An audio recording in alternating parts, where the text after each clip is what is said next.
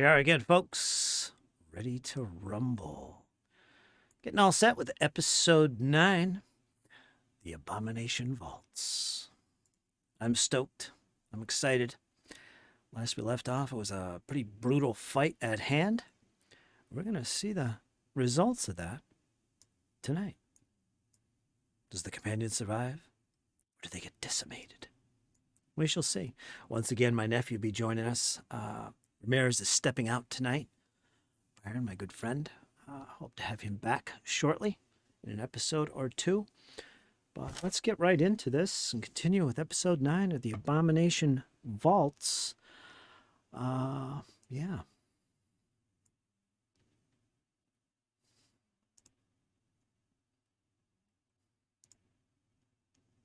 All right, there we go. How you guys doing? Hello? Anybody? Doing pretty good. I was like, is that to us? I know, I thought about Me that for a too. second. Yep, doing well. Yes, we are. Okay, episode 9 is about to begin. Got another full house once again. 5 players. I believe almost. Let me straighten this up here so we can see all our players. Forgot to make a little change here. There we go. So yeah, we got 5 players tonight. Dean, Elias, Farley, Tell, Valafor, who's unconscious at the moment. Mute yourself, Valafor. And Zion Graves. In the middle of a big old combat. Before we get started, though, let's introduce all the players. We got my good friend Dane. What's up, my friend? Oh, back again for another round of awesome GMing from Fritz. Hi guys, I'm Kyle. I play Dane, the human fighter, and I'm getting after it at the moment with my shield brother and teammate, Mr. Elias. We're doing some tag team action. We're about to, I think. That's right. What do you think about that, Elias?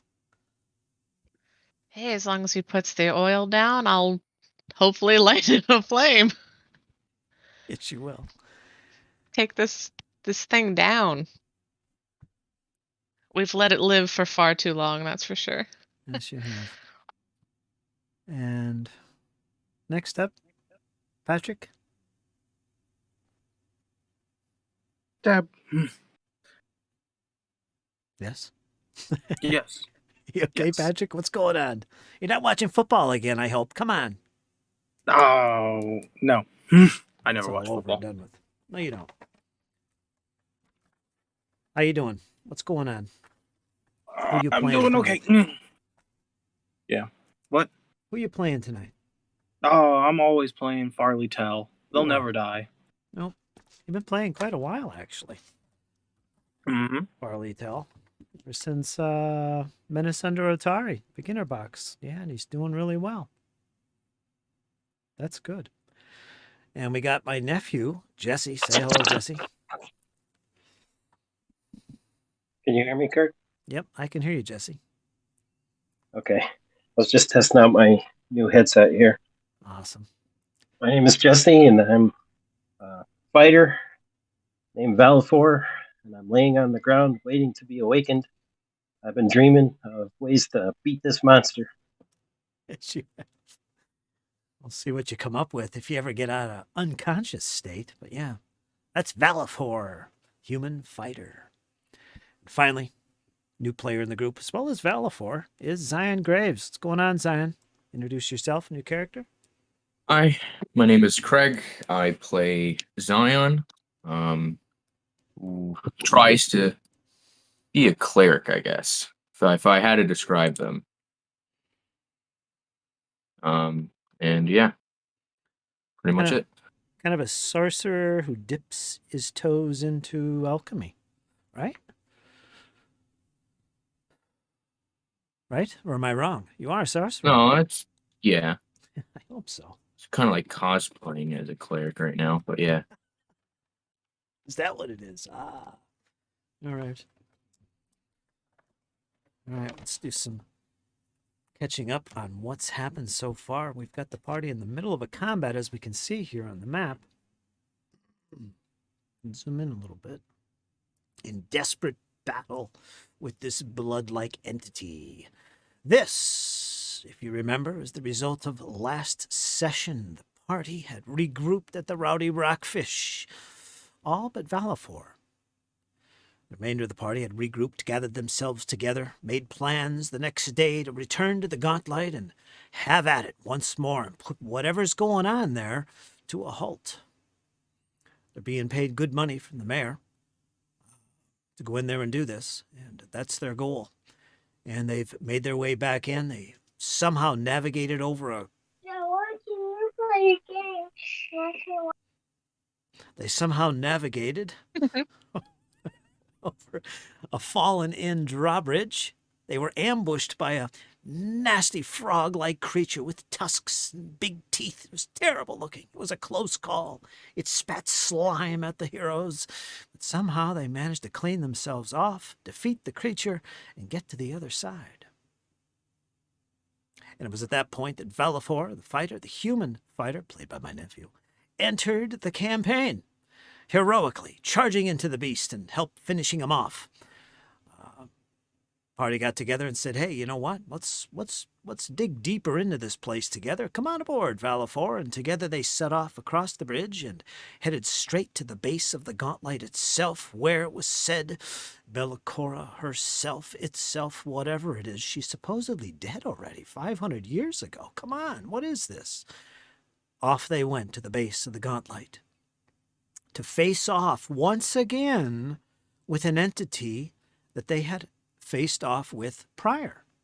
This is their second go at this creature. It's back again. Here it is. Something that is spawning from a pool of blood in the middle of the floor of this almost 100-foot tall gauntlight watchtower, or gauntlight lighthouse is what I'm trying to say. Lighthouse that's supposedly abandoned.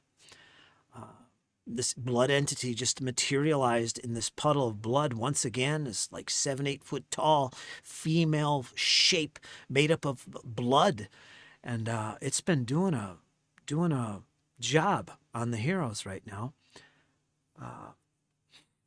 And right when things were looking the darkest, Ramirez came out from the shadows, his rapier drawn, joins the other heroes to try and surround this entity. Everyone's taken a beating, near death. All of a sudden, there was a gasp from Farley Tell. He drew back, and for a second, it was like a moment of realization. He could see clearly what was happening. All this while, there was a mist in front of his eyes that prevented him from seeing the reality of the situation, which was this creature was actually really getting beaten down himself. Prior to this, it looked like he was taking no damage, but Farley saw through that little cloud, and that gasp from Farley alerted the other heroes, who turned abruptly to look at him, looking his way, and then they too looked at the creature, the entity, and they could see it as well. The mist, the cloud that evaporated, and there you could see almost as if this entity was on its last legs. Hope filled the heroes. They continued the onslaught. Dane led them forward. Forward, brothers! He screamed. And this is where we're about to pick up.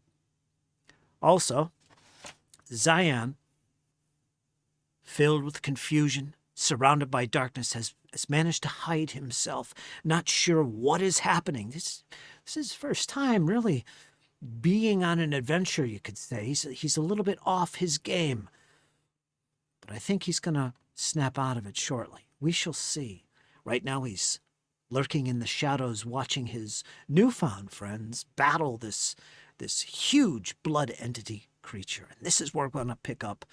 We're going to start with the creature who's up in initiative, and we're going to see what he does. So that's where we are right now, folks.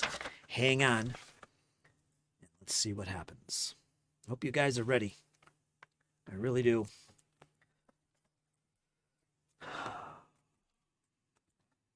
Too many gasps in this campaign. All right. Well, it's a good thing I carry a spare set of adventurer's clothes in the backpack there. Yep.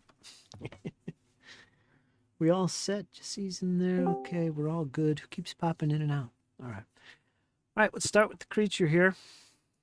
He's up. Let me take a quick look at him and open his sheet real quick. So that's our situation. Any questions so far, you guys? Okay. Nope, none here. Wait. Nope. I'm Good to good. go. All right, and Valafor, you're unconscious. I believe you're you're no longer dying, so you're just unconscious. You're just prone, blind, and all that, and wounded 1, I think. And Elias, you have the torch. Dane, if you remember, you threw down some oil previously and managed to catch it on fire, I believe, and supposedly did some damage. Farley, we'll see what you're going to be up to. And yeah, okay, let's do this creature. All right, I got to roll some dice here. 1, 2, 3, 4, 5. Let's see what he does. He's up first. Oh.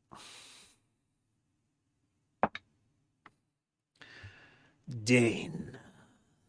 Oh boy. The creature turns abruptly and swiftly to look down upon you, its gaze glowing blue. You feel the pull on your flesh, your body, as blood begins to leave your body. You need to make a fortitude save, so go ahead and do that right off the bat. It's a good way to start the session. 23.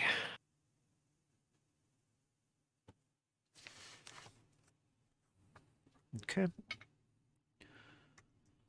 Dane's yelling back, "It's my blood, not yours. Get your own."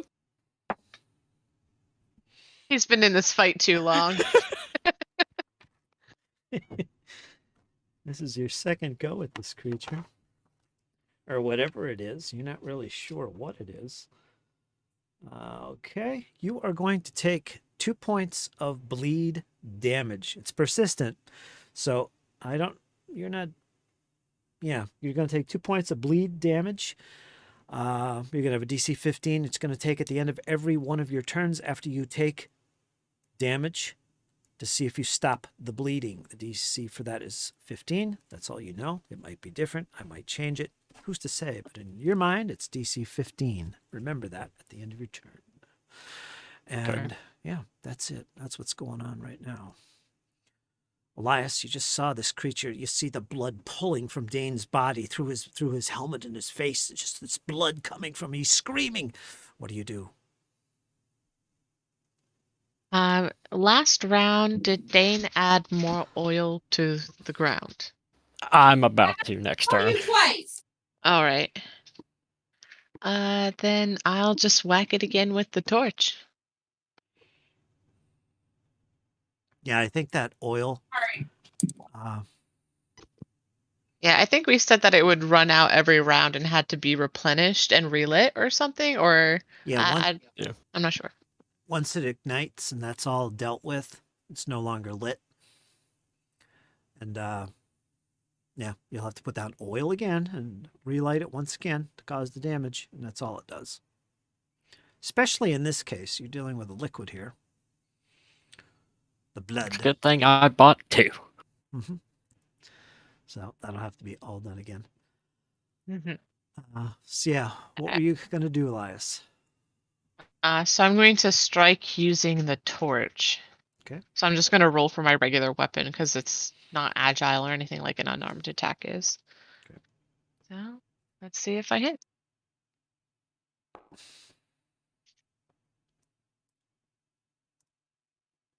I got a 22 in total. You managed to hit. Roll normal damage with your club, I guess? Or Yeah, it's a D4 plus 1 fire damage. So okay. let's get The torch. D4. I got 1 plus 1 fire damage.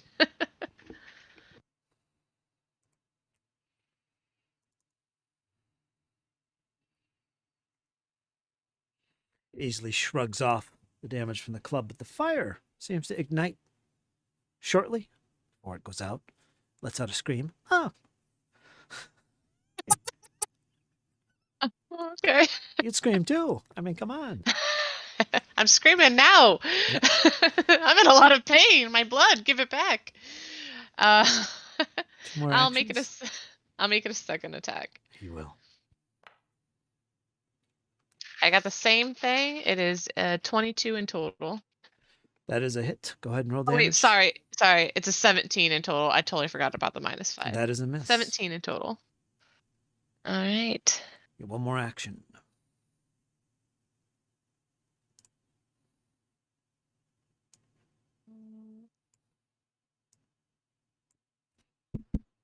Wait, just for confirmation, 17 missed? Mhm. Okay. Yeah. Um, Elias is just going to move to the other side as his final action. Well, let me unpause. Go ahead. Just in case it tries to run back up the stairs. Okay. Remember, if you want to move with those little nodes, it is while you're dragging your squares, while you're dragging for your movement, hit the space bar while you're still holding down the left mouse, and it'll create a little node. So you could like move around corners in one go. Do you know what I mean? Why is it so hard to Yeah. describe? It really is. Little waypoints, I suppose. Waypoints. That's what I need to say. Every time you hit the space bar, it creates a little waypoint. Yeah, well, that's the end of Elias's turn. Okay. Dane, you're in pain. What's going on? You're up. Yes, I'm very much in pain, and we're gonna throw down the my last jug of oil on the floor. Okay. You could do that. That's 1 action. Did you? Yeah, I'll let you just do that for 1 action. So you got 2 actions left. And I'm gonna start swinging for the fences. Okay. 28. Ooh.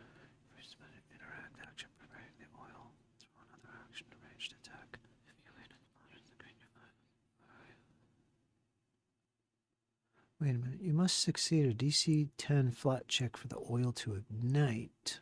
Oh, this is like a little Molotov cocktail, right? Is that what it is? That's what it sounds like. He's just pouring the actual oil. He's waiting on Elias to light it.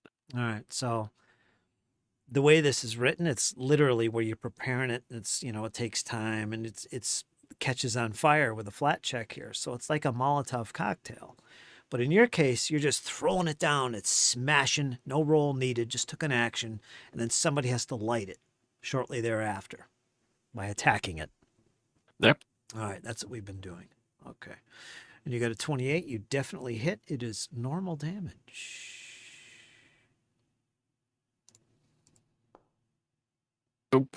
I accidentally rolled that twice. Take the first one. So that'll be 8 points of damage.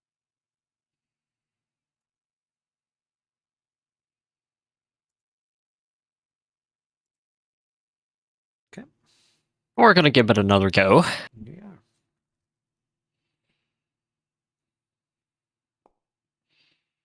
No, not even close. Not with that one, you weren't. All right, now you need to make, well, you got to take some damage here first. You're going to take 7 points of bleed damage as the blood pulls from your body. And I need you to make DC 15 flat check to see if the bleeding stops. No, it doesn't. Nope, so that'll apply next turn as well. You continue to bleed.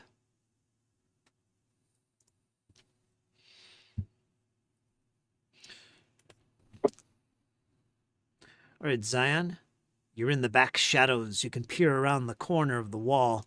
You're kind of in the darkness, as you can see. But you can see where the portal is right in front of you, and the glow of the torchlight peering through. Your friends are on the other side. I'll let you peek in there around the corner if you wish, and that's what you see. Can you see that? Yes. All right, you're actually in the square behind there, but I'll let you make decisions based on this position here. What would you like to do? I would like to move into the room, please. All right, I'll put you back and you go ahead and move yourself. Go ahead. You can use the arrow keys, forward, back, diagonal, or you can use the mouse to drag using the space bar to create 15. waypoints. 15, 20, 25. Mhm. Uh, You could attack from there.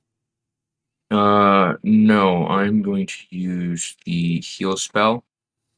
2 actions Okay. to give 1d8 plus 8. So 4 plus 8, 12 points of healing to Dane. Okay, Dane, take that. You just got 4 plus 8, so you got 12. I- All right. And that ends my turn. Good.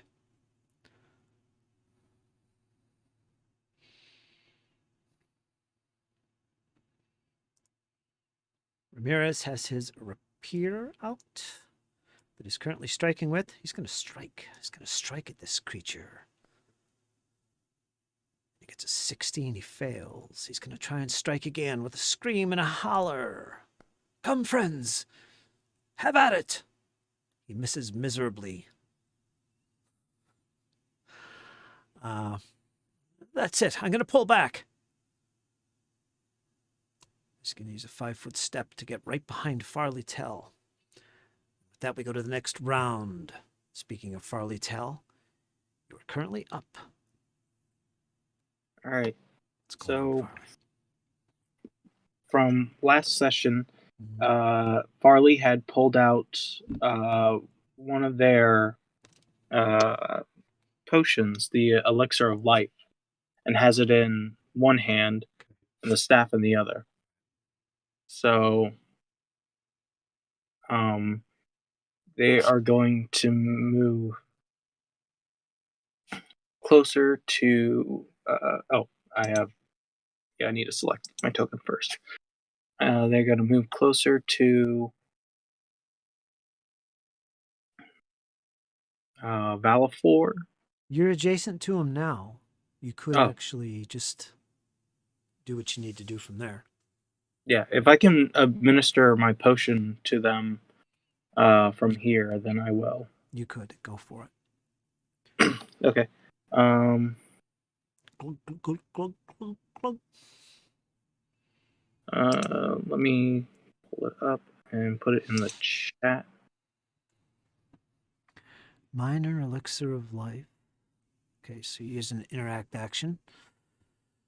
Accelerate a living creature's natural healing process and immune system. Upon drinking this elixir, you gain 1d6. Go ahead and roll that, Farley. Plus 1 item bonus. Plus 1 item bonus to savings throws against disease imposed for 10 minutes. All right, Jesse, Valafor is going to get 1d6. He's going to 1 hit point back in this case. You get 1 hit point back.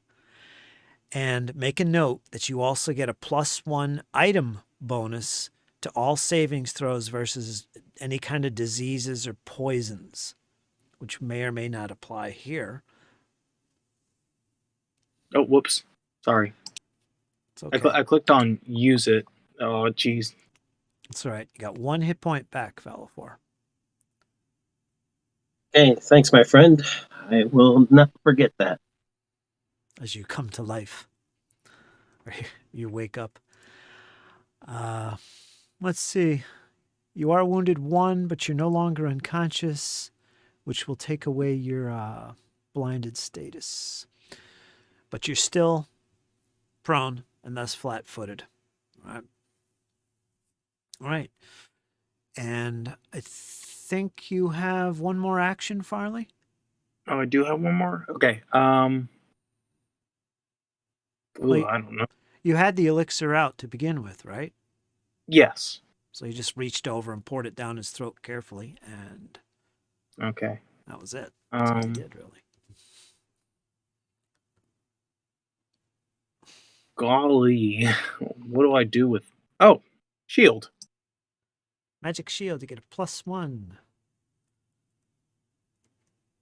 status bonus, I believe. No, is it? I don't know what it is. +1 something. Yeah, to my AC. It's a...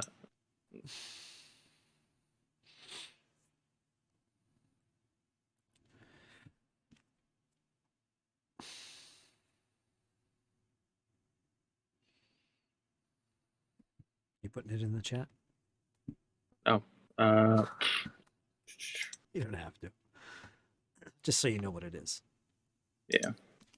I am curious if it's a status or circumstance. Circumstance. Is it?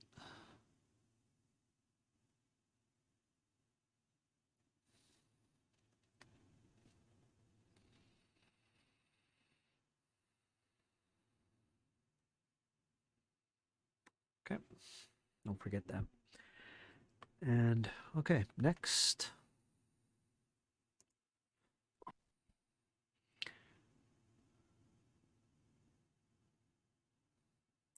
Balafor, you're coming to now. Just thank this elven individual, a friend, who obviously poured a little elixir down your neck, and you're feeling a little bit better. Not in the best shape, though. You're still lying on the ground. You got to pick up your weapons and get back into the fray. What do you do? 3 actions. All right, for my first action, I will pick up my sword and stand up. I don't know if that costs 2 or 1. That'll take 2 actions. One to take the weapon and another one to stand up. Okay, and for my last action, I will hack Attack. at this creature. You will. Make it pay. Can you take away those counters for me? Those statuses? Mm-hmm. I stood up.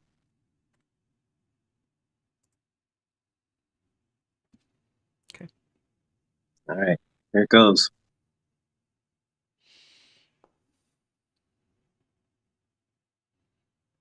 With your great 14. sword, you take a swing and you miss. Almost cleaving the head from the shoulders of the elf who just gave you an elixir of life. Sorry, my friend, sorry. You're filled with rage at the moment. All right, your turn is done. You are now back in the fray, Valafor. And so once again is the creature. 1, 2, 3, 4, 5, 6. Let me see. 1, 2, 3, 4. Okay. Ah. His head turns from Dane, the blood coming from Dane, turns towards Farley Tell, but looks past the elf, and there focuses its attention on the rogue who's trying to hide in the shadows. And let's make a savings throw for the rogue. What did I say? Fortitude, is it? Fortitude? Yeah. Fortitude, yeah.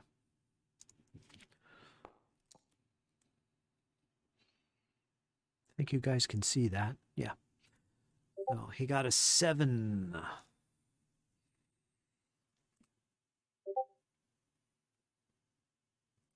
I'm going to assume he's going to take some damage from that, and I'll use liberating step on Okay. that attack.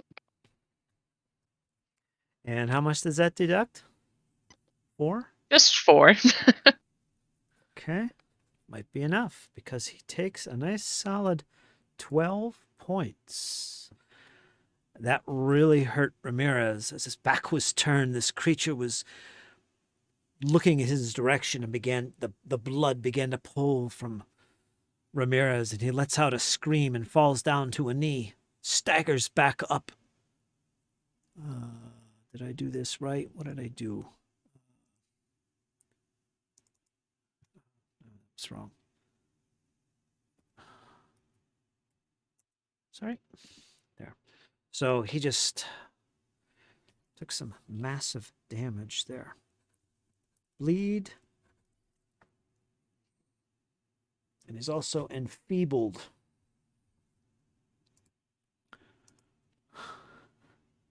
Sorry, Byron. I know you're not here. It's just the way cookie crumbles. Oopsies. Where's enfeebled? There it is. He's enfeebled 2.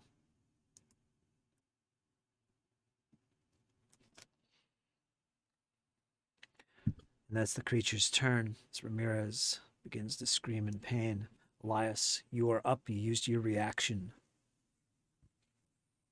I'm going to look directly at where Dane placed that spilled the oil, and I'm going to try to light it aflame. You are. Go ahead and make an attack.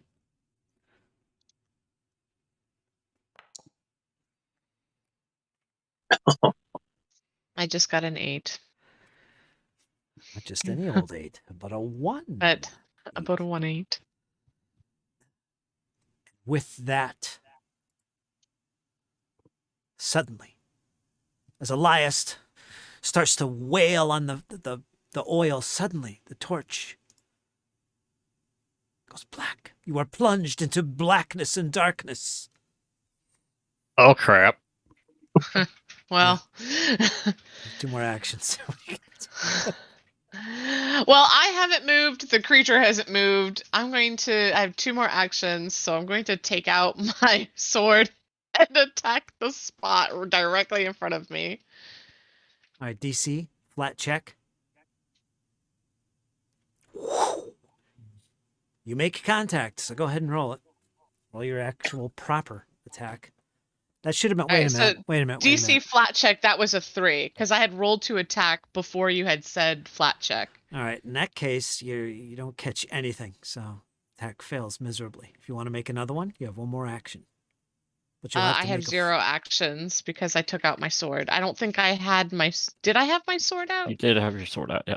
Okay. Well then, second attack then. All right. This is a flat So check. this is a flat check. Okay.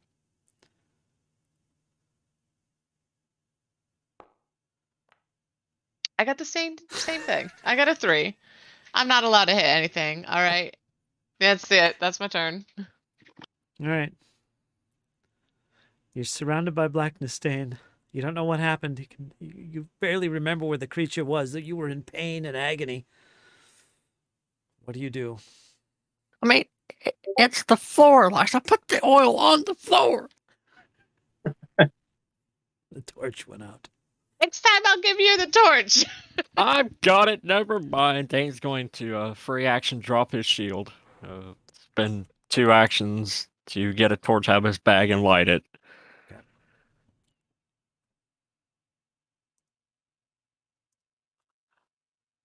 There we go. Now I will try to light the oil.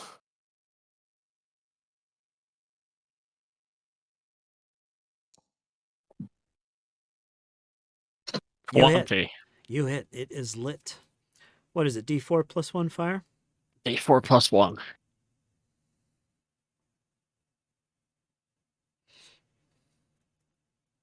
Two. That's what I got last time as well. Yep. Good old reliable torch. Mark off a torch. That one was on the verge of going out. Anyway, so you'll have to mark off a torch, Elias. Yeah. Okay. All right, Dane's done. He did his attack, saved the day with another lit torch. Going to Zion. For a moment there, everything went black. You weren't sure what was going on, but suddenly you see a torch light next to you. Dane, the warrior, has lit a torch, screaming out commands. What do, Zan? I'm sorry. I panicked. The Order Mouse, always protect our teammates. Always protect me. Oh, I'm so sorry. Oh, blood Breathe, everywhere. lad, breathe. Oh, blood. I bless you in the name of the Order of Malice. Okay, put bless in the chat. Yep. 5-foot emanation, +1 status bonus to attack rolls. What's the distance? 5-foot emanation? So 5 foot, and every Elias. round, as long as I concentrate on it, it gets 5 foot bigger and bigger and bigger and bigger. All right, so Elias, Dane, and Ramirez get a +1 status bonus to attack rolls, as long as you're next to them. You can use a single action. Oh, yeah, there's Dane. You got to make a check. 1 second. Don't do it yet. You can use a single action that has the concentrate trait to increase the emanation's radius by 5 feet. Okay, that's for you. First of all, Dane, you got to take some damage. You take 3 points of bleed damage and make a DC 20 or make a D20 flat check. 13. And you continue to bleed. So you'll repeat that process again next turn. All right, now the bless takes effect. Dane, Farley, and Ramirez have a +1 status bonus to their attack rolls, as long as they're within 5 feet of Zion. Okay? Okay. Bless. Nice. Stop dying. And I'd like to use my last action to use battle medicine on Dane.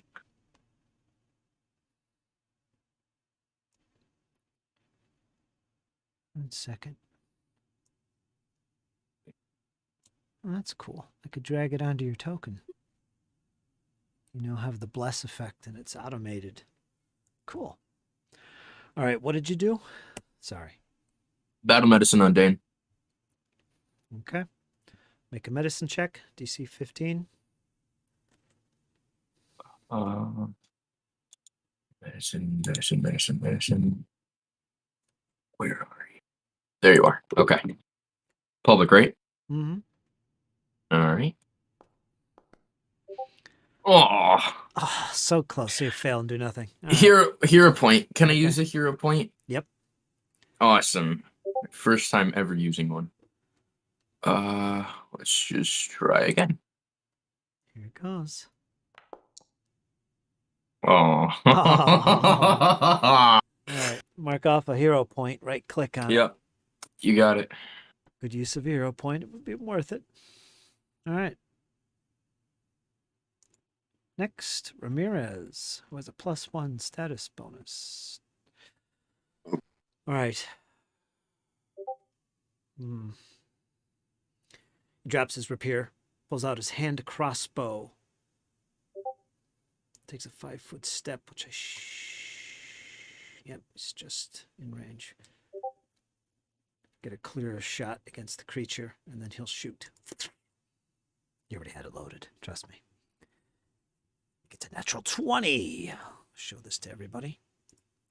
It's a natural 20 for a 28. That is going to hit, but it's going to be a critical hit. He's going to roll critical damage with this. And he gets an extra D8 because it's deadly.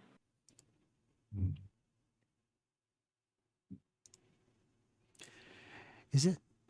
Deadly D8. Nice. All right. So yeah, he got 2 points of damage and a critical hit with an extra D8. Let me roll that here. 4. All right, he did 4 points damage. Woo! Yeah. Yeah, right? And then he'll spend an action reload. Well, that's it. 1, 1, 1. Yeah, he's done.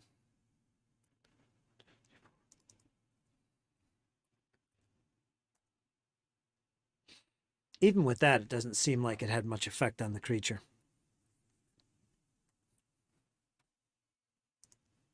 Okay, he is done. As he mopes about in the background there in the shadows against the wall, kind of confused. Farley, you're up. All right. So the oil is the small flask of oil smashed on the ground and mixing with the blood pile that this creature is emanating from, for lack of a better term. Correct. Okay. I would like to cast Produce Flame and aim for the oil to light it on fire. Okay. Okay, so I'm going to put that in the chat. And then I get a +1 to this roll because of Bless. Mm-hmm. So I'm just going to add +1 to the end result. Mm-hmm. That's okay. 20 total. 20 will definitely ignite the flames, causing that extra damage. Also, your attack hits, so that will do its damage as normal as well. Ooh, so that's going to be a D4 and I believe a D6 for lighting the oil on fire? I don't remember what that was. Roll Time to your scroll. damage first. Take care of your damage first. I can do that first. Dane, what's the damage on that oil flask if it ignites, if you remember? D4 plus 1. That's what we've done for the torch, doing bludgeoning damage plus 1 fire damage. Hmm. We didn't do anything separate for the oil going on fire, did we? Doesn't really say. 1d6. Oh, okay, there you go. All right, so somebody roll a d6 and we'll add that to Farley's 2 points. If you want to roll it, Farley, you can do it. Roll a d6. All right, I'll do it. But don't. Ooh! Nice. Good job. Dab.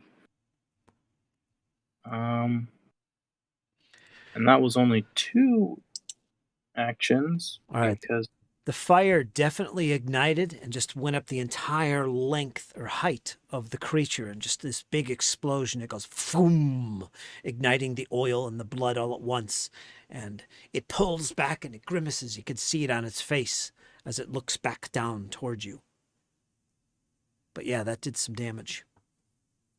Aha.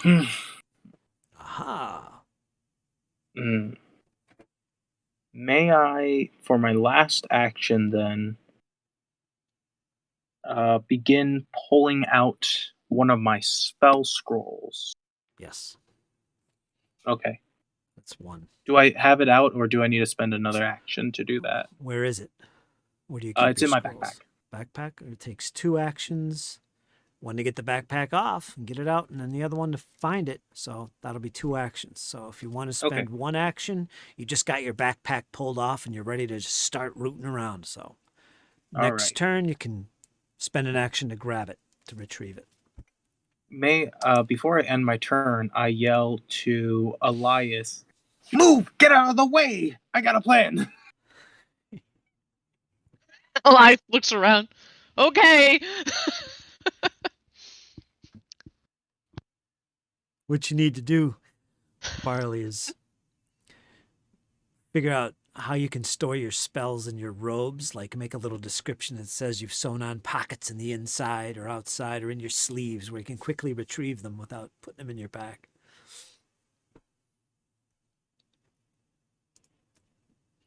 Velafor, you just heard some profanity coming from the elf. He starts screaming orders. This thing just ignited. Right. What do? You're up. Great sword in hand. Now, mind you, I will do what I do. Hold on. Mind you, Good. Your great sword is only effective with 2-hand grip. All right? Yep. You never spent that action for the second hand to come in with the grip. So remember that. Spend an action to do that now. Okay. I spend an action to grab a 2-handed. Okay, there you go. You get 2 actions left. And I will make an attack. Look out.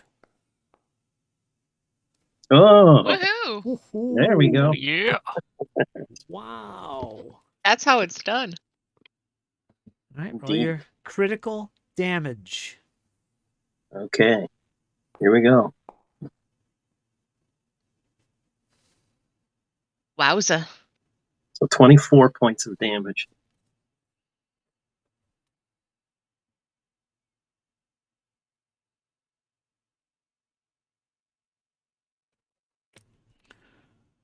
Okay. Come on. For the amount of damage, that you just put out with that massive bladed weapon, it would have cleaved a normal person or even a creature in half. Even this creature. But unfortunately, you did not do that. However,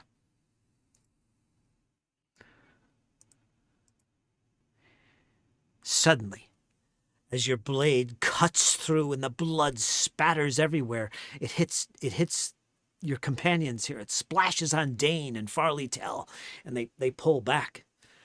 But as you do that, suddenly it begins to disappear and fall back into the puddle, splashing down. But just as quick as it does that, suddenly, with a loud sound, whoosh, this sound comes from the puddle. The shape dissipates, and now it's this big funnel of blood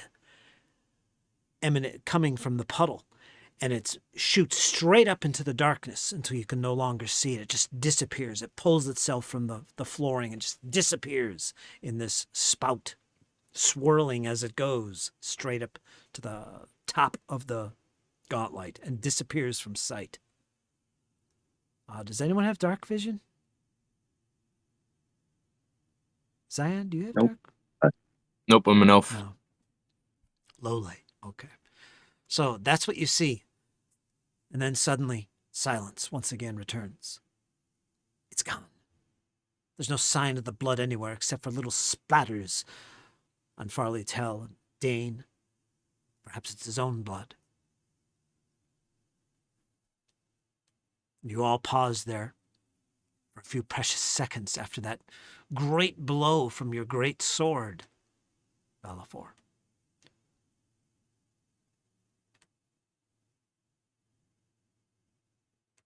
And with that silence, unless you guys want to do anything else, I'm going to end the encounter because nothing happens. A few seconds go by and nothing. That'll take us out of initiative.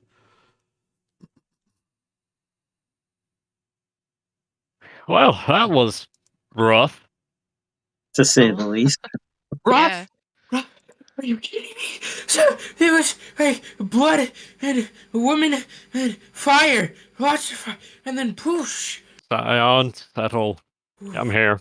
All right, Dane, I need you, before we go any further, I need you to, because nobody took any action, I'm going to have you take some more damage, and then you're going to make a flat check. So you're going to take 2 more points of bleed right off the bat, and then make your flat check.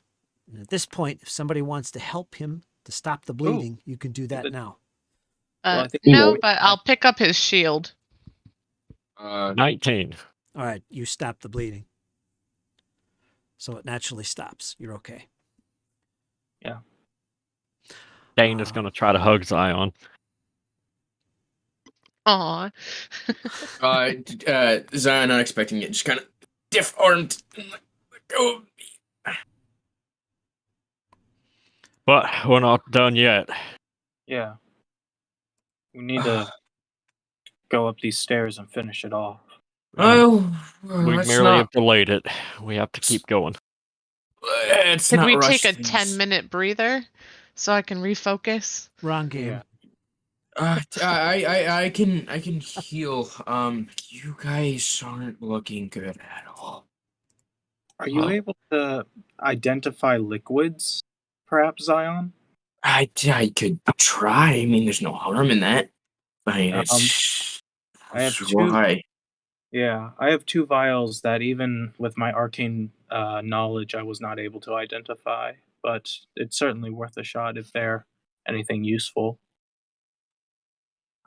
Sure, hand them over. I could give them a look. And what's the worst that can happen? Yeah. I mean, I could drop it, but I'll try Please. not to. Yeah, I'll. So I'd I'll also like to take a seek action to look at the ceiling and see where the creature went. There's something in the ceiling that might show us where it went. Well, you can't really see beyond your torch, which is 40 feet, and this goes up about 90. Okay, so I don't see anything. No, you'd have to go up on the steps. Okay. Which spiral around the inside of the Is there tower. windows in this place? Not that you see, but now that you mention it, there is a door behind Dane. Maybe we should open it. And over here you see a door. Dane will timidly move toward the door. Wait. I wouldn't do that just yet. Hold on. I agree with Elias. I think we should rest up here. Heal up a bit. Also, here, let me see your torch. You're wasting money. Dane will hand him the torch. I extinguish it and then immediately cast light on it. That way it uses it'll act like a torch without consuming the torch by, having the torch burn. Okay. But it only shows 20 feet, though. It's a very dim torch. Is it only 20? Yeah. Yeah. But it's a free torch.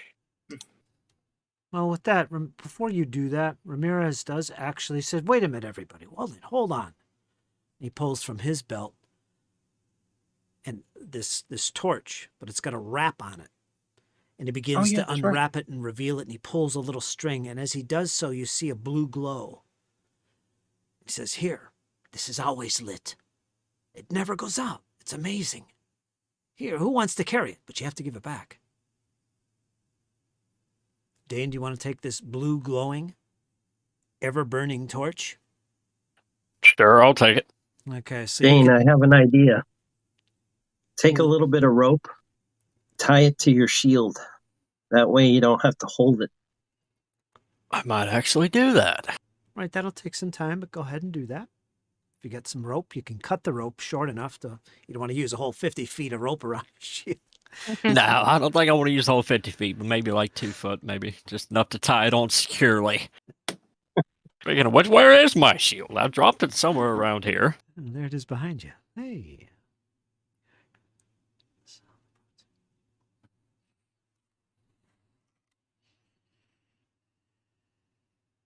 All right, so Now let me read this description again.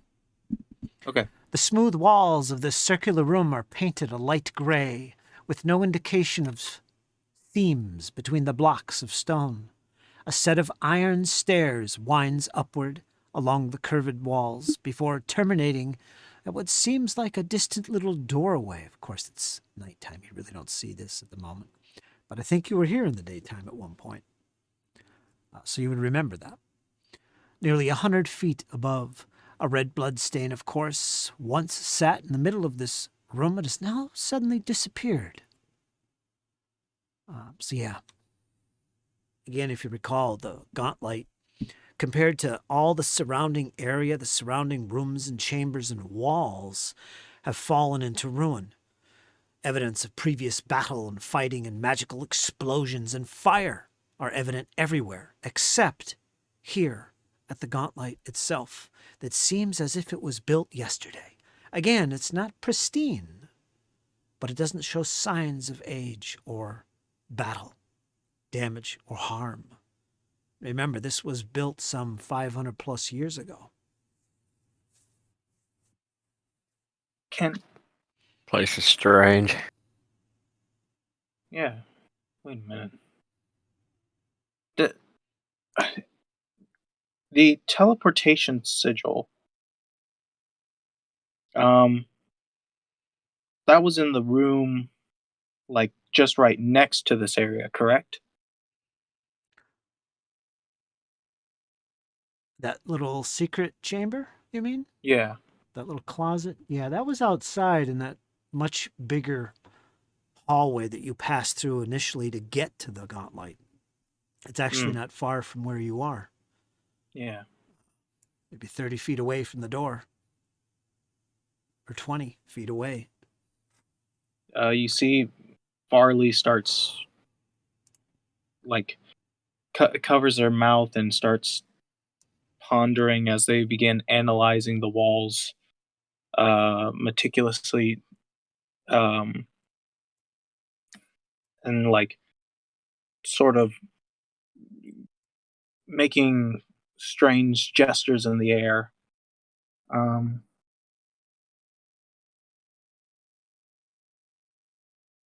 believe it's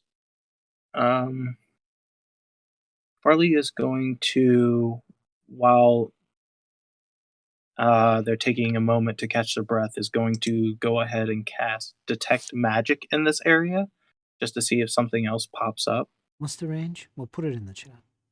Yeah. Pop in. 30 foot.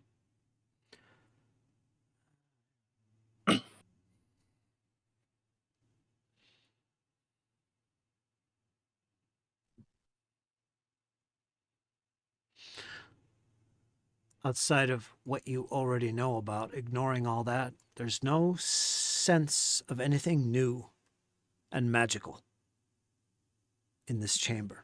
As far as you can tell, there's nothing pinging. Nothing. Is the blood wet still on the floor? Yeah, it's a little damp from where it was, but it's no longer there at the moment.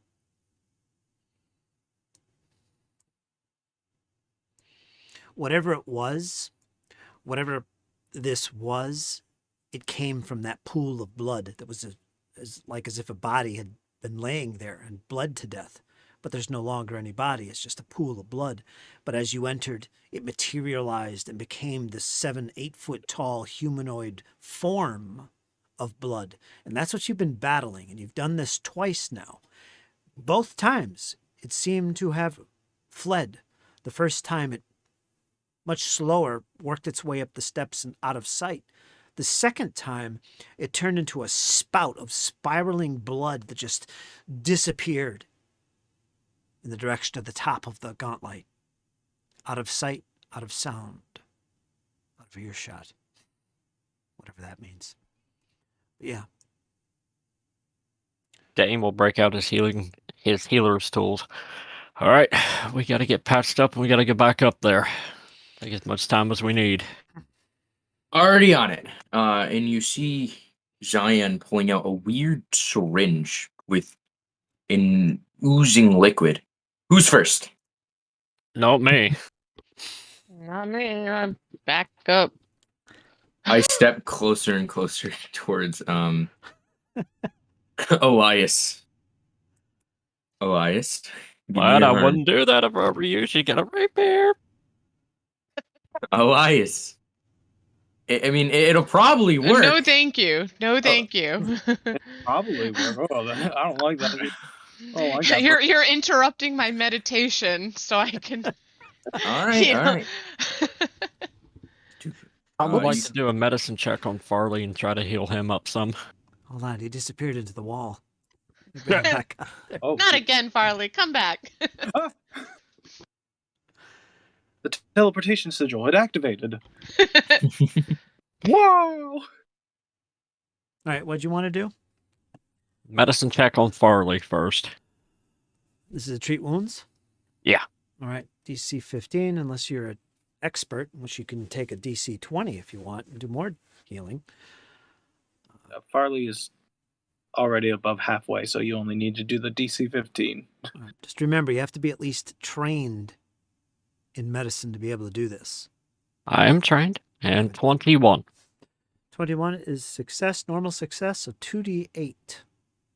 Hit points are received, Farley. You're going to take 11. 11 points back. Shoo. Farley is now immune. Make a note, Farley, you are immune to any checks for the next hour. Medicine checks. Hey, if I'm still alive in the next hour, I'll make sure to note that. Anyone else want Dane to give him a treat wounds? It's 10 minutes per every treat wound. And I thought we were only resting for 10 minutes. All right, well, that's it. Do you I want to, thought Well, it I was only using have healer's one hit tools. point. do you want to wait 10 minutes and then have him? I mean, I can do it. I got it covered. I mean, that's literally why I built this character. But it's fine. I can give it a shot to anybody that really needs it too. I think that might be Ramirez and Valifor. I'm pretty injured too, but nowhere near them. I mean, it's still good. I mean, the shot's so good. I mean, just give me your arm and just be like a All second. right, Greg. Ugh, I've All never right. really liked needles. All right, Zion. Come on, I'll be the guinea pig. All right, close your eyes. Close your eyes. Close your eyes. It'll be fine. It'll be fine. If this Don't has worry about it. adverse You've done this effects- before, right, Zion? Oh, I don't. Sure. I mean, I'm trained extensively with medicines and liquids. Now, I could just Zion, give you a potion if you'd prefer. Now, Zion, I'm gonna tell you. If this has any adverse effects in places, me and you're gonna have a long conversation about this. Dane, you're a brave man. I can't do it on you, Dane. I can do it on everyone else but you and Farley. Come on, let's go. Get it stuck in and let's get going. We gotta get this blood Dane, it bag won't- featured. Dane, it won't work with your blood right now. You got to give it another 10 minutes. Oh, because you did the check earlier, Roger. Right. Yeah, I will heal Ramirez if you want to try Valifor, or at least attempt against Ramirez first. Sure. I mean, there's no harm in trying. I walk over to Ramirez and asked if he would like to be healed. Nope. You sure, Ramirez? He just took 10 minutes trying to heal himself with a medicine check, and he failed. So Oh, he's right. Oh. Guess that leaves me. Yeah. He's immune to All right. that, but Well, Here, if this doesn't work um, on Valifor, then I all right. guess I'll give it a go. can I Try him first. you want to try Can I- Ramirez? Let me roll and see if he does actually is willing to do this. It's unlikely, but we're about to find out if you convince him. Yeah, he'll take it. Yank him with it. He holds out his arm. Go for it, my friend. I trust you. All I don't right. care anymore, he says. I'm gonna use battle medicine and heal him. Well, he just used his Oh. treat wounds. He's immune to that for an hour. That's the same Yep. thing. But I don't know that. Okay. All right. So he just injects them with a shot, and he just like, all right, nothing happens. I stick it in him. I inject the oozing liquid into his arm slowly. And then I grab some bandage and just kind of wrap it up tight.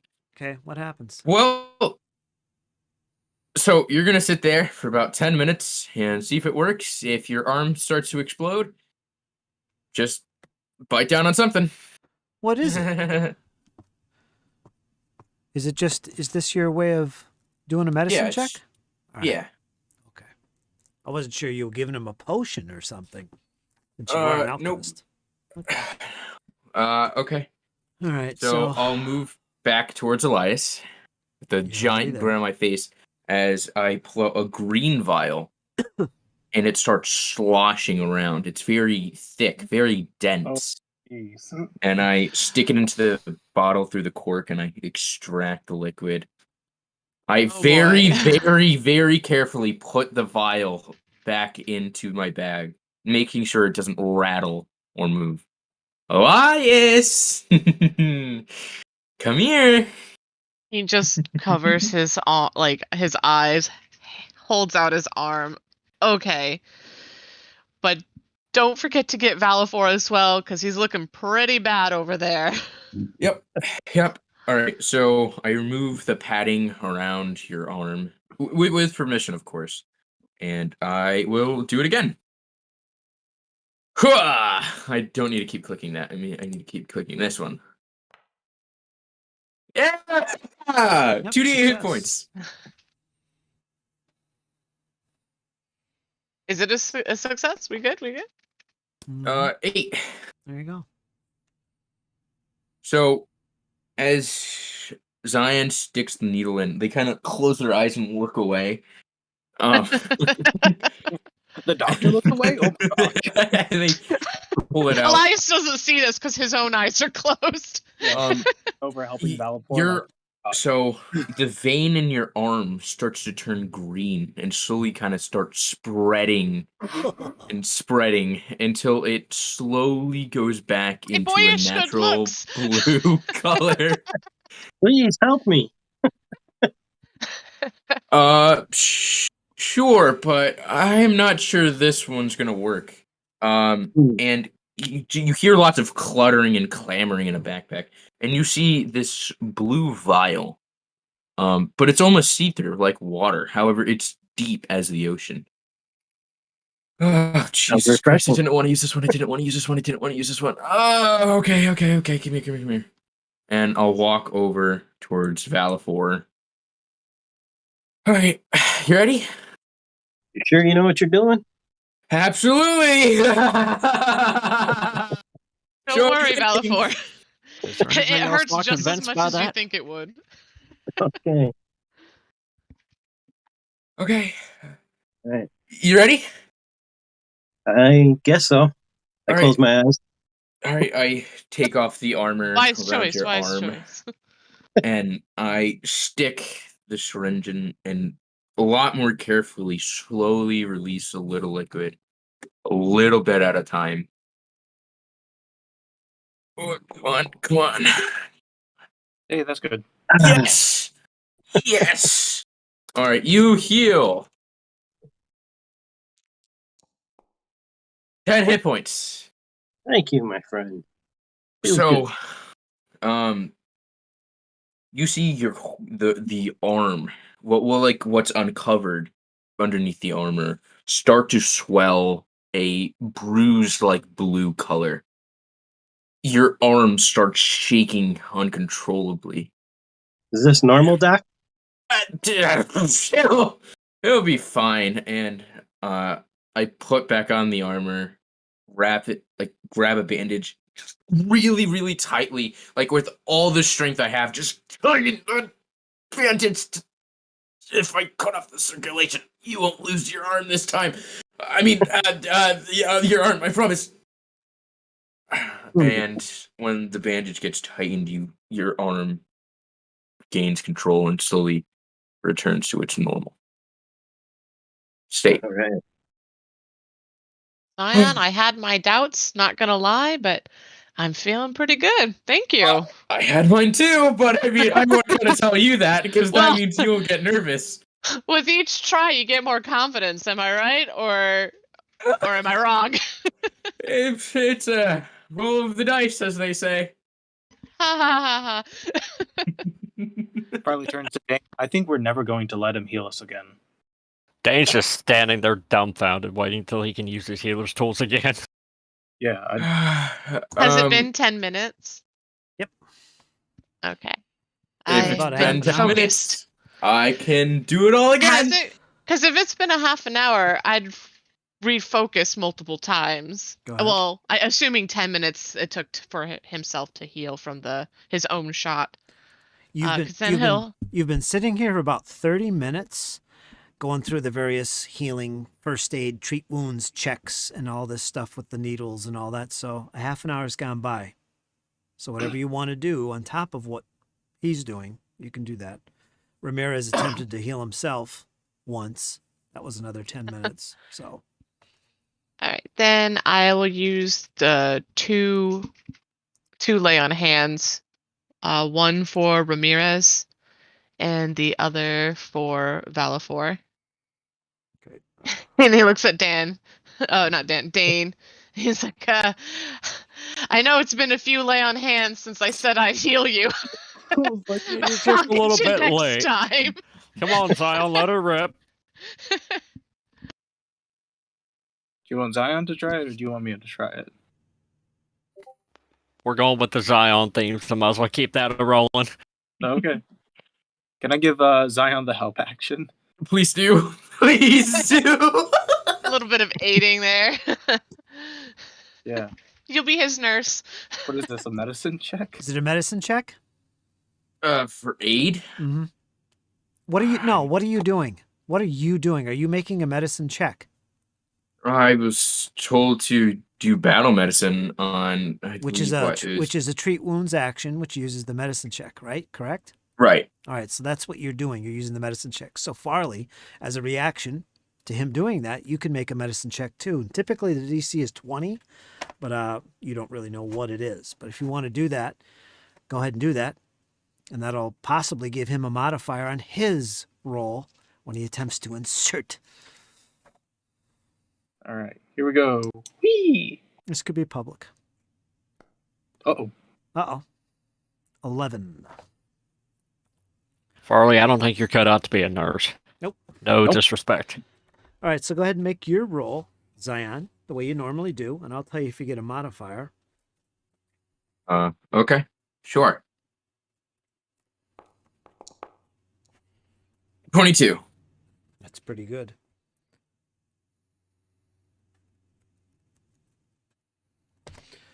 Hold on a second. I gotta look up the aid action to see what the modifier is for his roll. I don't think I failed it by 10, so it should be just... It's either a fail or a success. Let's see.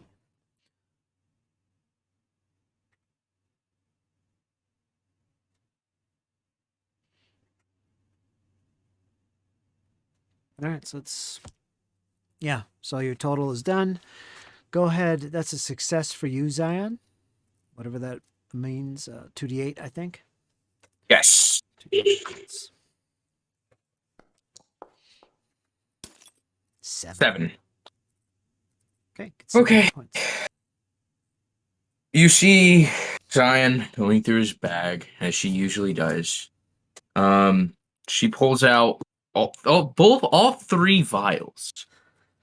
Okay, so blue one stands by 0, and then she grabs out a notebook and starts doing ridiculous amounts of math. Okay, all right. So she lays the notebook down. She grabs her trusty syringe. She sticks it in the blue vial, pulls it up a little bit, sticks it into the red vial, pulls up the rest, stick it back into the blue vial, finish that one off. Sticks it in the last vial, the green one, only pulling a little bit, and she just kind of shakes the syringe. All right, well, so either your arm's gonna fall off, explode, or God knows what happens, or you're gonna get better. Give me your arm, Farley.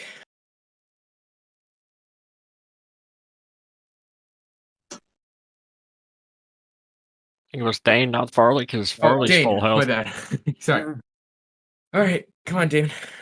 Dane will hand over his arm, glaring at Zion the whole time where everybody else is closing their eyes. Dane's just looking at him. So, you see Zion's arm shaking uncontrollably. They're horrified, but they stick in, almost dropping the syringe as they do, and they slowly release this weird concoction of mysterious ingredients into your arm. You see your arm it starts swelling, but it starts to turn a unholy like black as your arm just aches in pain. I don't think that was supposed to happen. Then you see your arm return to its normal color slowly as you feel the pain that you felt before and the pain you feel now just sweep away like waves crashing onto the sand, slowly and slowly getting better.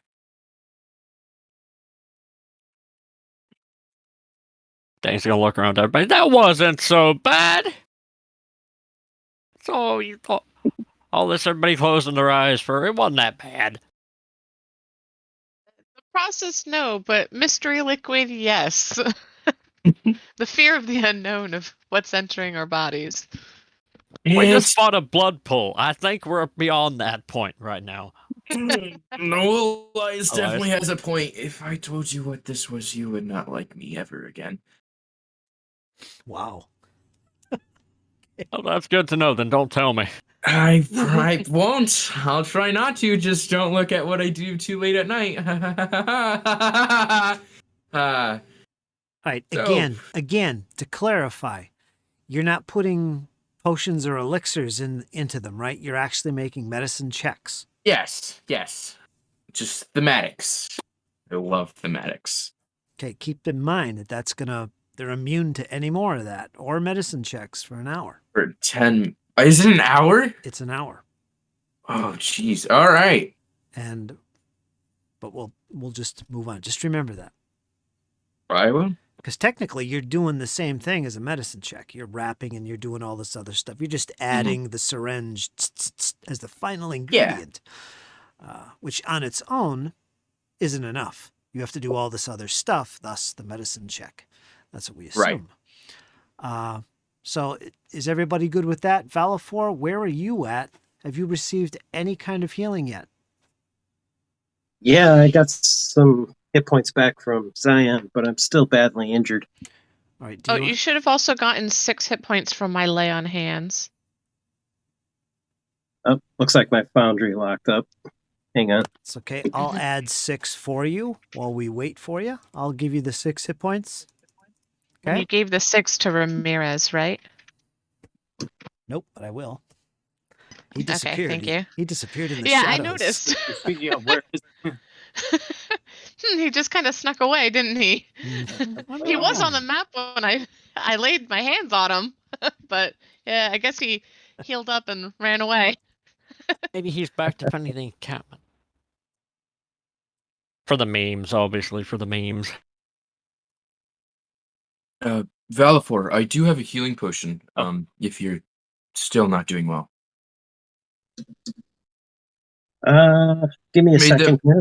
Let me take a look at my injuries and I'll get back to you. Sure, I made them myself, so you know they're trustworthy. Yeah, sure.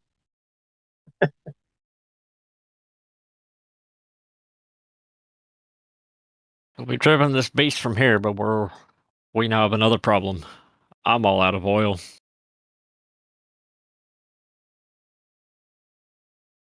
I do have a big fire spell.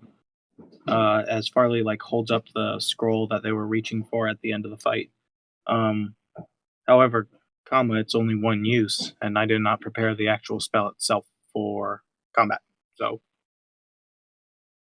it's a one-trick pony. yeah, and even then, we don't know if it's still alive. It could be something else.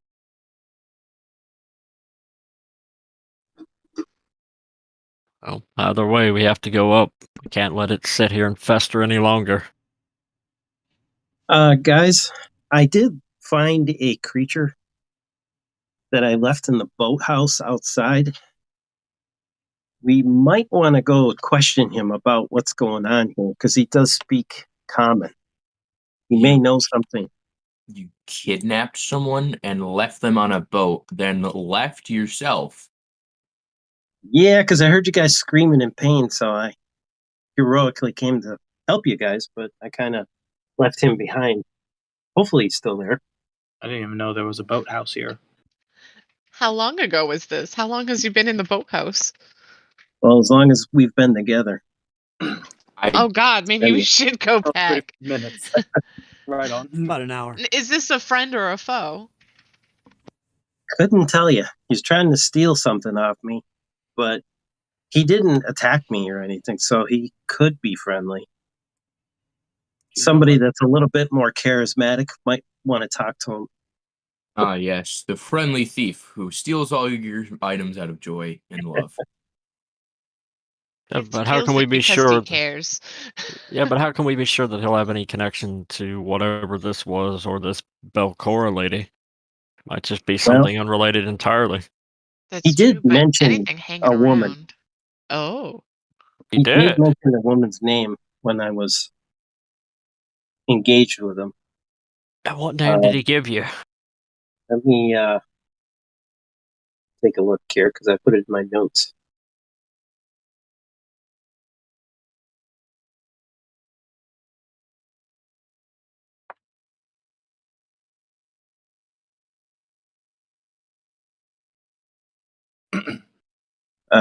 Out of character here, Kurt. Where is the campaign notes for my character.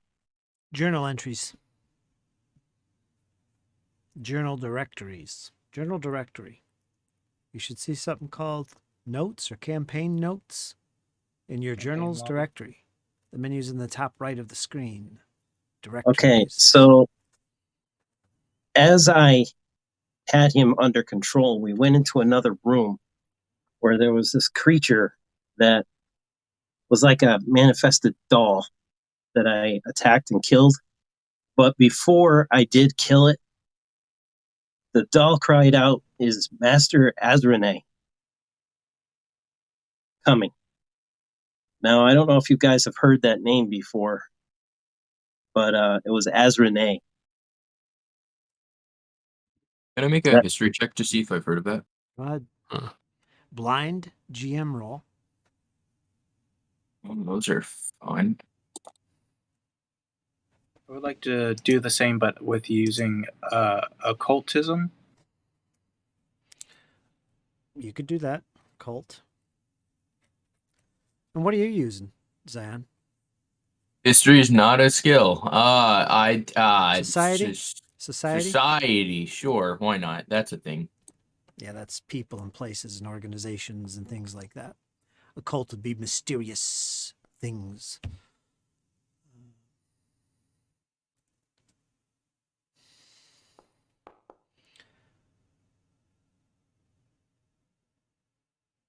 All right. Also, I did pick up another item while I was in there. It was a telescope-looking thing that the creature was calling shiny, and it was trying to steal it from me. It's in my pack. I don't know if this is magical or not, if somebody wants to check it. Did my thing roll? Yep, I got Fritz? it. I got your rolls. Oh, okay. Yeah, sorry. I clicked it a whole bunch because it wasn't doing anything.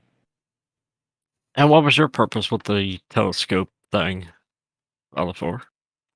Well, the only thing, it was set on a table in the room with the creature that I defeated.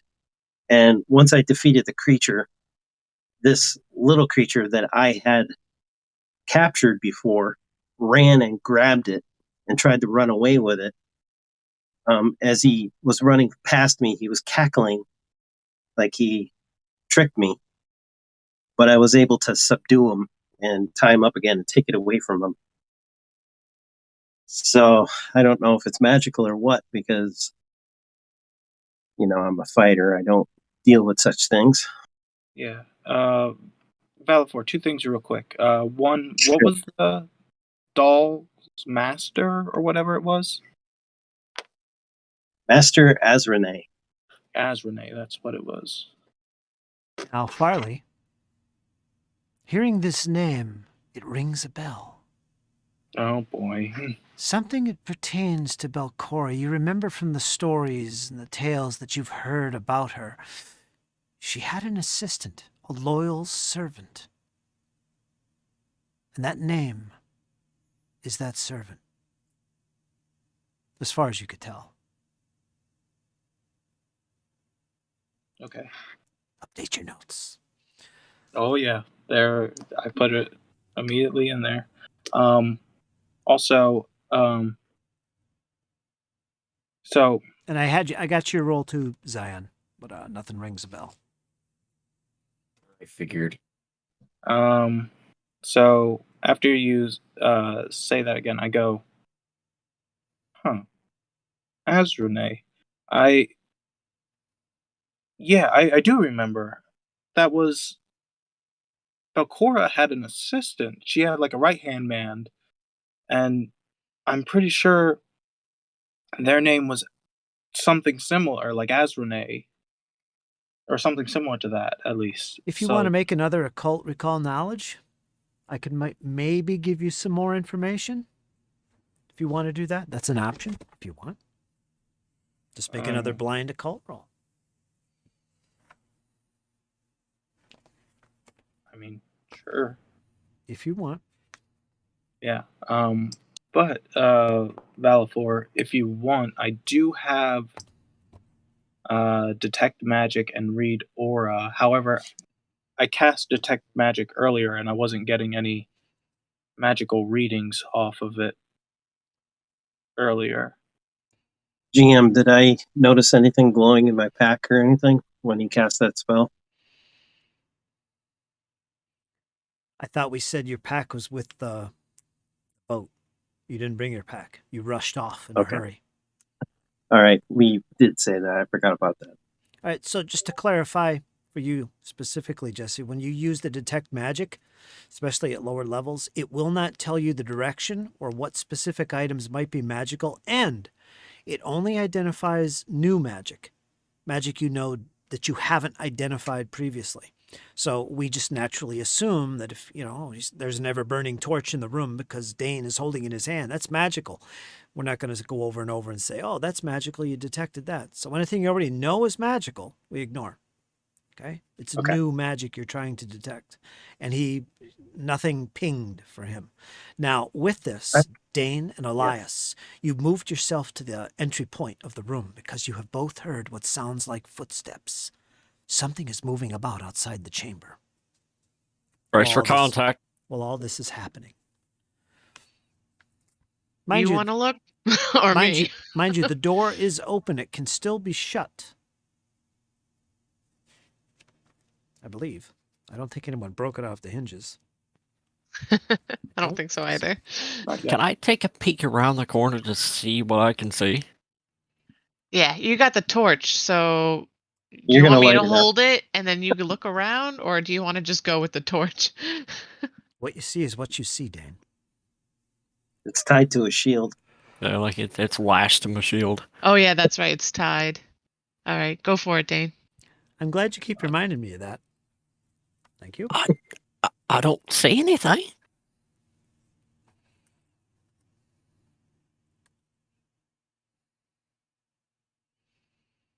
Huh. Can you? I'll make a seek action to Yeah, see make if I a hear seek anything. action. You want to go to the door and do a seek action? Yes. Yeah, we'll alert the others. All right, let me get I Dane think I behind hear you footsteps. because you can't see anything unless he's there. Can you see now, Jesse? Yes, I can. So whereabouts? Straight ahead?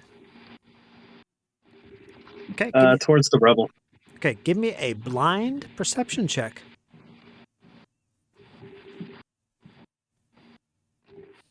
GM roll, you mean? Blind GM roll. It's a perception check. Whenever I say blind, it's a blind GM roll. In other words, you can't see it. Or I can roll it for you. I got it. I do have a macro for that. I could just click on you and roll it.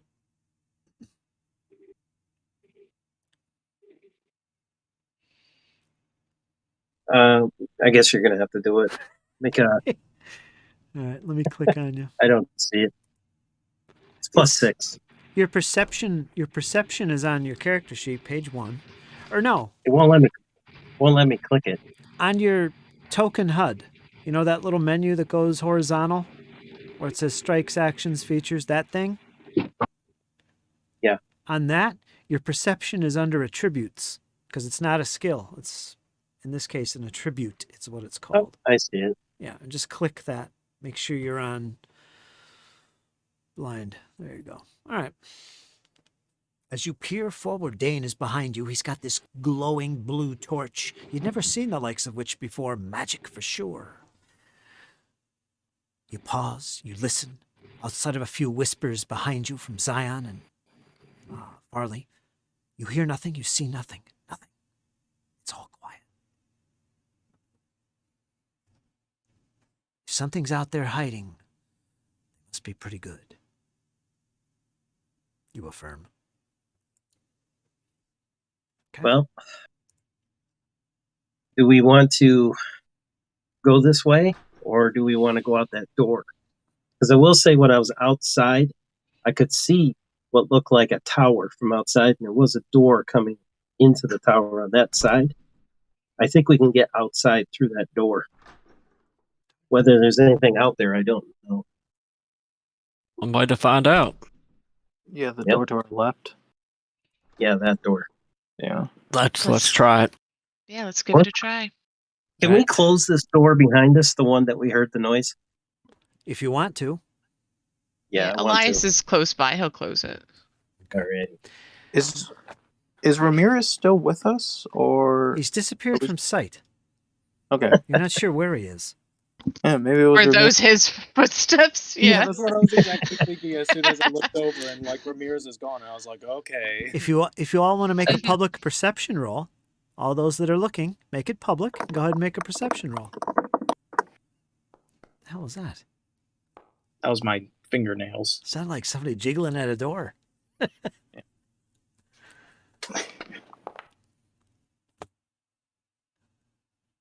Ramirez, where are you?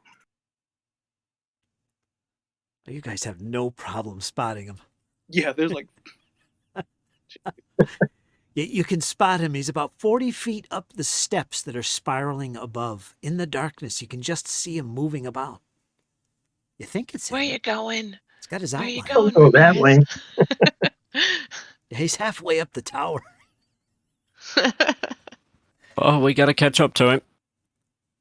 You going up the tower? Yeah. do we go up the tower or do we go out the door? Just want to take a look out the door to see if that's the same door Valifor was talking about. Yeah, let's verify it real quick. Elias, you're the first one at the door. Dana's been distracted. You see before you a barred door. There's a wooden bar stretching across the door on the inside where you guys stand to keep intruders out, of course. You'd have to remove that to open the door. It seems like otherwise a normal door. Also, you can see what looks like a round window about 10 inches in diameter at the top, at head level. You can peer out it and see into the night, the darkness outside. There is little steel bars running vertically up and down this little porthole, as it were, that you can see out. And let me see what you can actually see from this. Hold on. Yeah, you can't really see. You don't have a torch or anything, but yeah, you can see the outside. So it's outside, like not another hallway or anything. Yes, it's outside. Okay. Outdoors. So this is where I was. There shouldn't be anything out there, and the boathouse should be close where I left the small creature tied up with my backpack. Do you have things in your backpack that you'll need? Everything that's in your backpack is in that backpack. All my food and torches and things that aren't necessary per se. They're But not? I'm more You interested don't have any in like potions in there that you might need, or No, I'm quite poor. me Hey, too. Same. But I would like to all get out that creature. I do have that the telescope that was called Shiny. That the creature called it Shiny. It is in my pack. Mm, We may That I- need it. I don't know. there. Well, I'm interested in this fella that you met, but I also kind of want to stay together. I don't want to split the Yeah. party. All right. But between meeting this guy and getting your things back, it might be worth it to head to the boathouse. All right. Shouldn't be too far away. It should be like right there. From what I can remember. All right, if you're Shouldn't gonna take too long vacate, here. if you're gonna vacate, give me a marching order. It could be single file, side by side, whatever. Just let me know who's front, center, rear. Do that We now. need somebody to stay in here. Elias will stay inside. He'll I just can ask. stay. You guys go ahead and go. I'll hold here in case this thing comes back. You have the torch. Oh wait, I have a. Dane will pass his ever burning torch with the shield to Elias. I can't take your shield. He rejects the offer. I have. If it's not too far, just have a little light guide your way. That way, pretty sure I'm the loudest one here. If you hear me screaming, that means something's went horribly wrong. All right. So I'll take the lead. you want to light a torch or something. Well, Man, I don't know who else is going to be behind me. Who's going with Valafor? I would like to go with Valafor. All right, you're right behind Valafor? This is to get your backpack, correct? Yeah, and the creature. Yeah, I want to go with Valafor. Keep forgetting your name. Farley. Elias, where are you at? Mm, Zion? Zion, are you going with them? I mean, sure. I don't see why not. Okay. All right, Elias. I will wait outside the door while Dane waits inside the door. I like that. I was going to suggest that you stay here with Dane too, so that works. This way, in case Ramirez gets into trouble too. And who has a torch? Who's got a light source here? Well, I can always cast a light. Well, we've got an ever-burning torch that Elias is Yeah. carrying, or Dane is Dane has. carrying. Yeah, Dane's going to keep the burning torch. Either we're going to use a light spell or I'll light up a torch. I don't care either way. All right. Farley lights a torch. Right on. And he's going to follow the rest of the group outside. All right, so let me do this. So I'm not moving everybody's token. Elias and Dane, you will each keep your tokens on the map. Everybody else, you are going to be on the torch, which I'm going to reveal in front of Elias. So you should be able to click on the torch itself outside this tower, okay? Elias and Dane, you still have your tokens, I believe. You should be able to keep clicked on those. Yep. Yeah. Without seeing what?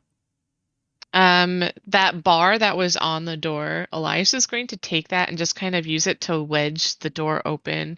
He's kind of suspicious of this magical building. He doesn't want any magical doors closing on him and locking his friends inside. So he's just going to use it to wedge. In case it tries to slam shut, it'll get stopped by this wooden board. Oh, somebody's GM'd before, I see. Anyway, let's continue on, shall we? All right. Valafor, you lead the way, brought up by Farley and Zion behind you. You make your way. You can see the building, actually. Yep, that's it. Straight ahead. It's right there. You peek around the side. You can see behind it. That is the building. As you draw closer to the water's edge, you see the boat and the pier as well. Taking a quick peek inside, I imagine. This is what it looks like. All right. To get to the pier, you have to actually enter the building. Okay. There's a doorway. And there you go. There's a small stretch of the pier that's actually walkable, a few feet wide, and it leads to what looks like a brand new boat. You can see it docked to the side. It's tied off on one of the poles there. And in it, you can see a backpack, another sack sitting next to it. You're not sure what's in that. Valafor, you remember what's in that. Some delicious goodies, if you remember. Also, you see some interesting designs on the front of the ship carved into the wooden portion of it. You didn't notice before, but you noticed it now. And also, you see a squirming little body. It might be about 2 foot tall, this fleshy little gentleman. Oh, let me find him. I've got to show everybody this little gentleman. He's so fun. Everybody knows I have a fondness for the Fae. 1 second. Did he capture Ronaldo?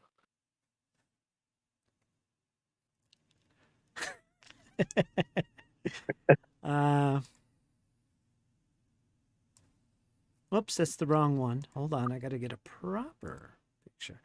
Now, as you draw closer to the boat, you can see the squirming figure of this little gentleman.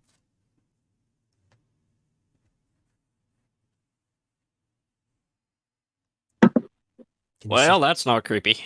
Yeah, you if I had like 30 minutes to just keep guessing, little alien Hawaiian hula skirt wearing baby with Owen Wilson hair was not on my list. And he's struggling there. You can hear him. You draw I closer tied to him the up boat. good. You did. You draw closer to the boat. What do you do? Your new friends in tow. All right. Grab my pack. So, Go ahead. just real quick, this creature called for Master Azrene, or he No. said he was Azrene. No, he didn't. The creature that I fought after finding this guy, the creature called that out. It was like a animated doll like creature that animated from the ground and started Okay. communicating with me. Okay, so this might actually be Azrene then. Well, this creature was in the room with me when it asked me, so I don't think so. Do you have a torch maybe- lit, Elias, or no? You're in the dark outside the door? Whatever light is shown off from Dane peeking out of the door is all I get. There you go. Thanks. All right, I'm going to ungag it, take the gag out of its mouth, Oh, okay. and start talking with it. I wanted to, well, maybe not me. I don't know. It was Farley, do you have better social skills than I do? Likely. Let I've me met go. with- What are you doing? Let me go. Hey. All I wanted was alien- shiny. That's all. All right, I pull out shiny. Yes, that's all I want. Are you going to help us if we give it to you? Well, you let me go. You have to help us. You have to untie me. Okay, I'm not saying this. Hold on. Yeah, but I put like myself between us both. I go, look, I think we're both in agreement of what we want. We have a sort of like fair, equal trading position right here. So, all we need is a few questions answered, and I promise you will not only be released, but you will Yes. also be released with shiny. Yes. All right.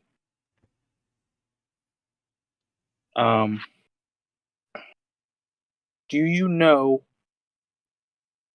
who Azrene is? Yes. He's my friend. d- My friend. He hides out here. He'll help you. You let me go with Shiny, and I'll show you where he is. Is he at the top of the gauntlight? The Yes. tower right next to us? Yes. Do you I'll know take what? Shiny now. No. One more question. He grits his teeth. He's Do very you upset. know what Azrene wants? He's looking for friends. Friends? Friends. I need a little bit more, friend. Like good friends, bad friends, destroy towns and burn villages to the ground friends? What kind of friends we talking I here? don't know what you mean. He's just friendly. You make friends with him. I'll show you where he is. I take Shiny. Go. Let me go. He starts I make rubbing an his arms. He's trying to get free, but you got a good tie on him so far, Valifor. Yeah. Can I make like I don't know, an insight or a sense motive, perception, whatever, however it is for Pathfinder, that to see if like he really doesn't know what Azrene is looking for? If you want to see if he's lying or being honest, that would be a sense motive action, and that is a perception check, blind GM. So if you want to do that, go ahead. And anybody else that's paying attention can also do so. That includes you, Zion, Yes, I and will. you, Valifor. I will do that. Blind, All right. blind perception check, essentially, is what you're doing.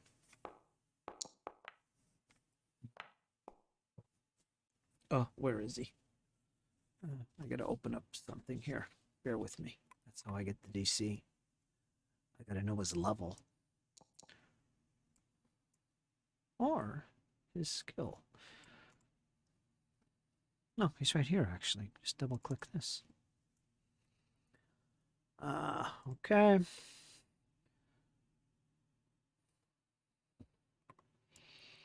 Let's see what you guys rolled.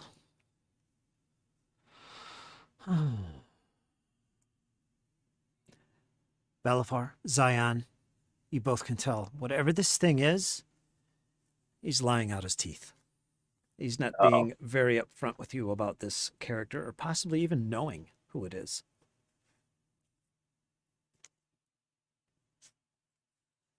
All right, tell it we know it's lying. Farley, you on the other hand, you are absolutely convinced that this little creature, whatever he might be, is very honest when he says he knows what's going on here and who that person is. And what he says is true. This friend of his dwells at the top of the tower. You're convinced. But it's not looking for friends. I turn back to Valifor. Okay, he seems truthful to me. And the back is shiny, and we'll let him go. All right. Just a second. Just a second. What are you doing? And I pull out my helpful to us. I think we should let go. I pull out my ritual dagger from my side, and I point it at him. You know what this is? Are you intimidating? Yeah, of course I'm intimidating. What are you trying to achieve here? I want to scare the shit out of him, and I've tried this.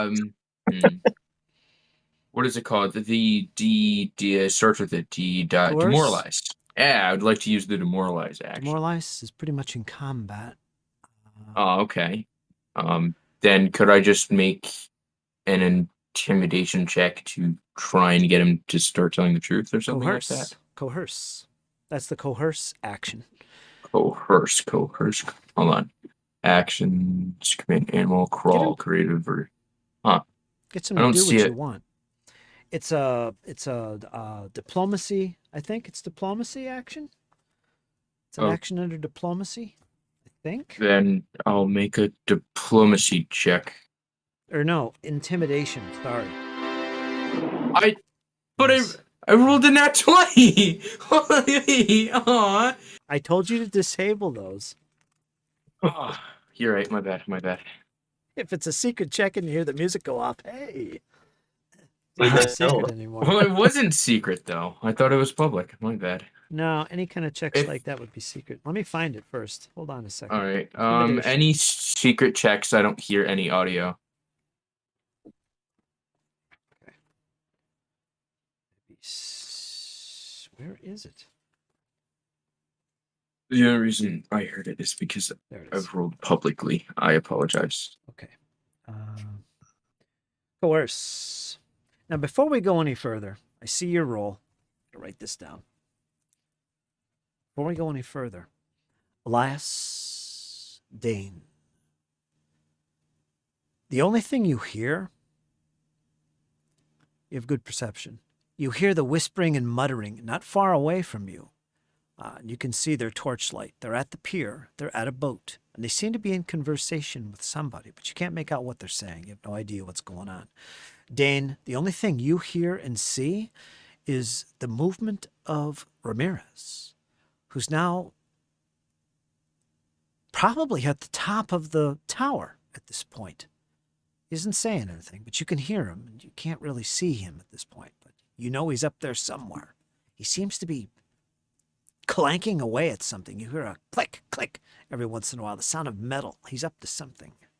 Do you guys do anything, Elias and Dane, at this stage? Elias and Dane. Hold on, Jesse. Okay. Dane will sigh as he hears Ramirez up the top. Our rogue's getting in trouble. I better go see what he's up to, and All right. Dane will start climbing up. All right, Elias, you hear Dane mutter some words behind you, and suddenly you're plunged into complete darkness. All right, goodbye. Take the torch. All right. He has the magic torch. Yes. I guess I'll take out my torch. and Elias lights it up. All right, so you're no longer in the darkness. And just for safety measures, he also takes holds on to his sword in his other hand. Now back to you guys. Coerce. We got somebody being a little threatening here. This is an exploration activity. You don't do it in combat. With threats, either veiled or overt, you attempt to bully a creature into doing what you want. You must spend at least 1 minute of conversation with a creature you can see and that can either see or sense you. He speaks common. You can communicate with this little guy. At the end of the conversation, attempt an intimidation check against the target's will DC, modified by the circumstance the GM determines. And basically, I compare it to his attitude towards you. All right, so I know what you rolled. Let me check his will DC real quick here. And we'll see if you're successful at getting this little guy to do things. Now, what exactly were you asking it or telling it to do or coercing it? What were you doing? Trying to get him to tell the truth through intimidation. Okay. Okay.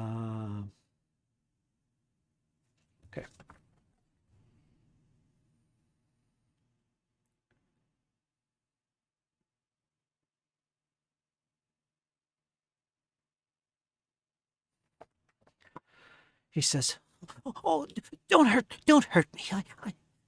Okay, I don't know this one you speak of, but all I want is shiny, and I will go and leave you all. I know nothing else." I pull out the silver coin, putting my dagger away. This is shiny.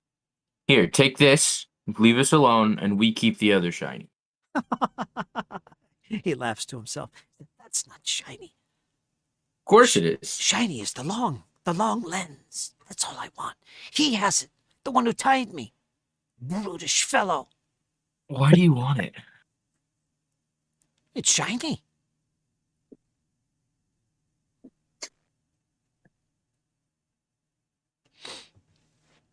No, we're not gonna give you it. So we keep him tied up and we bring him with us. Or we could kill him right here. I'm not an evil character. I don't want to kill it. What's your alignment again? Zion? I think it. Hold on. I need to double check myself. Yeah, neutral I something, think it's I'm sure. chaotic neutral. Okay. Hold on. It is chaotic good. Awesome. I'm the good guy. Chaotic good. Whoops. All right, you can do anything you want, but if the moment you start slipping into some evil activity and your alignment's jeopardized to being changed to something else, I'll let you know. Okay? All right. You're not evil, but neutral in this case, kind of saying that you're going to kill something for really no reason. I mean, this creature hasn't done anything to hurt you. As far as getting you on know. my nerves. Yeah. Anyway, note taken. Go ahead. Well, if we Is want, it big enough to fit in my pack? Yes. I'm going to put him in my pack. Bring him with me. The poor little guy. You want to stuff him in there with all that other stuff? God, you guys are Yeah, I think we need to get moving. I'm getting worried about. You're coming in Ramirez for a ride. And what's your alignment, Valfor? I mean, come on. Chaotic neutral. God, you guys are some heroes. You are. I'm telling you. Well, I have no qualms about putting it in my pack. Yeah, no qualms at all. Stuff him in there with the fish well, cakes. hold on. Why are you guys stuffing him in? You know, he was telling the truth earlier. You know, I don't see why we're stuffing him in the back. He was telling the truth. What's your alignment? But he was lying. No, I think he was telling the truth. I think you guys just scared the crap out of him, and you're just like, it's like bullying a child, you know? They'll just say whatever you want to get out of being in trouble. Well, you want to give him shiny? See what he does? Kinda. All right. Let's do it then. See what he I- does. I'm not sure He that's a runs. good idea, though. We'll grab him. I'm not worried about it. What do you do? Make sure you block the doorways and we'll see what happens. Okay. You're out on the pier on the boat right now. Yeah. What do you want to do? All right. So we need to make it clear that we're going to give it to him, but you're going to go with us. Okay. He's willing. All right. I untie his bonds and I pull out shiny. All right, you give it to him? Yeah. Okay. He wraps his little arms around. Oh, thank you, thank you, thank you. Now come. We'll follow you now. You're still All in right. the boat now. I'm going to grab my pack and the food. All right. And put it all in, and I guess we'll head back. Sound good? Okay. Yeah. Does anyone look at the carvings in the front of the boat? No? Okay. You head back to the tower. Yeah, I was more worried about shiny. Okay.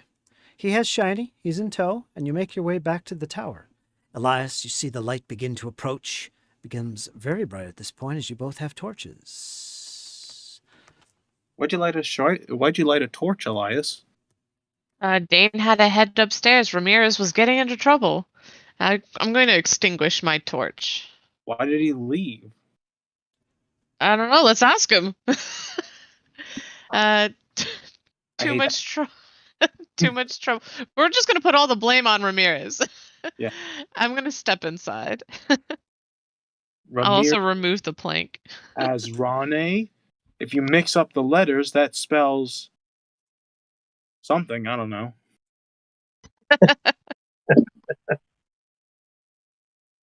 All right. Do you bolt the door behind you? Probably should. Yeah, the other But- door's closed as well too, right? Okay. Who's the And last? Who's the last one in? I'll rebolt it. Sorry, Elias. What'd you say? Oh, I said I'll do it. Okay. Is there a Figured counter I'm the for... first one in. I'll pick it I up, know. let everybody go in, and then put the bar down. All right. Assuming Valafor, you're in the lead, Farley, and then Zion. Zion, you're the last one to notice that the little creature begins to run. You have one opportunity. What do? Do you let him go? Or do you chase and scream? I'll just cast command and tell him to stop. Go for it.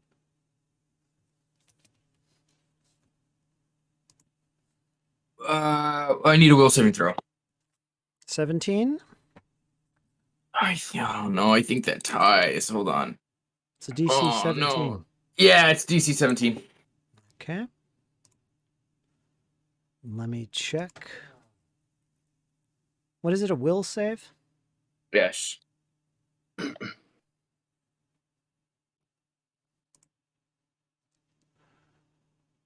I think that rolled. Did it roll? He doesn't stop running at all. In fact, he disappears from your sight. Your spell is obviously target him on top, but he didn't stop. He kept on going. And he disappears from sight. Now, if you want, you can run off after him. I would like to do so. Okay, you do so. I'm going to need you to roll initiative. You're going to use your you want use your arcana skill for this initiative, because that's what okay. you were doing right when he ran off. Public, private, or blind? This will be public. Well, you just roll it. Okay. Okay. Just bear with me here. I gotta bring you back outside, add you to the tracker. And then I'm going to take him and I'm going to add him to the tracker. And for some reason, he's bound and gagged. We got to get that off because he is no more. Now let me bring up the combat tracker and roll for him. And let's see what you got. You rolled a 22 using Arcana. All right, so let me manually put your value in here. 22. Update participant. And let's begin the encounter. All right, he's up first. He has 3 actions. He's just out of sight. You can hear him. However, you hear the footfalls a short distance, and then suddenly you hear strange arcane mutterings as he spends the next few actions going silent. You hear nothing. All right, so you are up next. Let me see here. Do you have a torch you want to pull out? Right now you're in the darkness. I'll just cast light. Okay, let's give you some light. Careful, Zion. He is, from what I've seen, an illusionist. All right, he's not where he's showing up on the map. He actually moved a distance from there and then disappeared from sight. So here's where you are. Here's what you see. Now he ran in the north, straight above you to the north, up in this direction, right there. So if you want to spend your actions moving once, 2, or 3 times until you see him, you can do that. I'll unpause the game. Now the rest of you are not sure what's happening at this point. Zion hasn't said anything other than muttering a few magical arcane words. As I run, I'll shout, "The little bastard's getting away!" Okay, that's free. Chase him. You get 3 actions. Go ahead and move. Oh, I'm using the ruler. I have no clue instead what of you're the talking about.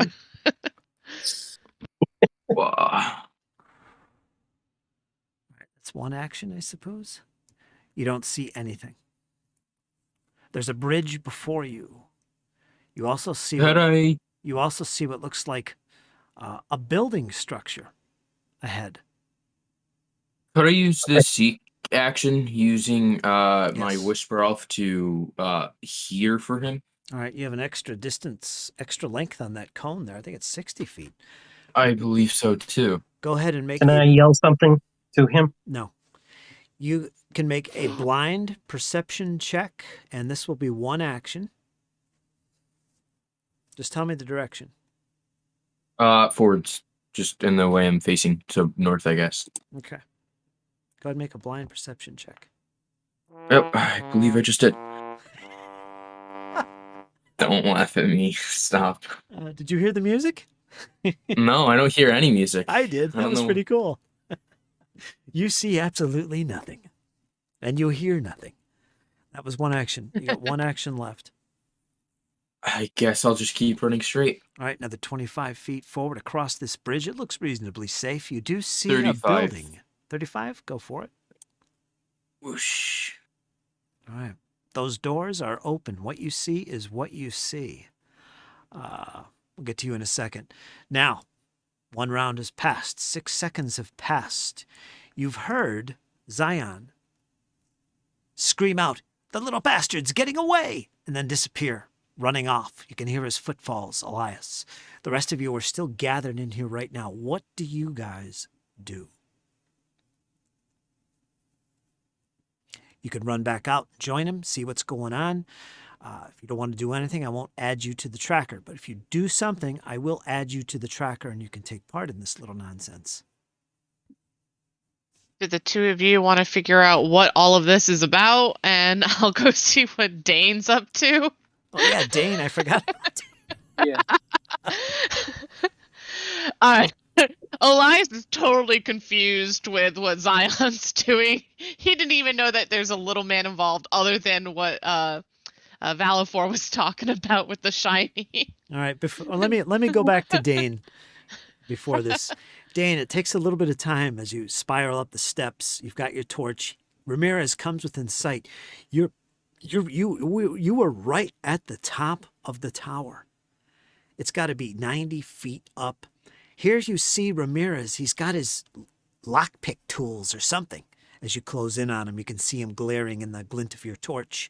And he seems to be growling and muttering to himself a few cuss words here and there. He's trying to pick something, a lock. There's a hatch over his head, a small little hatch. But it looks like it's a hatch. It's a doorway, and it's got a lock on it, and he's currently trying to pick it and not having much success. What do you do? As Dane approaches, he'll sort of reprimand Ramirez for not staying with the group. What are you doing? Just running off. You're not that This is where it went. beefy of a person. This is where it went. I could see. You could see clearly there's traces of blood around it. I'm going to get at it. And he starts going back at it with his lockpicks. Can we hear them? You're gonna fight this thing alone. Well, there's a lot going on. You can hear voices coming from above. There's a little conversation up there. But just then, you heard Zion let out a scream and take off somewhere. And standing at the doorway is Elias, looking very confused. Not sure what's happening. So at this point, Valifor, Farley Tell, what do you two do?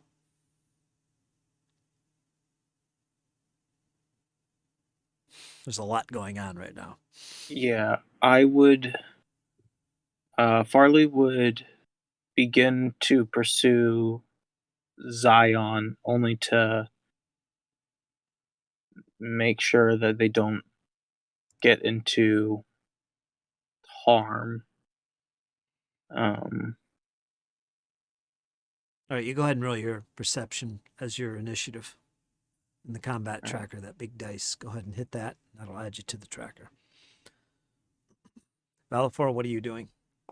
Or are you just as confused as Elias? All right, so we have two options here. Or he has two options. He could go up the steps, help out, or he can go help out Zion. I have been where he's gone before, my character, and I know I cleared that room out. All right, that you're talking meta now, right? Well, I could tell people. He's going in the direction of a room that I've been in before, where the creature was originally. Yeah, but the characters don't know this. So don't... Well, I'm telling them. I'm yeah, telling but you. that's meta talk. You don't have to do that. What would your characters say right now? I think the bigger threat is upstairs. All right. All right, All I'm right. going to go up there. All right, so you won't roll initiative then. All right, Farley, you're up next in initiative. You should be. Let me move that down to you. Let's see if the turn... Yep, there it is. So you got 3 actions. What do you do? Alright, first things first. Farley's gonna go out that door, start chasing down. Push Elias out of the side. Oh, where are you going? That's the wrong door. Oh, did he go out the left door? Mm-hmm. Oh, I'm sorry.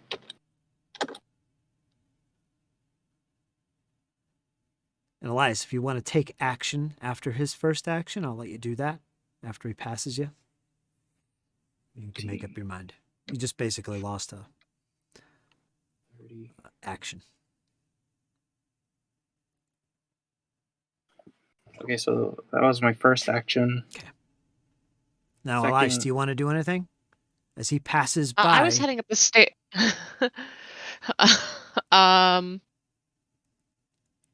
No. I'll just step aside, if anything. Okay. And Elias is heading up the stairs. All right, Farley, finish your 2 actions. Alright. looks around quickly, sees that Zion is up there, and begins pursuing them. 10, 15, 20, 25, 25, 30.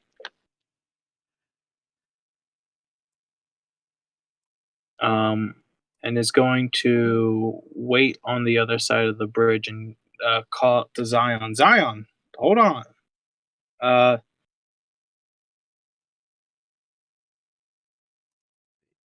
His torch.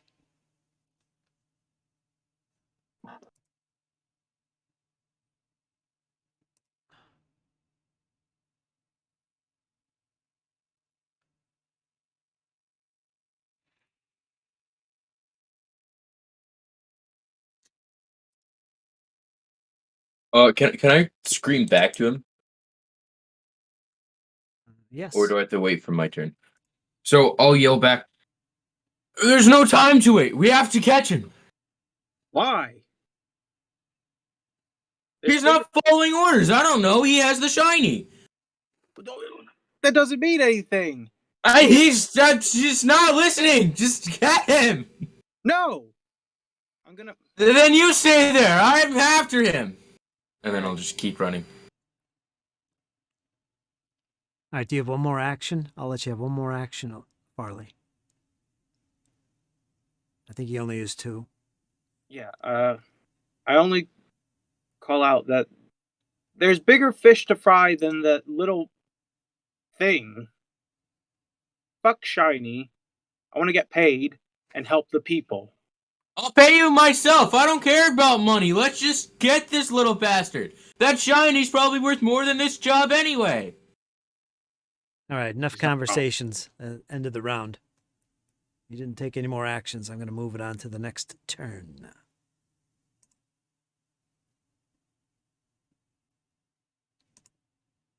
You hear nothing. It's your turn, Elias. Or it should be. Or not Elias. Elias. Zion. You're up. All right. Keep selecting the ruler. All right. I'd like to walk into here. Oops, it's too far. Okay. Let me read this to you as you step through the portal.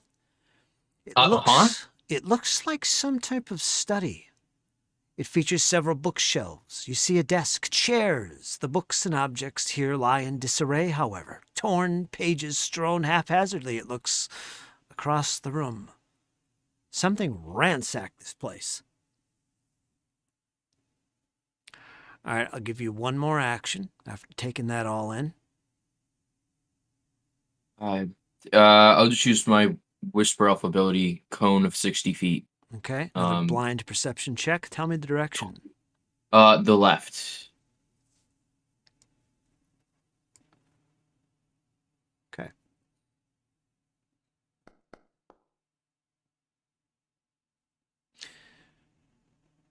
You see nothing unusual outside of what I just described.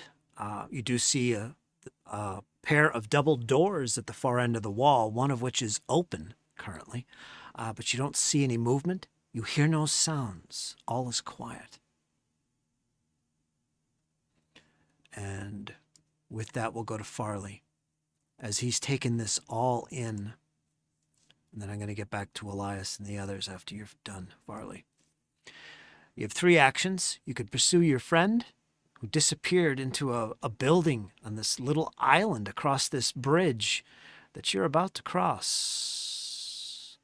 I would ask you one thing, however, now that you're close to the water's edge. I would like you... Yeah, I'm going to ask you, because it's fun. I like having players roll dice instead of checking DCs for things. I'd like you to make a blind perception roll. All right. Before you take your action. I don't know. Is it fun rolling a blind roll? Because you never actually see it. It's just, oh boy, I get to click the button. Okay. You swear you hear the sound of a splashing water. Somewhat in the distance to the left. And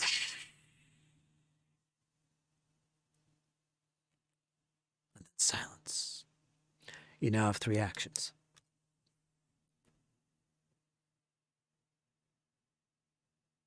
Perhaps you've gained the attention of something. Perhaps not. Yeah.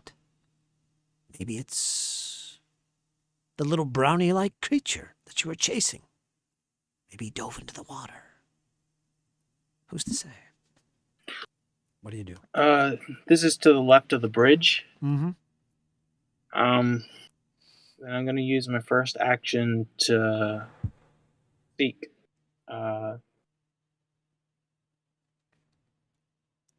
Because I'm a whisper elf too. You are. That'll be another. That's an action. You're going to be scanning the water, 60-foot cone, a big area to the left of the bridge. You're going to make your blind perception roll. Do you get a bonus? You get a +2 circumstance bonus. For the first 30 feet, you get a +2 to undetected creatures. Plus Then a the other- circumstance bonus to locate undetected creatures that you could hear within 30 feet of a seek action. Ah, interesting. Okay.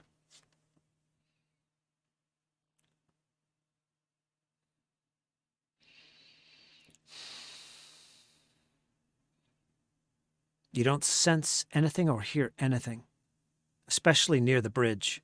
The sound you heard was farther to your left, more to the west of where you are, but there's nothing coming from the bridge area.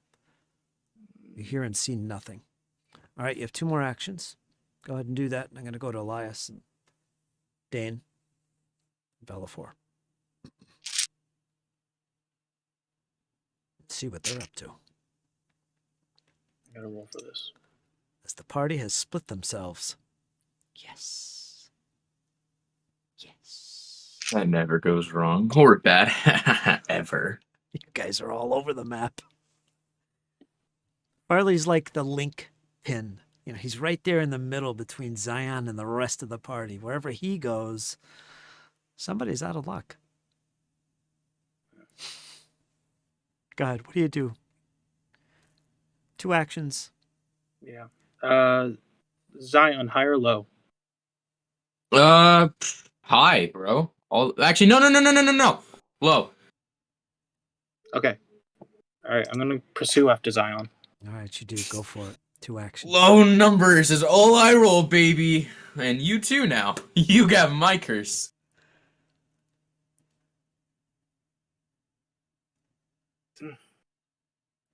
I think it's lagging behind. Let me see if I can move you up there. I'm going to put you in the room. Yeah. All right. Dun, dun, dun, dun, dun, dun, dun. We'll put you in the room with those 2 actions. For some reason, you stopped at the door. I don't know why. Let me put you in there. Boom. All right.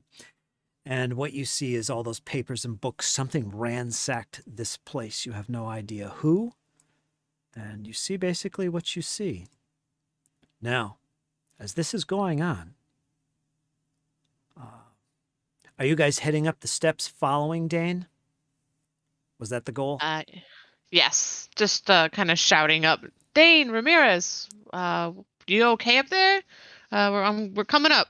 All right, cautiously make your way up.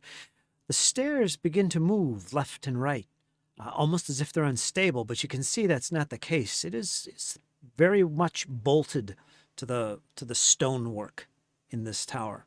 It would take a lot for it to collapse. It's also a spiral, so there's really nowhere to go. It just shakes a little bit. It seems pretty sturdy. Valifor, are you following Elias up those steps as well? Cautiously? Valifor? He's not in the channel.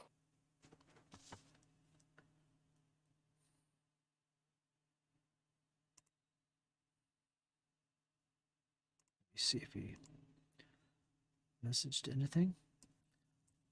As you make your way cautiously above, I'll assume he's following behind you. Ramirez suddenly stops cold. Wait a minute. The keys. How stupid can I be? And he slaps his forehead. He puts away his tools back inside of his little pouch and slips them into his sleeve. And he pulls off his pack and he starts rummaging around. Dane, you see this. And suddenly you hear the jingle of keys as he pulls out this ring. And it has a couple keys on it, 3 keys. 1 copper, 1 iron, and 1 black. And each one, well, you can't really see this, but he starts to look through the keys like he's looking for one in particular. Ah, there it is. He says, "This is the key, Dane. It has a tower on it." And he reaches We toward... must wait for the others, Ramiro. Perhaps. And he pauses for a second. But then he goes back and he starts to stick it in the keyhole and starts to turn. And it makes a click sound. He looks at you, Dane, eyes wide open. "I've got it. We can get in." And he goes to push it open, but then stops. We should wait for the others. There's no way we can take that thing alone. I can hear them. I know at least Elias is coming. All right, he pauses at that second. "Perhaps you're right. But we can't wait too long. It's wounded. We need to attack. Finish it off." I agree, but we cannot afford to be reckless and throw away our lives for nothing.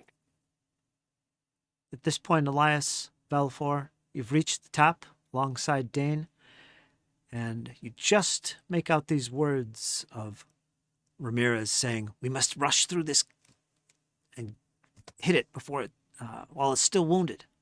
So you kind of get an idea of what's going on.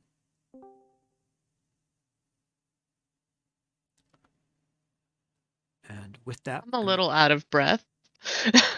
yeah, it's quite a haul. It's a lot of stairs. So much for a Stairs. cautious walk up the Yeah. steps. Yeah, that was pretty quick for 100 feet. I heard you talking to Ramirez. Why is he trying to open the He door? wants to get at the creature.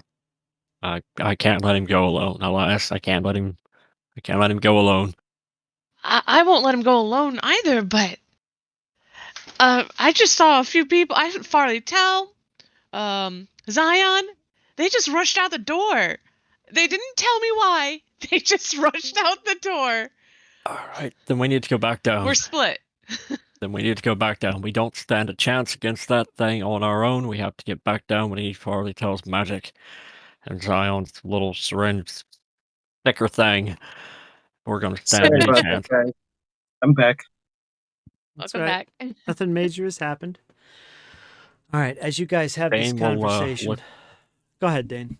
He will look to Ramirez. Come on, we gotta go. They may need help, and we can't fight that thing alone. All right, as you do that,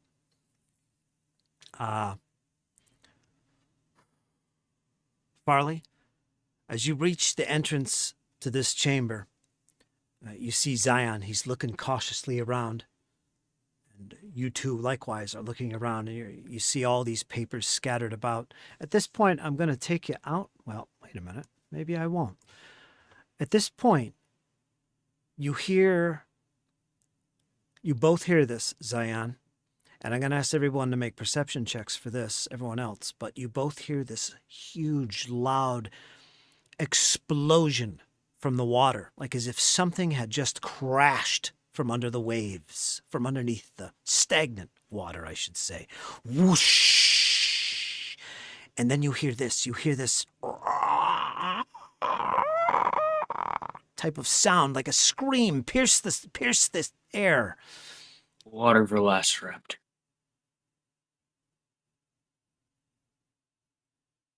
And that, you guys in the tower also clearly heard. The scream of some type of large creature from outside. And that's where we're going to take a break for about 5-10 minutes. Sorry, Jesse, you just got back. We're already taking a break. But we're going to have to take a Sounds break. like they found trouble. Indeed, we have Yeah. to go. You guys think about what you want to do next and whether you want to find your buddies or Farley, what you're going to do. You've just heard this, what sounds like something broke through the water and let out a very primal, loud scream. Something's out there. and it didn't sound like a little 2-foot tall brownie. That'd be a big little splash for that little thing. Yep.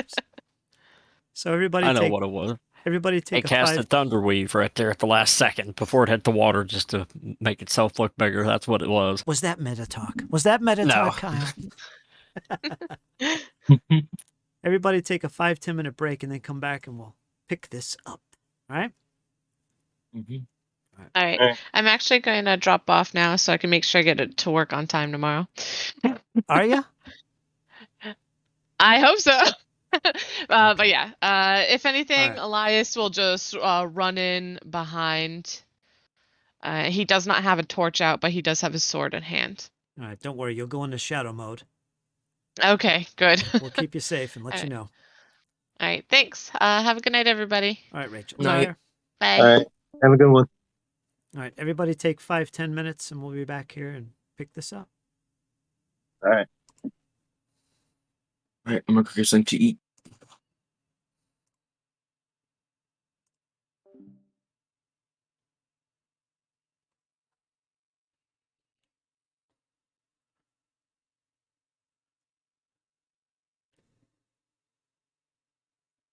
And I think I can leave this on. Let me see. Does that...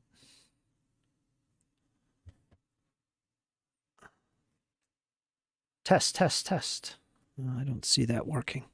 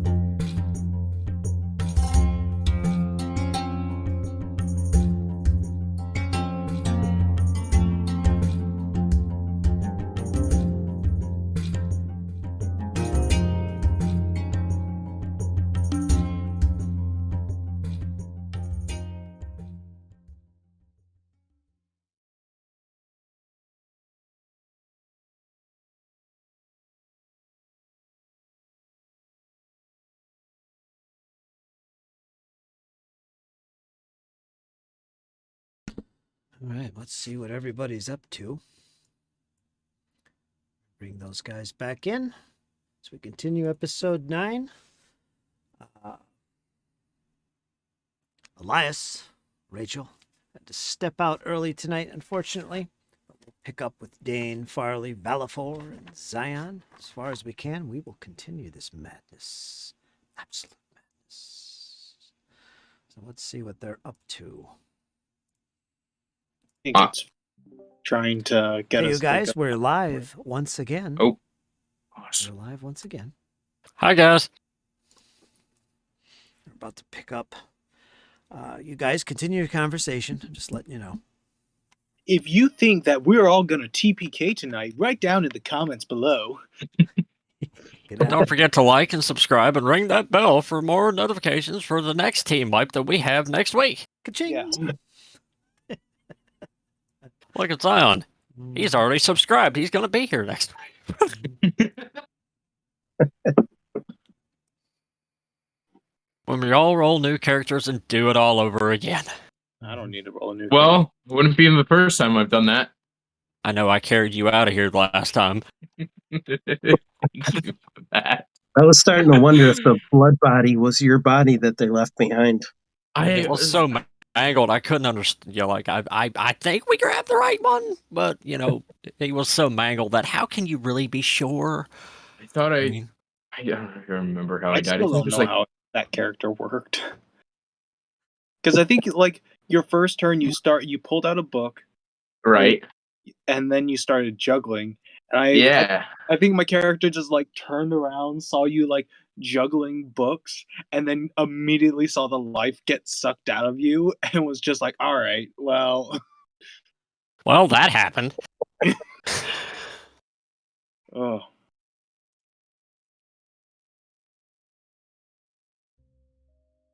Whose turn? Are we at top of the round for initiative? Or Well, let me explain. First of all, let me get the background music going. I think I've had it off the whole time. That's all right. All right, let me gather my thoughts here. You guys, Elias, Valafor, Dane, and Ramirez, you were at the top. Right when Dane was saying, you know what, let's get down and regather and regroup. Don't go through the hatch yet, Ramirez. Ramirez has a key that he had found somewhere, and it opened the hatch. You see this, Dane. And Elias and Valafor, you can see this as well, though it's a little confusing what's happening. You can see that Ramirez is ready to go through that little hatch in the ceiling in the gauntlight. I mean, that's what the goal is, right? He's eager to get up there and finish this creature off. But the rest of you seem a little bit more hesitant, like, wait a minute, the rest of the party isn't here. And shoot back over to Farley Tell and Zion. You've been chasing after the escaping runaway brownie, which you've seen no sight of whatsoever. Farley, you've been hearing sounds in the water next to you as you cross this bridge. You were a little bit cautious about going any further, but you're throwing your lot in with this fellow elf. You pursue, you enter this big chamber. Papers are everywhere, overturned tables, bookshelves with books on the floor. It looks like been ransacked in here. You're not sure what this chamber is, although it kind of sounds like this is the place Valafor, your newest friend that you found in the Gauntlight, was talking about. This is the place where he found the brownie. That kind of thing. But you've gathered yourself with Zion, who stands almost motionless, looking to the left of the room, as if he's trying to spot something. You hear nothing, you see nothing, until you hear this loud crash coming from outside in the water outside. This huge crash and this screaming, primal scream of some kind of creature exploding from the water. So it seems, so your imagination suggests. What it is, you can't be sure, but it is unnerving, unsettling. And you now stand alone in this chamber with your single torch. I would ask you, what do you two do at this point? You're apart, separate from your friends. No idea what's going on. No sign of the brownie. What do you do? is it like anyone's specific turn, or are we treating this like as out of combat? We are out of encounter mode at the moment. as nothing seems to be transpiring in the past 10, 20, 30 seconds go by. Nothing. You don't hear any movement outside, no more splashing or screaming. What do you do? I slam my hands on the table. Oh, we missed him. Bastard. Look, Farley. The door's open. He could have gone through there. Do you want to keep investigating or do you want to go back? That roar was pretty loud. And, I know you aren't the best with bridges, so crossing it back over might be a big trouble with you. I'll take that comment with passive aggressiveness for the moment. But regardless, whatever that roar was, we need to focus on getting back with our allies. Gods above knows what that was, let alone if it was something related to Valcora or that creature we were fighting, then we're in a lot of trouble. Hey, you have detect magic, right? Do any of these books glow?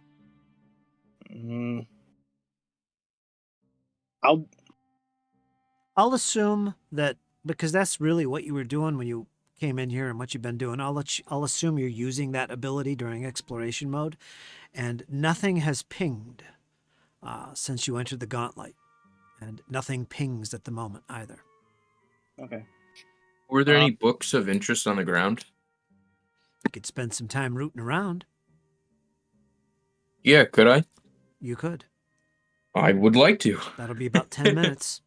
Oh, no, that's way too long. Okay. All right, just a casual glance at some of the pages and bindings. Nothing stands out.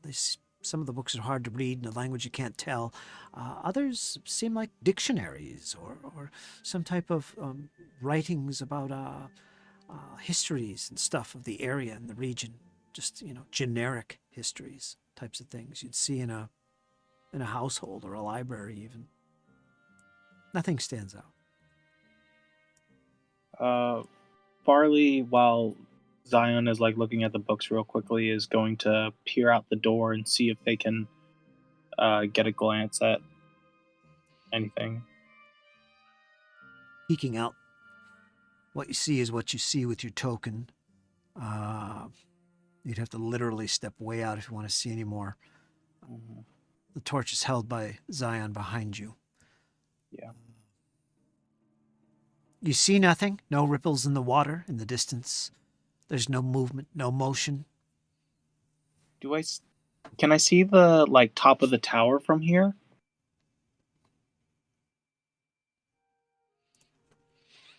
You can. Do I see any activity going on up there at this point? No. I figured not with how little light I have, but You can see the faint glow, however. It's just a pinpoint, but you can see a faint blue glow that seems to flicker in and out. It's blue, then it goes black.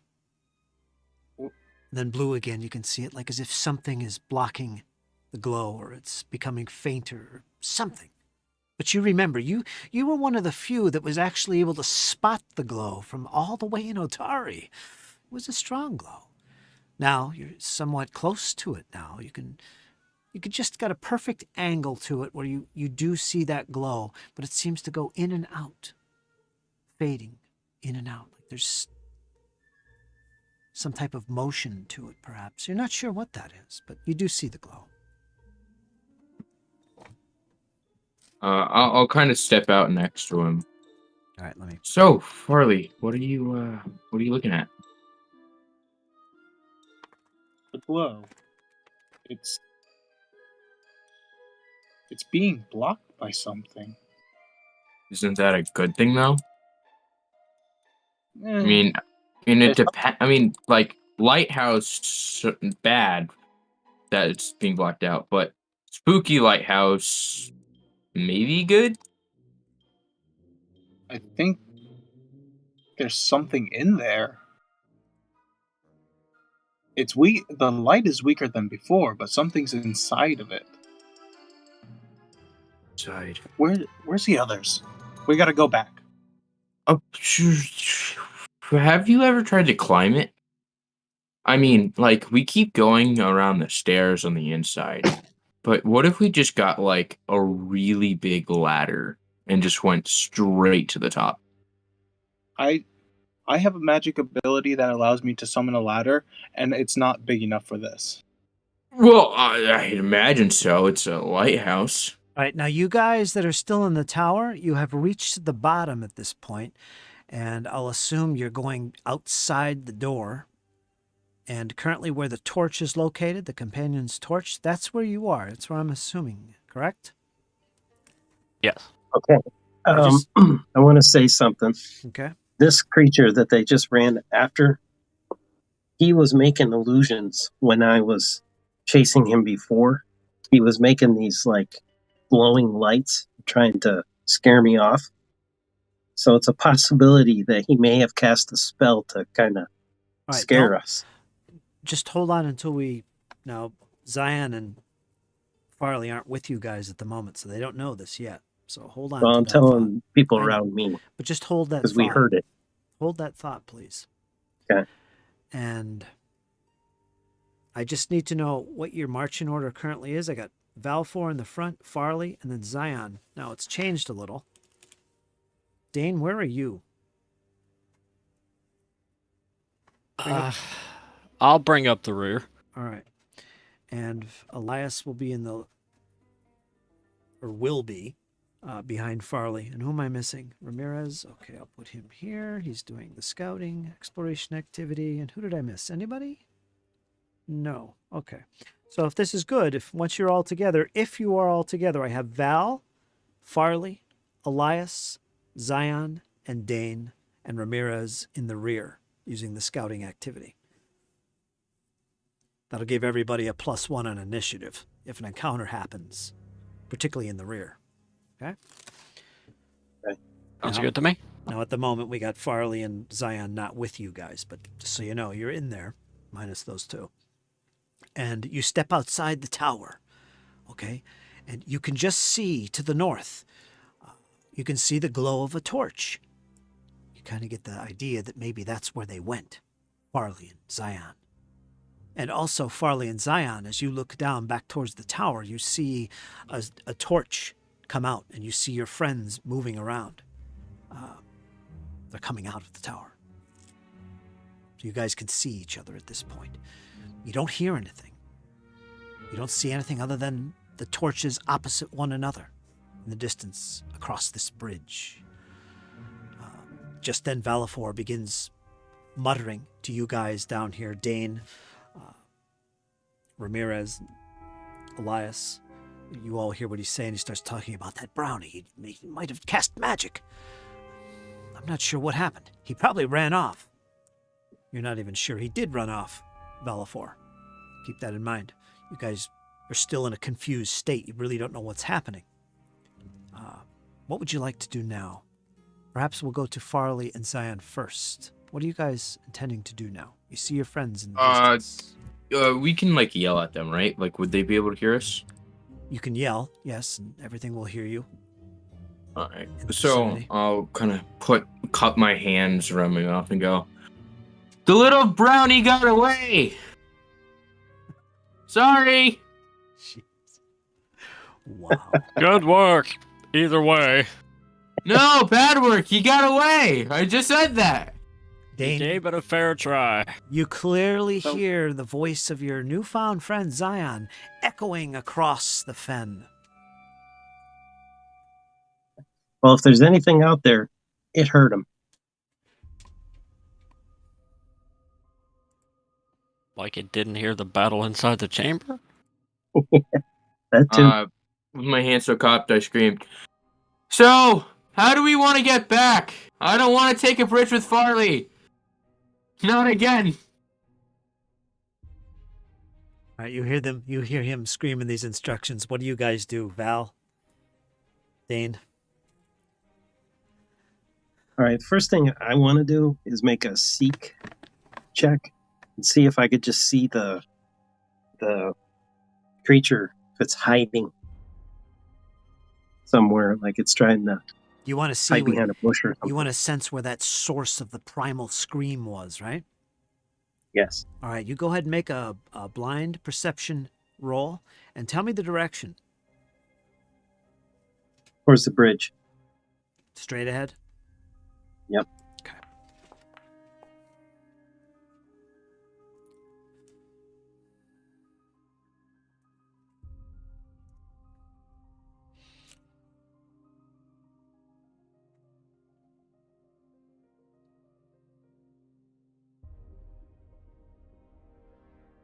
You see and you hear nothing. Perhaps what it was exited the water and is no longer in the water, but you see nothing around the bridge except the faint glow of your friends in the distance who've now exposed themselves at the portals leading into that chamber, or out of that chamber, whatever it is they're in. You've been up there, however. You can tell your friends that if you wish. That's where I was. That's where the brownie was. I'll assume you did. All right, so that area up there, I pretty much explored already. It's like Okay. a room, a hallway, and another room, which lead to the dock, which we could see before where the boat was. I took the boat around, like in the water, and I paddled up to the top. And I did get behind where Farley and Zion are. There was nothing up there. All right, well, before you give away any more information, what does Valifor do? You guys are still just staring at one another from across the bridge. Are you going to gather yourselves? Who's going to make the move? Dane will begin heading toward the bridge. All right. No, stay over there. We'll come to you. Just All right. one at a time. Whoops. All right. Dane, you start moving forward. Valifor, you're in the lead at this point and begin moving towards the bridge. And let me put you up here. I'll put you right up to about here. And you see your friends approaching. Farley, Zion, to come out to greet them.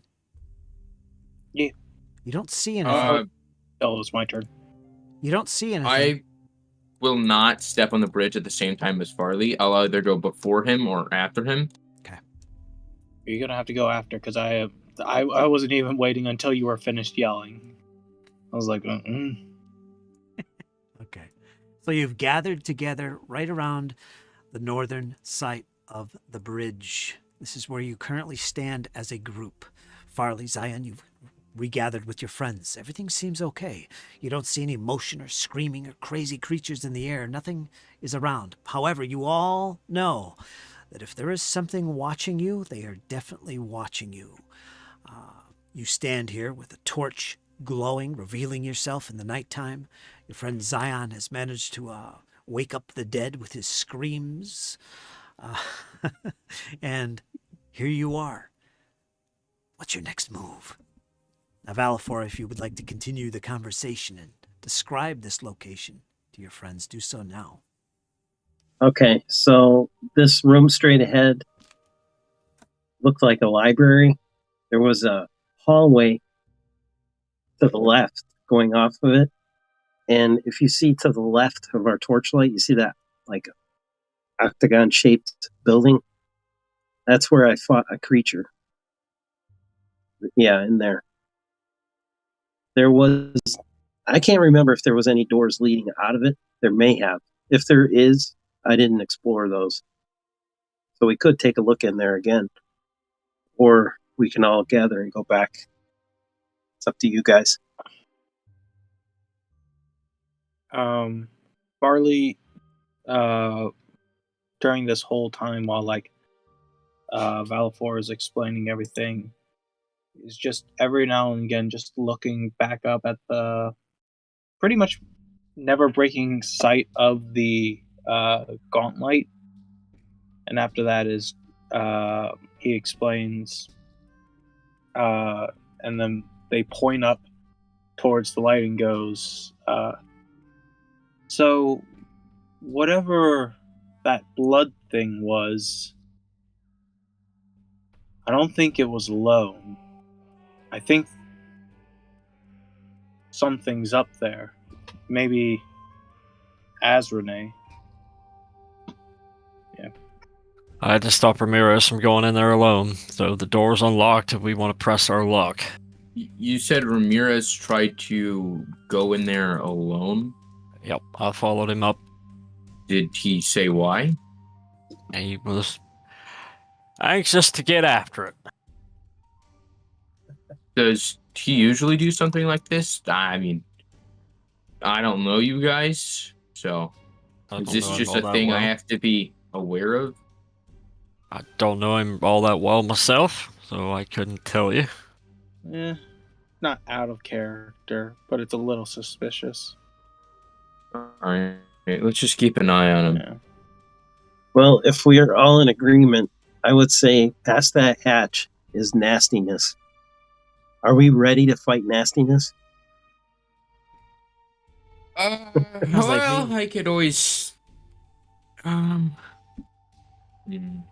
actually, Only one way to find out if we can take it or not.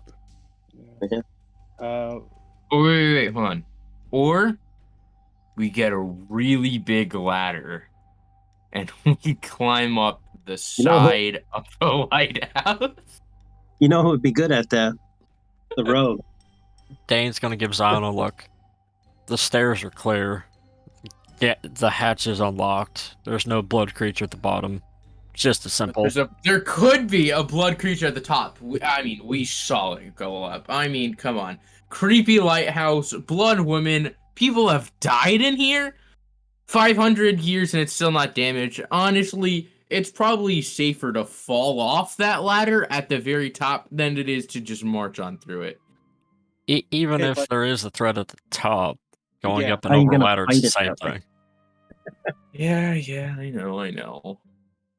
So, back through it. Going back up the steps, Ramirez is in full agreement. He comes out of the shadows. Yes, let's get up there now before it heals. We must kill it. And he Jesus begins, fucking Christ! Where did you come from? and he begins to Oh turn my and, god! and head towards the gauntlight. Do you follow? What was wrong with him? Dane will follow, kind of chuckling at Zion. All right, let's go. Yeah, I'll follow with him. Is Zion behind me on the bridge? I'll always be at the last. Elias and I mean, Zion are both behind you. Okay. As we get across the bridge, I sort of give like Zion a quick shove and go, "Oh, careful on the bridge." Wow. Oh my, shots fired. I lightly just like hit him, like a playful kind of like teasing, Okay, I take one. and laugh it off. No. It's very, very light. Like it's not like I'm physically hitting you. It's just like A love tap. I guess I don't know.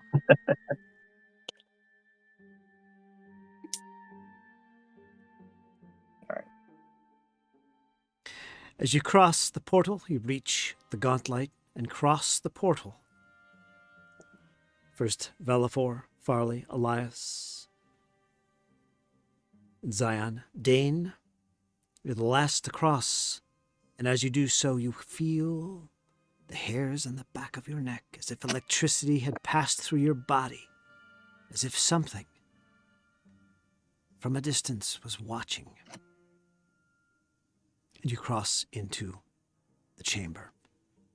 The door is open. There is a bar to secure it. You feel strangely compelled, Dane, to turn about and secure that door. Do you do so? Oh yeah, I will bar it and lock it. You do so. You might want to leave it open so we can run away. Velafor, you're the first one to hit the steps, not far behind Ramirez, who, if you remember, had the jingly sound of keys in his hand. He makes his way aggressively up those steps. To the Is he hatch, still- my friends. Come! You make your way to the hatch. All right. Onwards. Before Are we we go ready? up the hatch, Farley is going to pull out the Burning Hand scroll and get it ready. You do so. I'll raise my shield.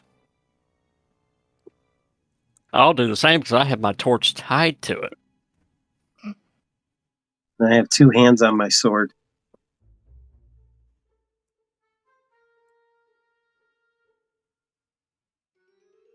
Okay. As you do so, I'm going to bring some tokens on the map. In complete darkness. Wow. I thought we had a torch. 2 Ooh. torches. You will. Hold on, my friend. Hold on. Okay. You're eager Very. to meet your I end. apologize. Bellafor, did I bring you on? Yes, I did. Althea Binley.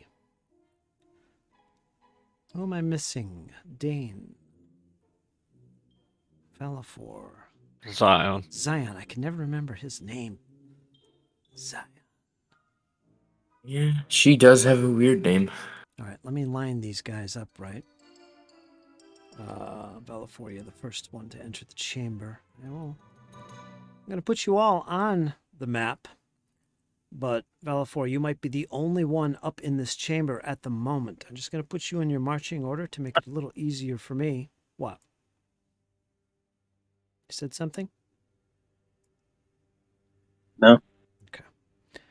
And in the shadows, lurking, we have Elias. I'm not going to bring them on the map board just yet, because they are in the shadows. So I'm going to put Elias here.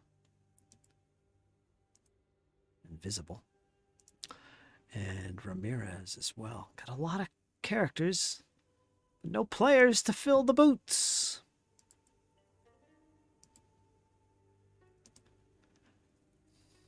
Okay. Now, who has the torch? I have an ever-burning torch. You do. I have light on my shield.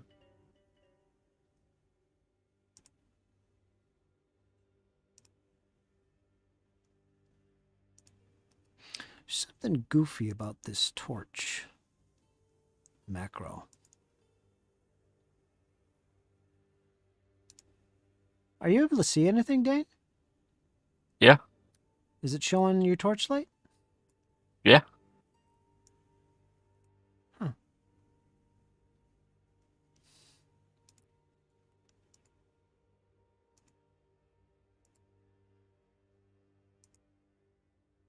Nope, that's not doing it for me either. I think my map is messed up. It's like it's casting light at the bottom, not at the top. Yeah, let me look at my walls. Let me look at my lights.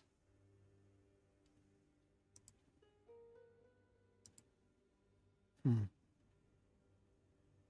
sure what that is. I can't. I don't know. I guess it is, but it's not. Everybody's token looks really dark. I don't know why that is. All right. But everybody can see, right? You can see that? I can see. It just looks a little dark. I don't know Yeah. why. Yep, it looks dark and shadowy, but I could see. Let me see if I could change that with the time of day.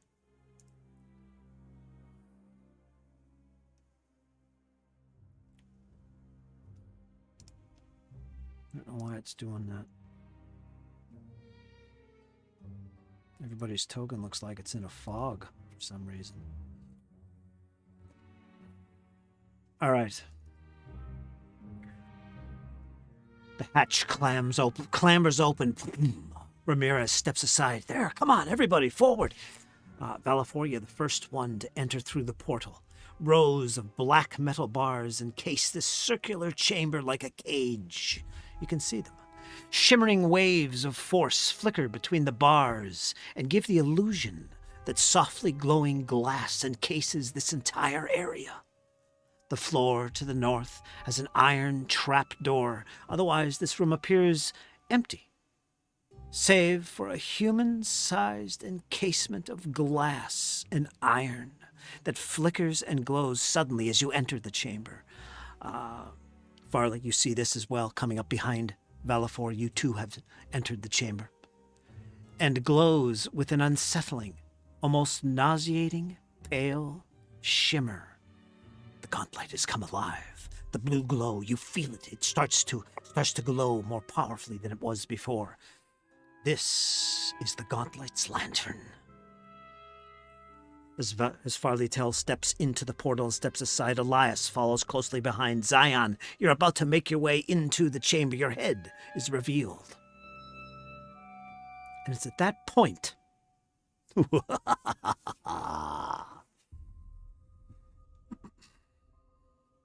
you see it. Something red. Something bloody. Mystical as well. Seems to embrace the light, the glow, making it seem like it flickers in and out of existence. You see this red creature begin to materialize in front of you, in front of the blue glow. It does, in fact, block the light from you. It slides off onto the floor. And as it does so, it begins to rise, and it begins to take shape. Ravenous, this blood-red mist, if you will, begins to appear. Hold on, I gotta close my window. Let me grab this token as you guys prepare for a fantastical TPK session. I can't wait. This is gonna be awesome. Are you ready? Are you ready to face... Let's get it. This horrifying sight. Now this... Oh my gosh. This looks a little different from what you had seen before. It is not 7 foot tall. It is not 8 foot tall. It is about normal human-sized. However, it looks far more sinister. You could see clearly its arms and its face and its head. Its maw with fangs. It seems to be made of blood, yet somehow it has this mist about it as well. And in some parts, it actually looks like it has some type of solid flesh. And it appears before you. Let me see if I can find some art to tantalize you with. Well, it hasn't attacked yet, so we might be able to talk our way out, right? All right, no talking here, Zion. Let's go. Nope. I don't want to die. I don't want to die. I don't want to die. This I don't is want to die. I what- don't want to die. Oh. Okay. You This can't is- talk to that. This is what appears before you and begins to materialize in this room that now is starting to emanate a dark blue. And with that, we are going to roll initiative. It's too Alright. late now, my friends. It's too late now. Dane, your head pops through the portal to see this image before you. The glow, the blue glow of the room. But also this red horror of horrors appears before you. Everyone will roll perception for initiative. That's the default roll on the Public? combat tracker. This is all on the combat tracker. It's always public. So go ahead and open your combat trackers and roll that big D20.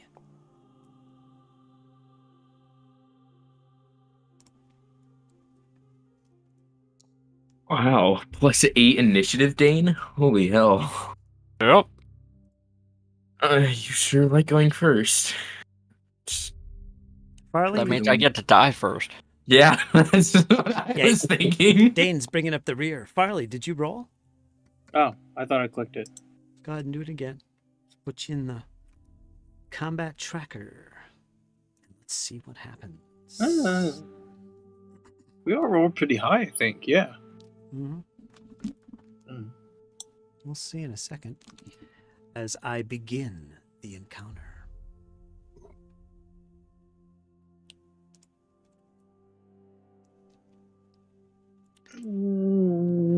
Let me double check. Yeah, we are in encounter mode. Dane, you see your friends lined up in a row before you. Don't forget, Ramirez is in the shadows. Elias is up here. Let me drag him onto the map, in fact, right where he would be, right behind Farley. Right there. Turn that torch off. Make him visible. There he is. I think everybody's good, right? Let me double check the tokens here.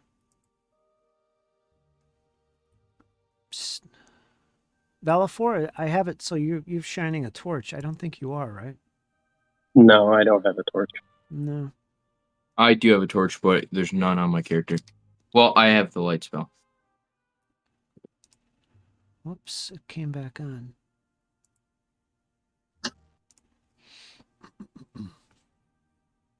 All right, that's off. Let me go to Zion.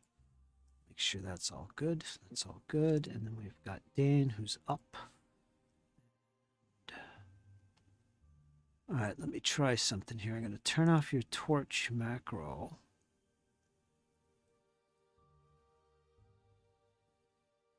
Now, is everything black for you? No. I can still see everything. Yeah, it looks the exact same. Yeah. I don't know what's up with that. All right. Well, is the gauntlight making light in the room? Besides Yeah. our torches? That's probably what it is. The torch should still light. I mean, it's not even your tokens look dark, and they shouldn't. If you've got a torch lit, your token is going to be nice and bright, but it doesn't even do that. I'm not sure why. But as long as you guys can see it, we're good. Yep.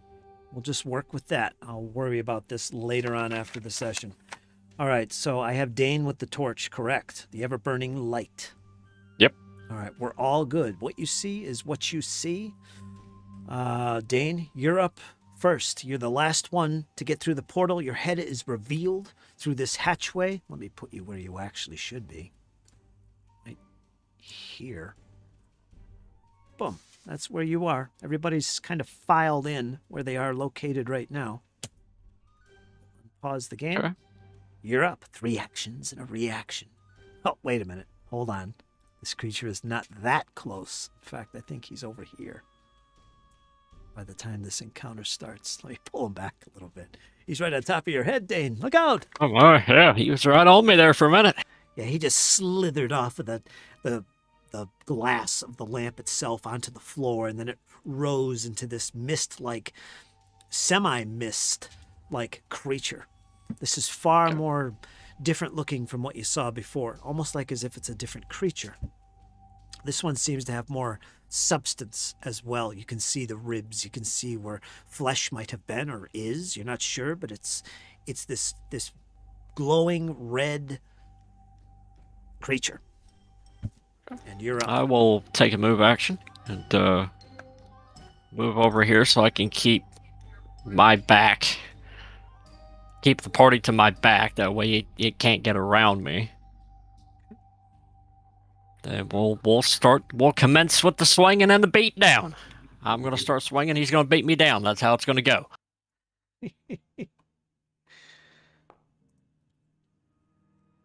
Ooh. 28. 28, that is going to be a hit, and it is a critical hit. Roll critical damage. 18 points of damage. 18 points total. Nice. Kill it before it kills you, Dane. I'm working on it. I've climbed up 20 minutes of stairs to get up here. And that is slashing damage, by the way. Okay.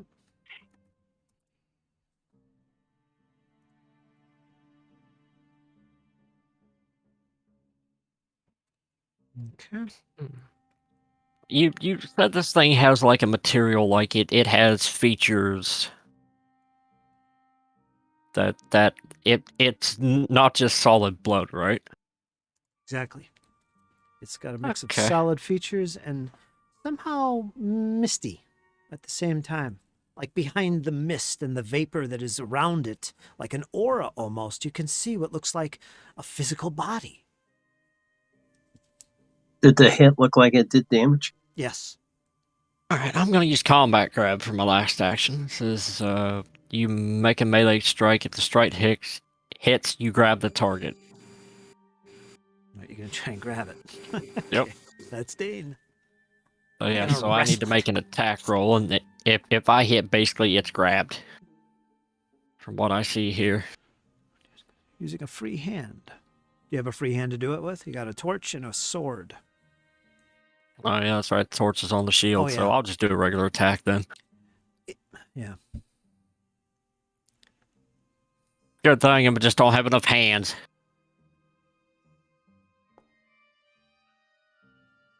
11.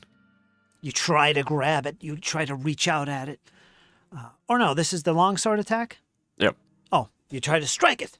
What's the matter with me? You try and lash at it with your slashing weapon, left and right, and you make no contact at all.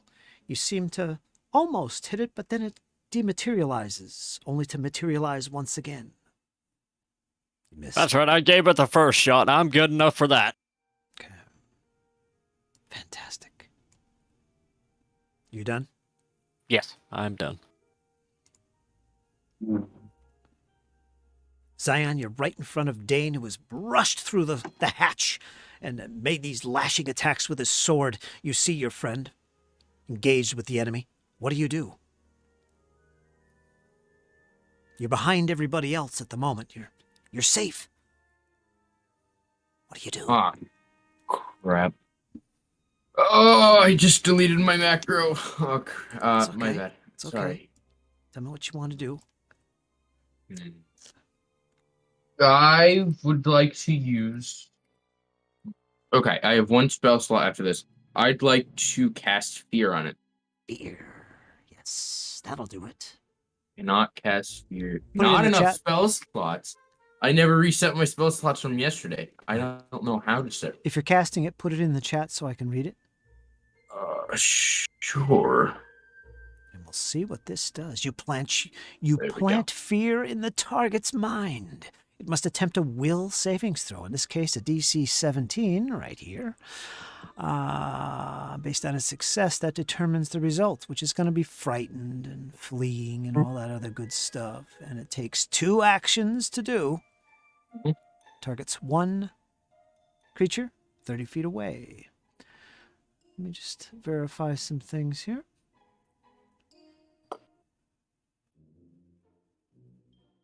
Okay.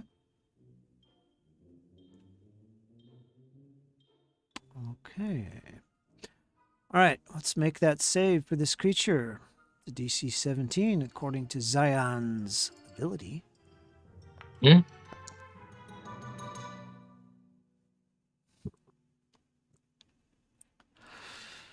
Your hands weave, your eyes focus on what looks like the eyes of this creature. You try and compel it to be afraid, to fear Zion and his companions. It seems to simply turn its head and glance at you only momentarily, kind of smirking as only a mist can do, and it turns back to face against Dane. You have one more action. Could I do what's it called? A recall knowledge on it? Or what was the thing where you watch its movements and then try to discern something about it? All right, recall knowledge. Let me grab my chart here. Is it on my screen? I think it is. You're going to use recall knowledge. It's a skill check, and occultism would be the most appropriate skill in this case. So go ahead and roll your occult skill. It is a blind GM roll. You don't get to see it. Sure. Not sure why I had to do it. Blind GM roll. Occult. All right. Got sent.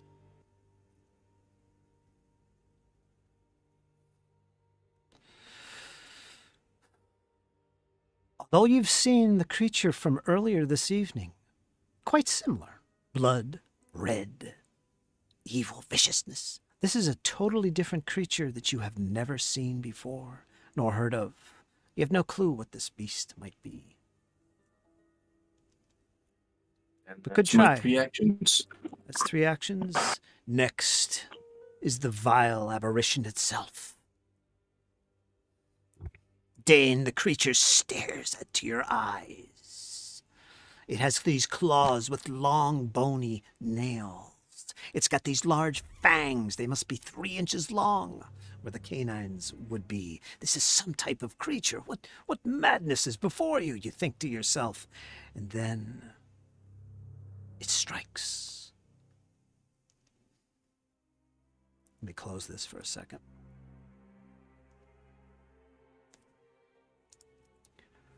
A mist-like tendril extends from its body. It hits an armor class of 28, Dane. Almost. That'll hit. Almost. Even with raised shield. Almost a critical. And with that, Almost. you are going to take some damage. You're going to take 9 points of slashing damage as these nails prove that you were right. It has physical form after all, as it cuts into your flesh. You feel it tearing and ripping, and blood begin oozing from your arm.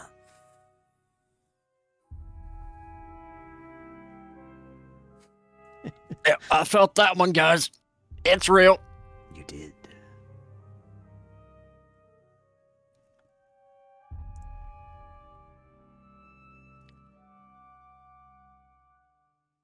You must now attempt a fortitude save.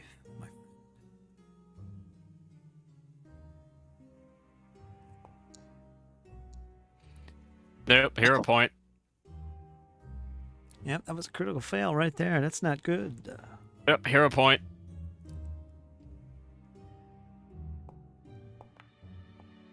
$27. You get a 20, 27.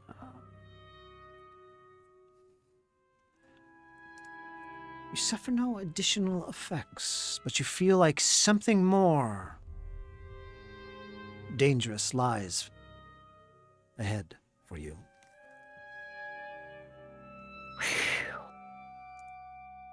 And I believe that was its first attack, correct? Yes, it was. It's going to lash at you again, Dane. It's not good. Once again, the tendrils reach out to you, those long fingers. But only a 10, which fails miserably. Yes.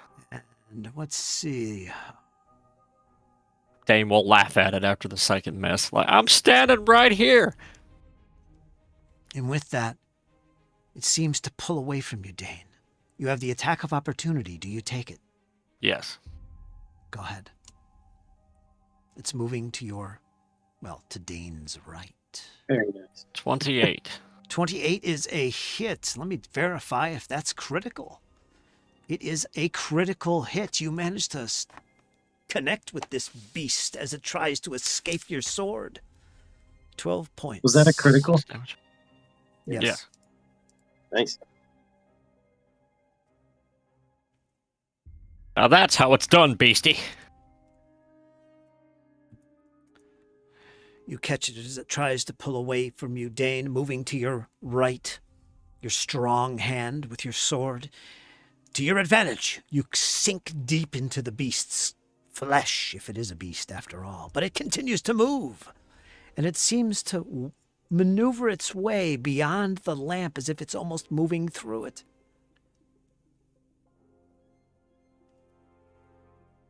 Right there.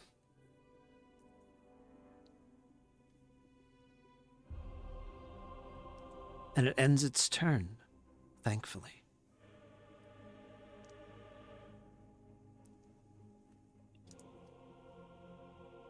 Valifor, whatever is before you, you have never seen the likes of which in your life.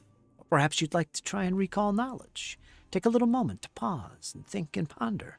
What kind of creature is this? What do? You have 3 actions.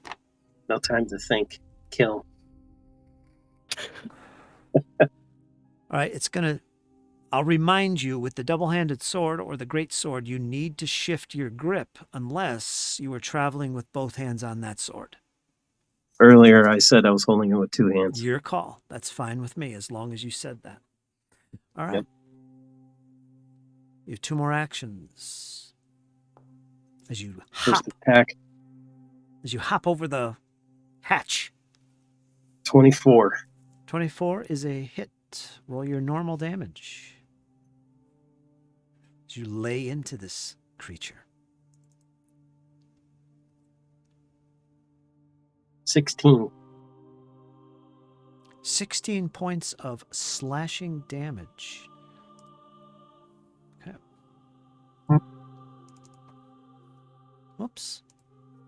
Don't want to open the sheet up. Go away.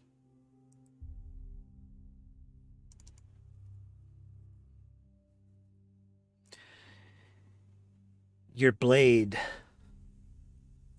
connects. You can see the creature kind of pull away from your strike as you cleave it in the side, exiting the opposite side of its being. You've done some pretty decent damage. If you hover over the token, you will see it's badly damaged. You guys are making a mess of this little creature.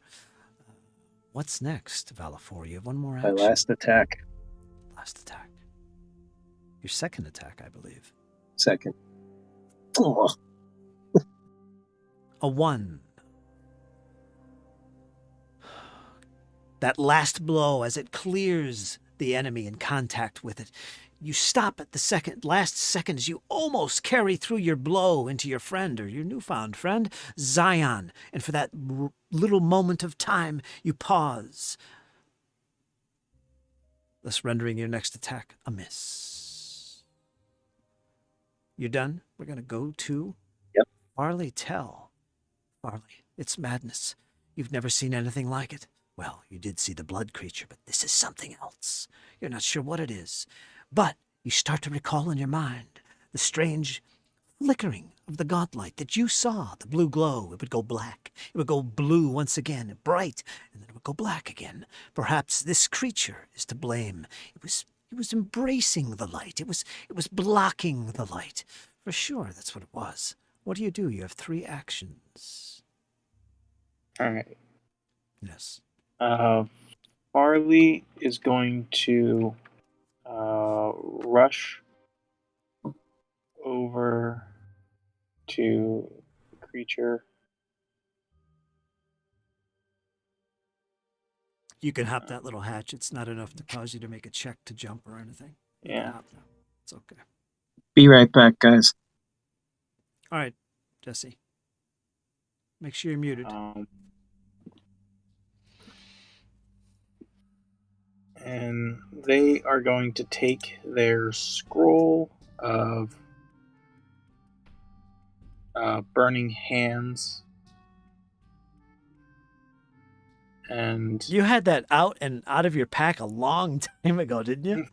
yeah, I had it ready. I was like, All right. here we go. I'll assume you had it in your belt at that point, and you could easily pull it out with an action. So you moved, you pulled out the scroll. Now what do? You got 1 action. Oh, okay. Well, in that case, I wouldn't get that close. Then I'd probably All right. be about.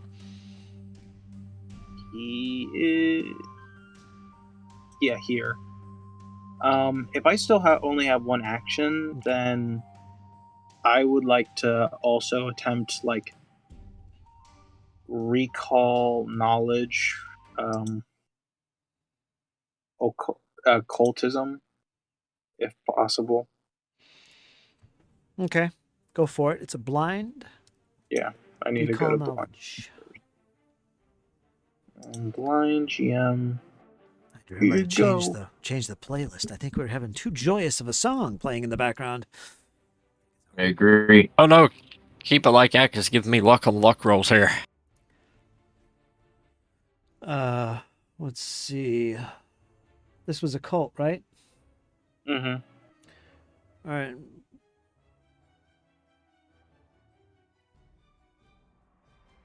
This isn't something you have seen or read about before. This is something different about it. I mean, it seems like a cross between flesh and blood and mist.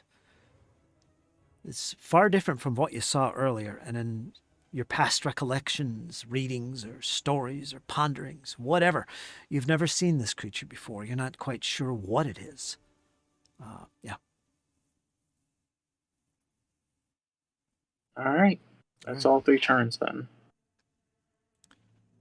However, the creature is not faring too well. You are having a grave effect on it. And Dane, you can tell this right away, being a soldier and well experienced. You know weakness when you see it. Your blade is hungry. You thirst to finish the foe. What do you do?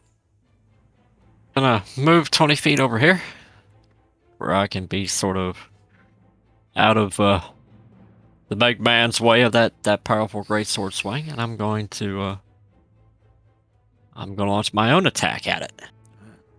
Long sword in hand. Slashing, I assume? Yep, and that's in that one. Had a couple of those already. Unfortunately, as you rush forward, you trip over your untied boots and you fall prone. No, you don't have to do that. You miss gracefully. And one more action. Aim will sigh. Let's do it again. Here we go. Torch in one hand, long sword in the other. 13. 13. You're not used to fighting such a misty like foe. It keeps disappearing from your strikes. You can't make contact with it. Challenging foe indeed. Zion. Your companions seem to be racing back and forth, trying to chase this creature down. You see your new friend, Farley Tell, an elf like you, in the distance. He seems to be preparing some type of a scroll. You recognize what's happening. What do you do?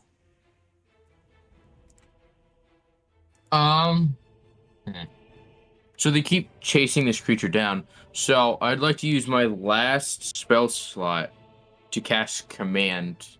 And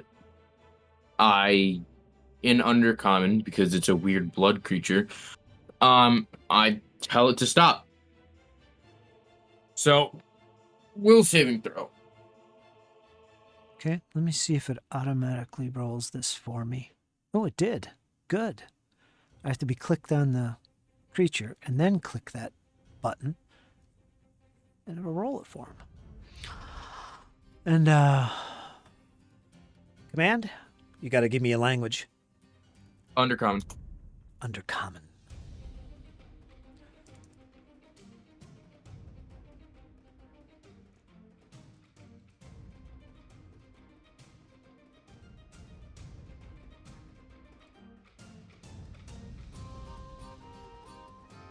It pays you absolutely no attention whatsoever.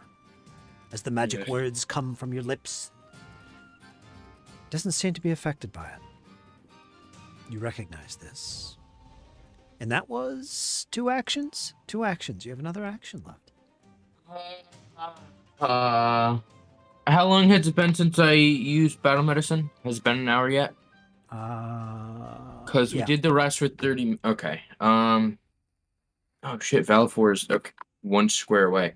All right. Well, I guess I have to move 5 feet. So that. All right. That's your action. All right. It's my turn. As you holler out, "Medicine! I'm gonna heal! I'm gonna heal you!" Sounds about right. Yeah, I think so. The creature is up next. This apparition. What is it? Oh no. It's a little bit concerned at this point. Feels a little desperate, perhaps. Dane, it turns to you as your strikes. It seems to avoid them. Let's see if you can avoid its tendrils. As it begins to claw at you once again. Taste your blood. 14. Miss. It is a miss. With frustration, it continues again. Lashing at you with these claws. 18. Miss. Ah.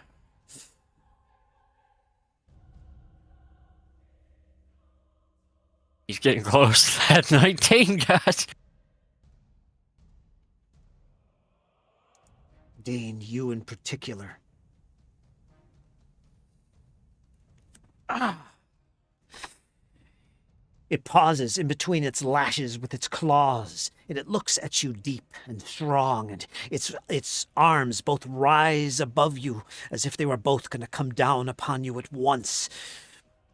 You feel a little bit shaken, but then you shake it off. You sense what it's trying to do. It was trying to intimidate you, and I think it failed. You're used to this sort of thing. You know what's going on. You're not afraid of any blood creature. You've faced blood creatures before. And with that, Valifor, his sword now once again at the ready. Are you there, Jesse? Yes. I'm here. Go ahead. You have 3 actions. All right, for my first attack, I will attempt a power attack. All right.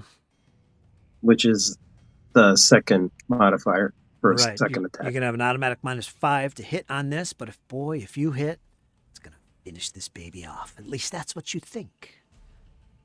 16.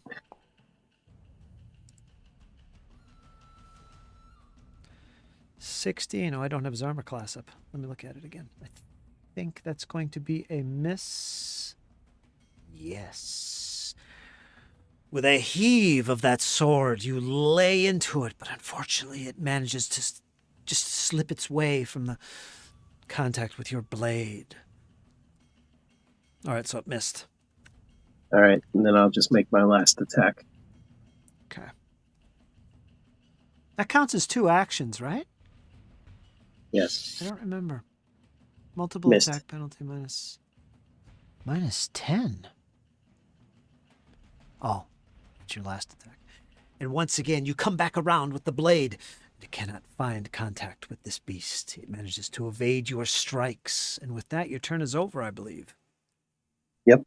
Excellent. Farley, you finally got your scroll out. The words are in front of you. Do you read? All right. What do you do? So Farley, seeing that this blood mist creature is cornered by both Dane and Balafar, Farley is going to run forward in between them and yell, "Duck!" before the scroll bursts forward with flame as they grab the flame that emanates from this and channel it forward in like a Kamehameha fashion. Of course.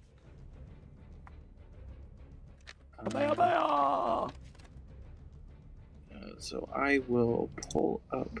Yeah, put that spell in there. Yeah. Let's see what this does. Is this a fire attack? Flames? Yeah, this is Ooh. Burning Hands. So can I just put it in the chat? Come on, Patrick. Come on. I want to see it. Hold on. I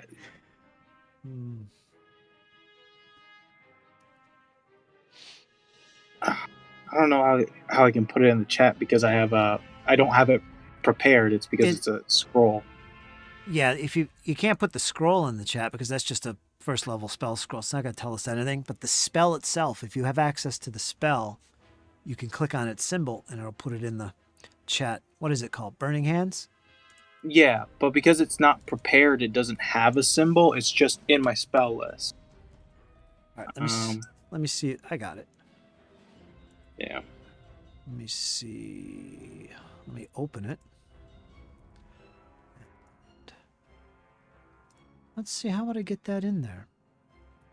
I could read it, but All right. like to... I'm just gonna manually put it in like an empty spell slot and just cast it essentially. There it is. Yeah. All right. Gouts of flame rush from your hands as the scroll begins to disintegrate. You deal 2d6 fire damage to creatures in the area. It's a 15-foot cone. Yeah, you're not going to hit your friends, but you will hit the creature. It's a basic DC 18 save. So it's in the cone. It will have to make a basic save. Of course, the basic save, if you don't know what that is, it's very important. The word basic save is distinguished from just a normal save without the word basic in it. A basic save means that a success takes half damage. Critical success takes no damage. Failure takes full damage, and critical failure equals double damage. That's what a basic save does. That's how it works mechanically. So let me click on the creature and make his save and see what he gets. Bellafor, Dane, you both pull away as you feel the heat coming. Farley's fingertips. Gets a 21. Oh my. I probably shouldn't tell you that, but yes, it manages to save. Now what that means is that whatever damage you rolled, it's going to take half of that because that was just a normal success. So what's the damage? 2d6, correct? Yep. Okay, roll that. And I will apply half of that with this little button right here. Man. Or it is. It should have already applied it automatically. All right, yeah, it did. So, and that mark that scroll off as it disintegrates in the flames.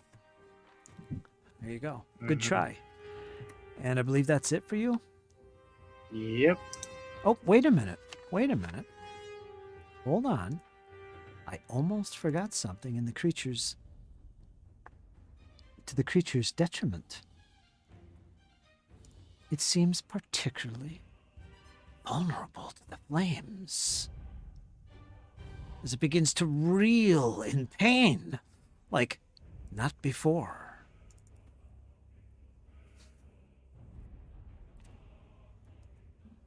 So take that for what it's worth.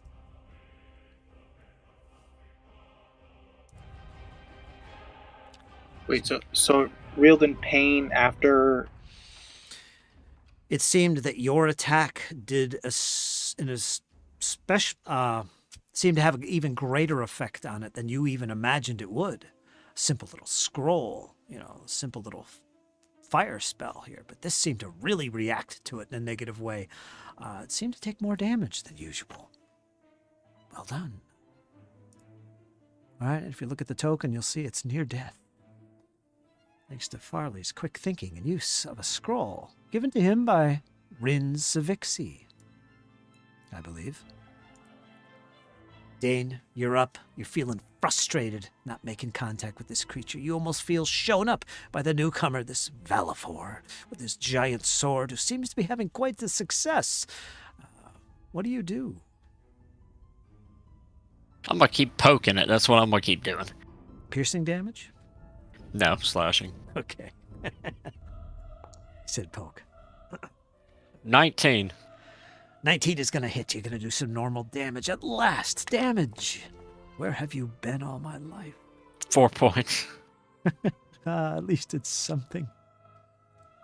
Oh. Let me double check here. Yeah, mediocre on that one. 4 points of damage. Second action, I'm going to use Exacting Strike. Basically, here, I'll put it in the channel. The creature doesn't even pay you any attention. It's reeling from the fire pain that it faced, but doesn't even pay you any attention, Dane, as you weigh into this creature with your blade. Exacting I had to strike. get back into position. Okay. But yeah, I'm going to make a second attack using Exacting Strike. Basically, if that attack fails, it doesn't count toward my multi-attack. So, we'll give it another go. 18. 18. Once again, you just managed to catch it as it twirls around with its one arm. You strike. This 10 time, damage. This time, it notices you as it takes some damage. But again, not as much as you had hoped. You're not sure why. But yes, regardless, any damage is damage indeed. The creature still stands, yet it looks badly, badly beaten, near death. It's so close. It's so close as it begins to falter. And Good thing I've got one more left. you do. -10 on this one. Oh boy. Oh yeah, here we go. No, not going to happen. Yeah, that last attack was a hit, by the way. Get carried away with my descriptions. I don't even tell you if you hit. All right. Silent turns on his angelic halo. All right, that last one was a miss, Dane. Misclicked my macro. That's all right. you're up next, Zion. Everybody's laying into this creature. You're right adjacent to it. What do you do? Ramirez is nowhere to be seen. Elias seems to be kneeling in prayer in the back. You're up. I'd like to stick a needle into my friend's neck. Go for it. Combat, medic, medicine, treat wounds. Ah, Treat wounds 21. roll. 21. That's not critical success, but it is success. 2d8 hit points, Valifor. Well, let's find out what that is. 2d8. Zion, you roll it. 9 hit points. 9 hit Nice. points back, Valifor. Nice. Teamwork. Gotta love it.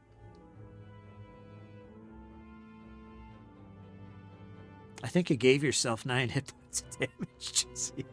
Wait, what? There. Oh. Now give yourself another +9.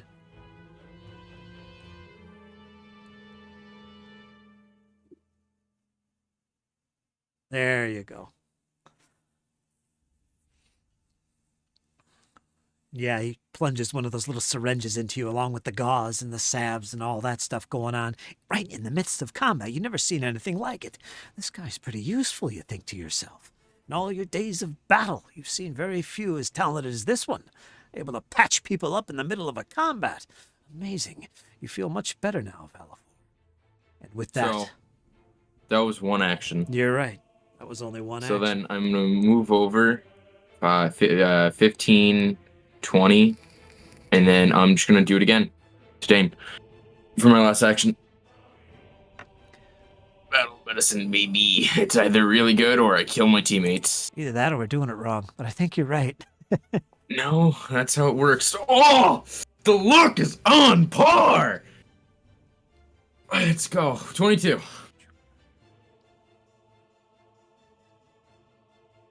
You adventure appear Jason not even coming to the medicine check, DC, treat wounds, restore corresponding amount of hit points, does not remove the wounded condition. Yeah, it's pretty much what it says. Target is then One temporarily action. immune. It's one of the best healing things in the game. Yeah, I really know it low. is. It always made me think, but it actually is fairly balanced when you consider how high the values and numbers are in this game. It's really not that big of a deal.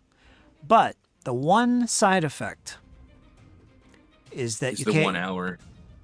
It says the target is then temporarily immune to your battle medicine for 1 day. 1 day?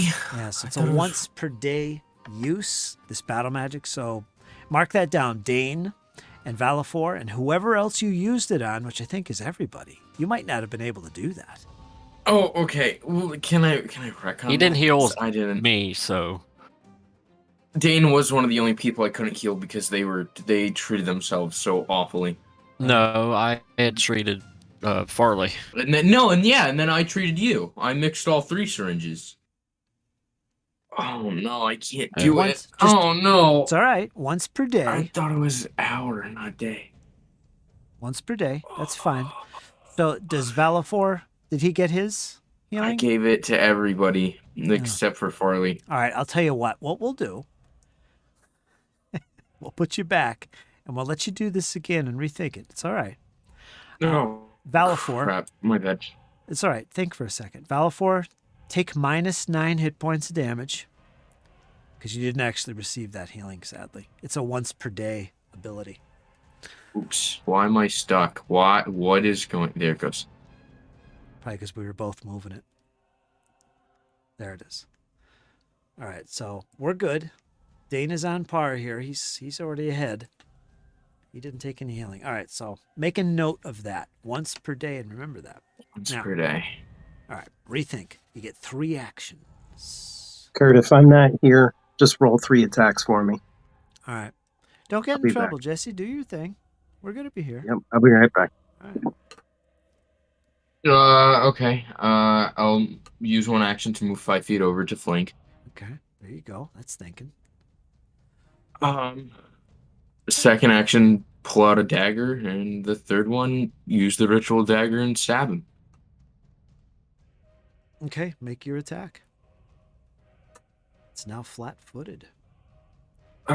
Strike. There we go. Public. Yep. Oh, my first attack with the weapon. This is why I don't use them. All right, you moved, you attacked. Go ahead and give me another attack. Oh, okay. Takes an action to draw your weapon, but that's okay. Go ahead and make another attack. You had it at the ready. Here it is. Nope. It's just not working. Damn it. Not working. Boy, at least you're not dead. That can happen. Oh, yeah. Yeah, That- rest in that could peace, happen. Newton. However, the creature is next. It senses danger. It's surrounded. It's looking desperate at this point. It's not good. So's Dane. Yeah, this is going to be a tricky decision on my part. Let me go through some things here real quick. Darn you, Dane. Darn you. Hungering for blood, it needs more. Fortunately, I have precious little left to give. So, yeah, you're pretty drained. You're looking pale. Kind of dizzy stepping around. Maybe that explains the misses. It's going to take the chance. It's going to take the chance into a 5-foot step. You cannot attack me. You can't, Dane. It can't be done. Fighter be damned. Attack of opportunity. But I get an attack of opportunity, How do you I get one? think. You're not a 'Cause fighter. Oh, no! Yes. Oh, right, I forgot! Yes. Oh, it's a Okay. feat now, isn't it? All right, yes, it is. Oh, It's very unique to dang. fighters and specific Barbarians. monsters and that type of thing. However, it's no longer flat-footed with a 5-foot step. It steps to the side casually. And Dane, once again, it launches into you with claws, hoping to get you from the side, from the flank. What's your armor class? 19. It catches you. It just barely manages to catch you. Wait a minute. I have reaction. You do. Reactive shield. Add Active to your armor shield. I get to class. use the raised shield action, which brings my AC to a 21. And with that, you have foiled its attack. It has indeed missed. That little +2 armor class served you well, Dane, as the blow is deflected to the side. But alas, it has another attack, another claw to catch you near the underbelly, perhaps. There it scores a solid hit with a 23.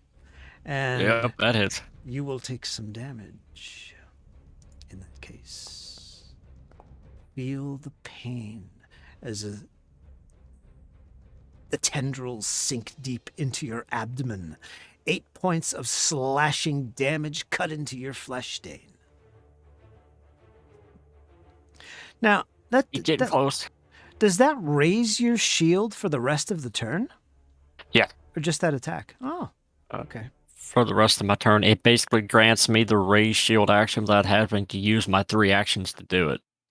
That is nice. I like that. God, I love Pathfinder. So many options. Anyway, 3 actions are done. That's it, Valafor. His great sword in hand, he sees the creature step aside. He could have made an attack. No, he couldn't if he took a 5-foot step. I wasn't paying attention.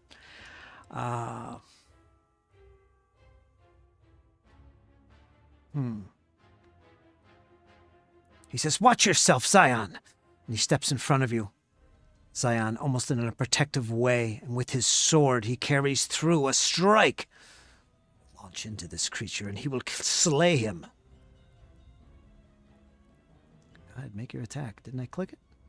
All right, let me click it again.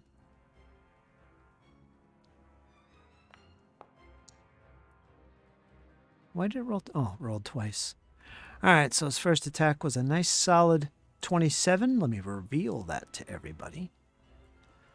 That is a solid hit, but it's not critical. That's going to do normal damage, this great sword of his. Let me reveal that damage as well to you guys. Show you what he did. 13 points of slashing damage. Now, I did roll a second attack, but it's pointless at this point. As the blade sinks deep into this creature, shattering what seems like bones and ribs. It indeed had a solid being. However, that is no more. The creature has been defeated. And its misty form begins to evaporate. The mist evaporates and disappears before you. and a silence descends on the party. It has been defeated. Congratulations. Dane collapses after the thing is destroyed. I immediately pull out 4 healing potions and give 2 to Dane and 2 to Valifor, respectfully. I mean, that's kind of the irony is the last time we fought a blood creature, I was down to 2 HP. This time we fought a blood creature, guess what? I'm back down to 2 HP left. Oh. Very good. Congratulations. Well, last time I fought a blood creature, I died, so this is kind of nice. Good change of pace. Elias steps forward. Friends, who is in need? I have gained the power of Caden. I can lay my hands upon you. Come. Who's in need of healing? Dane's on the ground. Dane, you receive 6 hit points back as the power of Caden envelops you, warms you. Your body feels healed. Your power, your strength return once again. Thanks to none other from the champion, Elias. DM, is the creature's body still on the ground? The creature is evaporated out of sight. Dang, It turned into a that mist. sucks. Disappeared.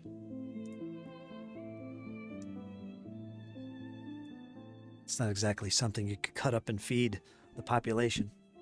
Well, I had other plans. You Over. did. You did. Congratulations. You did that really well. There's some good teamwork in there. Now you can regather yourselves, regroup, and figure out what in the world just happened.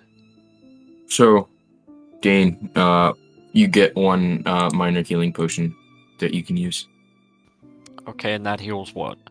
It's 1d8. Okay, how will So use does it? Valifor. Bellafor, he's badly injured. He could use some healing. He's under half his hit points. Dane, I'll just give you another one. It's fine. It's all good, Zion. No, I make them, so it's really no bother to me. Okay. Ramirez comes out of the shadows. It was a fight. Oh, shut up! You didn't do anything. He goes back into the shadows and disappears. As you should. Yes, I'm the one with the got a talon in the gut. Did Valifor roll his health potion? Did you give him one? Yeah, 1d8 healing. Does he roll it or do you? He does. He drinks it. If I shove it down his throat, I give it to him. You go ahead and roll it, and I'll give him what you roll. Come on, make your roll. Come on. I'm making it. I'm making it. Oh God! No, 2d8. 1d8. 1d8. This is on you, not me. Oh, are you kidding me? Why? Why Are you would you let me serious? roll that? 1. We both rolled the same. Yeah, we both rolled 1s for our healing potion. All right. Well, don't worry. Don't worry. Well, it's fine. I can just give him another one, which is what I'm Yeah. gonna do. You make these things. You make these things, so it's not All all right. bad. Well, the other one heals 7, so at least it's more hit points. To who? Bellafor or Dane? Yeah, Valifor again, All right. and I'm out of healing potions. Well, except for my own personal one. Just out of the reusable ones. I think you make 4 a day, don't you? Yeah, I do. Well, I can make 4 different things a day, but I just always make them healing potions. Well, no, I make 2 things, but I can double my potions. So Dane's gonna hold on to his last one there for a minute. Let me see if Ramirez can help out here. He's going to come out of the shadows again. My friends, I only here to help you. Let me bring you healing potions. The least he could do. He's actually badly injured. Knowing him, So we defeat it. he'd keep him to himself. I'll tell you what, though. You want to do some normal treat wounds. Everybody's available for that. Ramirez can do that. He's trained in medicine check, and he can do he's got healer's tools. He can help with that, and that you could do every 10 minutes. No, sorry, every hour. Just takes 10 minutes. So who needs it? I have healer's tools. I can use medicine on myself, or if anybody else Yeah. needs healing. Dane, I'll give you a I'll try and give you an aid for medicine so you can heal yourself up. Are you trained? How do I do? Yeah, of course I'm trained. Okay, I'm a healer. you're gonna make a medicine check. DC is All typically right. 20, but it could be harder. Public. Public.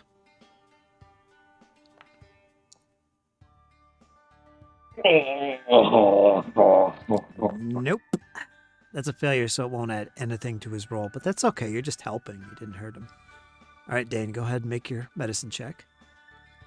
DC 15. That ain't gonna work either. Nope, that ain't gonna work, and it's not critical failure, so you didn't hurt yourself.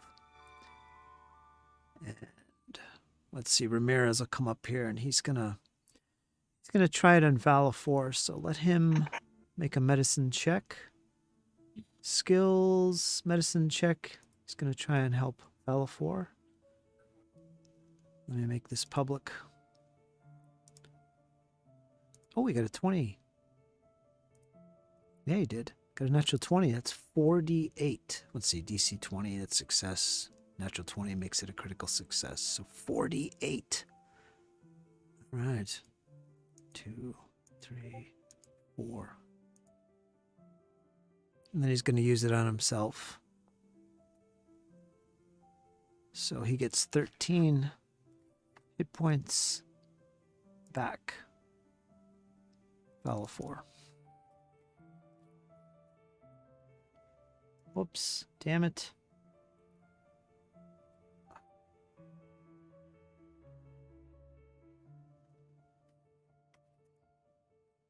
Yeah, I think that's right.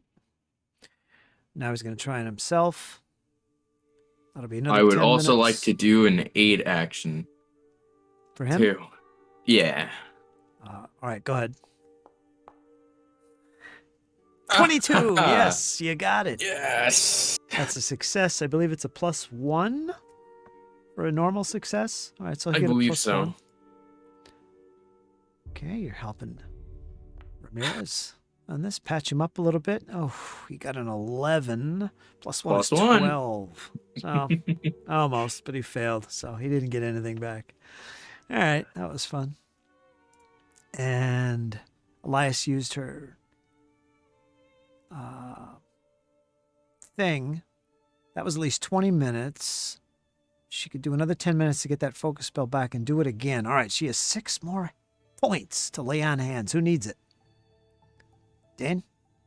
Well, looking, it's probably Ramirez, definitely. Ramirez or Dane, they're both badly injured. Yeah, Dane is really The bad. worst of the bunch. Dane is really bad.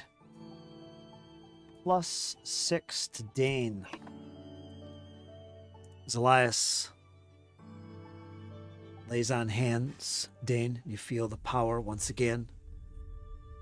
She pauses with a mug. She sets down on the floor, filled with an ale that she always carries with her. I should say, sorry. And after the words are spoken and the touch, she reaches down to the mug and again takes a good sip, good swig, and offers it up to you as well. Dane, do you take?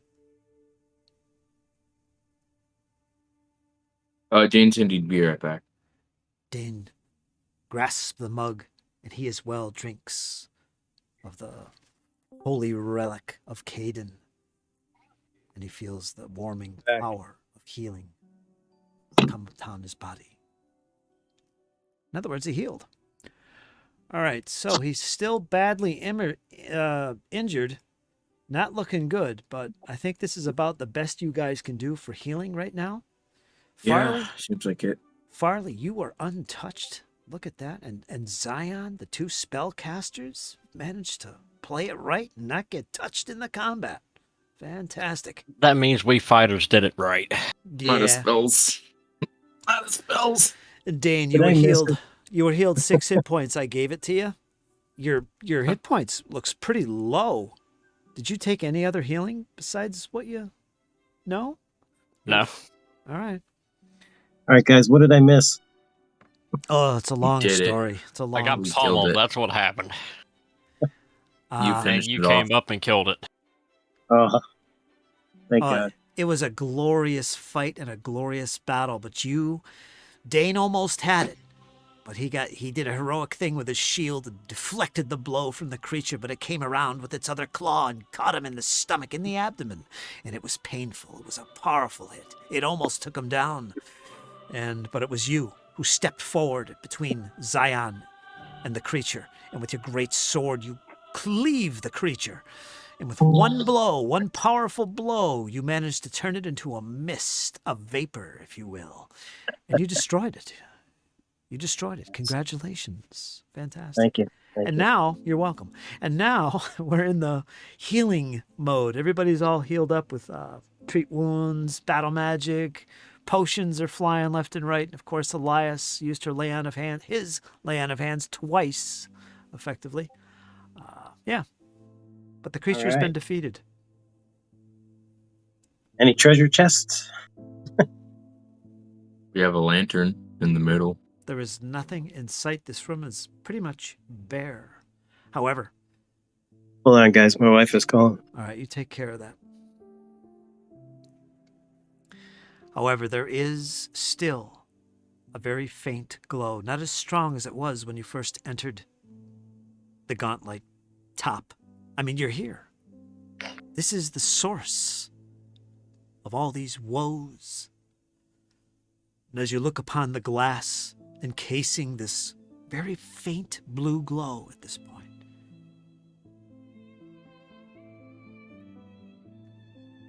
it's Can we puzzling. be sure that it was defeated? Well, the creature that stood here is no longer.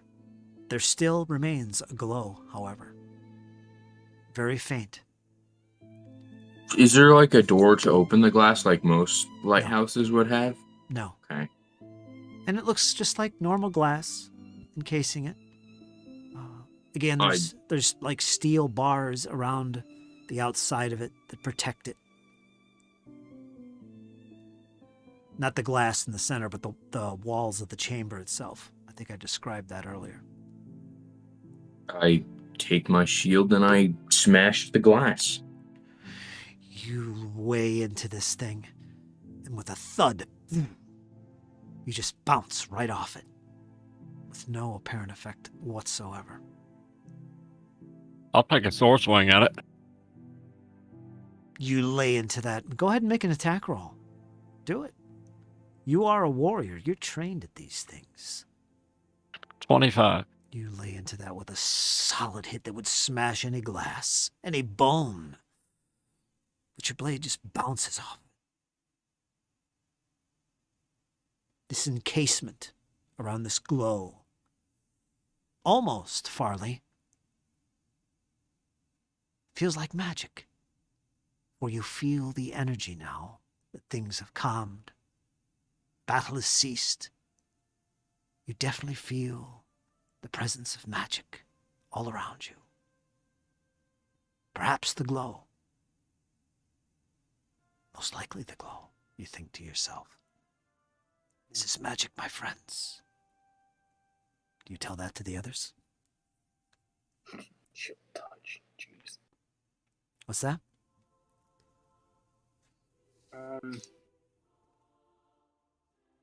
Yeah, I definitely relay that.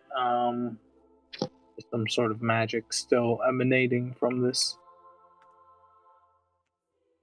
Almost feels like it's protecting the glow. I mean, judging from how hard Dane laid into that. Perhaps. Go ahead. Do we see like any sort of lock on it or anything, or is it's just a glass, right? It's a glass. There's a steel frame spaced around it, but there's definite glass, and that's what Dane was striking, as well as Zion. No apparent effect on it whatsoever. That's all. It's just a lamp, barely lit, very faint glow. Could I cast Chill Touch on it? And like treating it as a creature? I don't know. It's very weird because Chill Touch has different effects between living and an undead, but it specifies that it's a creature. Put it in the chat. Yeah, I did. Is that it? Chill touch. Siphoning negative energy into yourself, your hand radiates a pale darkness. Your touch weakens the living and disorients the undead, possibly even causing them to flee. The effect depends on whether the target is living or undead. Can this spell work? Do you cast it? It is a cantrip. You can do so at will, my friend. Do you do so? Yeah. Range is touch. Your hand touches the outside of the glass. It's cold. You mutter some words. You begin to wave your hands back and forth. And the power begins to emanate from your hand. Farley, you can sense the use of magic. But it seems to have no effect. It seems to wash over the glass itself. No effect. What you if I can see. cast light on the light to make the light a bigger light? You could do that. You could cast light on it, whatever you want. It's the only other cantrip. Cool. Is the light a bigger light, or is it two lights, one small, one big? It is the object that you're casting it on. I assume you're casting it on the glass surrounding this glow, right? I would try to cast it on the globe, but I can't touch it. So yeah, I guess the glass. On the glass itself. And the magic seems to work. As it begins to glow, you see it. It's almost like a torch. The whole room is now lit. Doubly so with the torchlight that's emanating from whoever has the torch. I think it's Dane. But yeah, you have even more light. That's about it. This room, is it got pillars in it or something, or is it like closed in? If you look at the map, you'll see like there's little pillars. You can kind of see them, those little black things spaced out around the perimeter. Yeah. All right, in between them, there is what looks like iron bars. Okay? This is what protects the top of the gauntlight, these iron bars. But other than that, there's no glass, nothing else. It's just open air through those bars. That's it. And the gauntlight or the lantern we haven't picked it up or anything. It's still sitting where it was. It's encased within a glass and steel bars. Now, I don't know if you were here, but both Zion and Dane attempted to smash this glass and even cast magic upon it to see what effect it would have. And currently, it is now glowing like a giant torch with a light blue center from the light spell. But there doesn't seem to be any other effect upon it. It seems to be very resistant, if not invulnerable to your attacks. Can I make a perception check to see if I can find any mechanisms or anything to open it, maybe? That would be a crafting check if you want to see how something works, or it's put together and pieced together, where there might be a weakness, perhaps. Are you good at crafting? No. You know, an alchemist is. Excuse me. If you want to just observe and look at it, I just want to look at it. that could be a perception check. It would be blind. Recall knowledge is another option based on whatever skill you want to use, where you try and Comes identify. with blind perception. All right, go for it.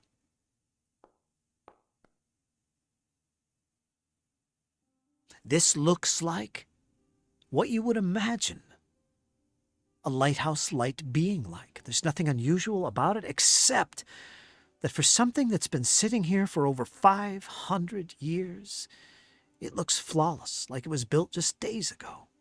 It looks sturdy, it looks strong, and particularly bright as you look at it, since it is glowing like a big old torch.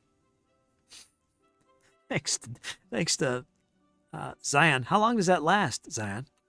As long as I want it to. Does it really? Yeah. You're going to torture everybody in Otari with the light glowing and beaming down on them in the middle of the night? Absolutely. If you cast the spell again on a second object, the light spell, the first object ends. So, yeah. Well, I mean, it technically lasts until it's like the morning of the next day, and I make my daily preparations. So Until the I mean, next time you make your daily preparation, so it automatically goes away at that point if you don't use the spell again. Brand new. Say it's not forever. All right, so yeah. Can I? I wanted to do two things in particular. Okay. I wanted to see if from this angle I can see the graveyard that all those zombies came out of, and where we fought that Scalathrax, I believe it was. Yes.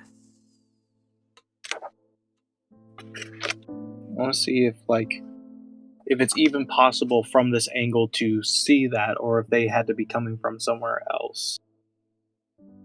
As you move towards the part of the gauntlight facing the direction of Otari, you can definitely make out the outskirts of Otari.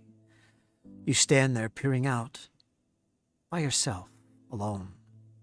And you can see the cemetery. Part of it, not all of it, but part of it. If only it was daytime, you would actually be able to see more. However, you hear a voice. It begins speaking to you in that familiar tone. Why do you wait? Why do you pause? You must go on deeper to find Belcora, remember our deal? You must defeat Belcora, Farleytail. Yes, yes. And then it disappears.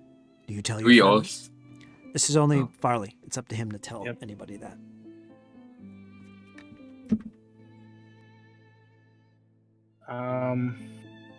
And then if I can, maybe recall knowledge arcana to see if I can understand if the gauntlight itself was used to teleport the Scalathrax in, or if someone used the lighthouse to essentially major cast undead.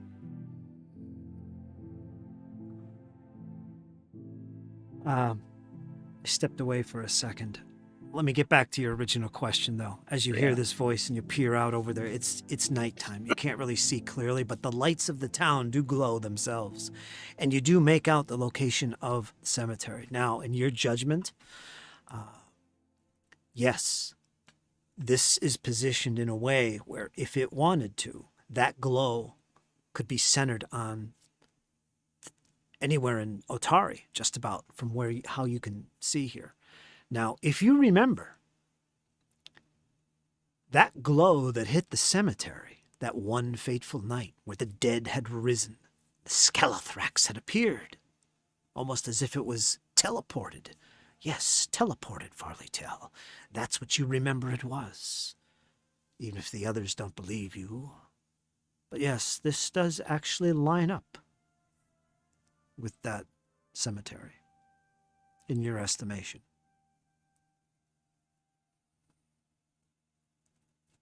So there is that.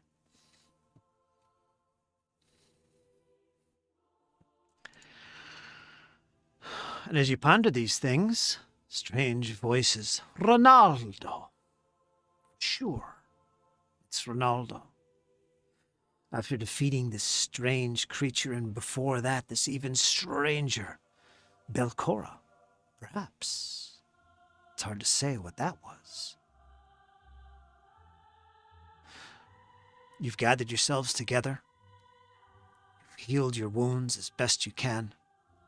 You're still in bad posture, especially Dane, important member of the companions. His sword arm cannot be questioned. It's time to question what you do next as you sit here at the very top of the gauntlight itself. You know what lies below. You know what lies across the bridge. But what do you do? next? I think we should inform Ren and the mayor that the situation's been dealt with, at least temporarily. But has it? We don't know. We really haven't figured out what's going on with the light here. No, but the creatures have been defeated. That's true. Seems Well, that way. Yeah. Perhaps Ren can tell us something more about this case that we can't crack. Is there any like hatches like on a ceiling above, or any way it looks like we could go up? Just looking casually around the room, the ceiling in particular, which isn't very high. It's only like maybe 10 feet. You see nothing. It just seems like a normal ceiling would be. It doesn't have a flat horizontal ceiling. It actually is an arch, and it's built into it like that. There's no real floor to walk on up there. But from what you can see, from 10 feet up to its peak, doesn't seem like anything stands out noticeably. I turn to Dane and the rest of my party, and I say, "Hey, so you guys sleep? You guys got some extra blankets we can spare down at base?" What are you thinking of doing, Kyle? Well, if the light was connected to that, weird spider thing that everyone seemed to enjoy, what if we just block it out? Like, just get rid of the light entirely. You mean cover it until we can destroy it? Yeah, pretty much. I'm game if everybody else is. I mean, we just need a lot of blankets and Yeah. some magical adhesive, or just normal adhesive. Hell, we can probably grab some twigs, lick them, and just stick them. Or use some rope. I have rope. Rope will work. So what are you thinking of doing? Blocking the portion Yeah. that's facing Otari, or the whole thing, or just putting The blankets whole in? thing. Just blankets and rope. It's going to take a lot of blankets. A lot. It will, but we have a discount, and blankets are, it's cold outside. Lots If of blankets. Rin, if Rin has any, that's still a Well, lot there's of also blankets. general stores, and it doesn't have to be blankets. It could be like caravan covers, could be rugs, Whatever. I don't know how big you think Otari is. I don't think it's big enough to provide that many blankets that aren't. Well, already- it doesn't have to be blankets, I get you. And I I get think your this is a idea. magical light, too. Be I don't know if blankets blinds. Mm. All right, well, I mean, we can test that. Throw one blanket. If it still shines through, the plan's useless. Or we could just block the side facing Atari. That too, that'll save us a few blankets. You may as well just block the whole thing. Basically, It's not a giant light. I mean, it's just a lighthouse. I mean, all you have to do is just get that one piece of the light.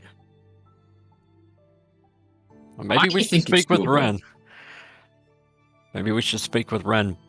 Maybe she knows some way to deactivate the magics. Deactivate the magic. That seems like so much work. Blankets. as compared to the blanket idea, I don't know. That seems a lot I easier. mean, compared to the work that we've already put into this, especially speaking for myself here, I fought that thing downstairs twice. And let's To not get have up to here. go find it again. So the sooner we can dispel this magic and destroy whatever this is, the better. So perhaps Ren would know of something, or perhaps the Dawnflower. They could have something in the archives that might prove useful. I still want to speak to the mayor about, the what is it, the Rose Guard or whatever that fought Belcora so long ago. Okay, you talk to the mayor. I'll go to the Dawnflower. It was And I'll go get blankets. 500 years ago or thereabouts, before Otari was even settled and created. There was the Rose Guard. They were a band of heroes Wash you to dry before you go to bed. who tracked Belcora here, where she was building this tower this lighthouse. For whatever reason, they don't know, but they fought a great battle with her and defeated her. That's what the story was. And that is what you see when you come to the Gauntlight. You see this tower surrounded by battle, surrounded by ruins of battle. You can see evidence of that. And Farley, you made checks to see this. You sensed there was fire, there was magic, there was explosions contained herein. So you can verify that. Belcora was defeated. She was slain, so they say, by the Rose Guard. And Elias steps in and says, yes, and one of the living descendants today is the mayor of Watari himself. He's actually related to one of them. I found this out talking to the folks at the Dawnflower Library. I don't know if he shared that with you guys, but he did now. Religious Seems I need zealots to go would to always the- get him. Seems I need to go to the Dawnflower.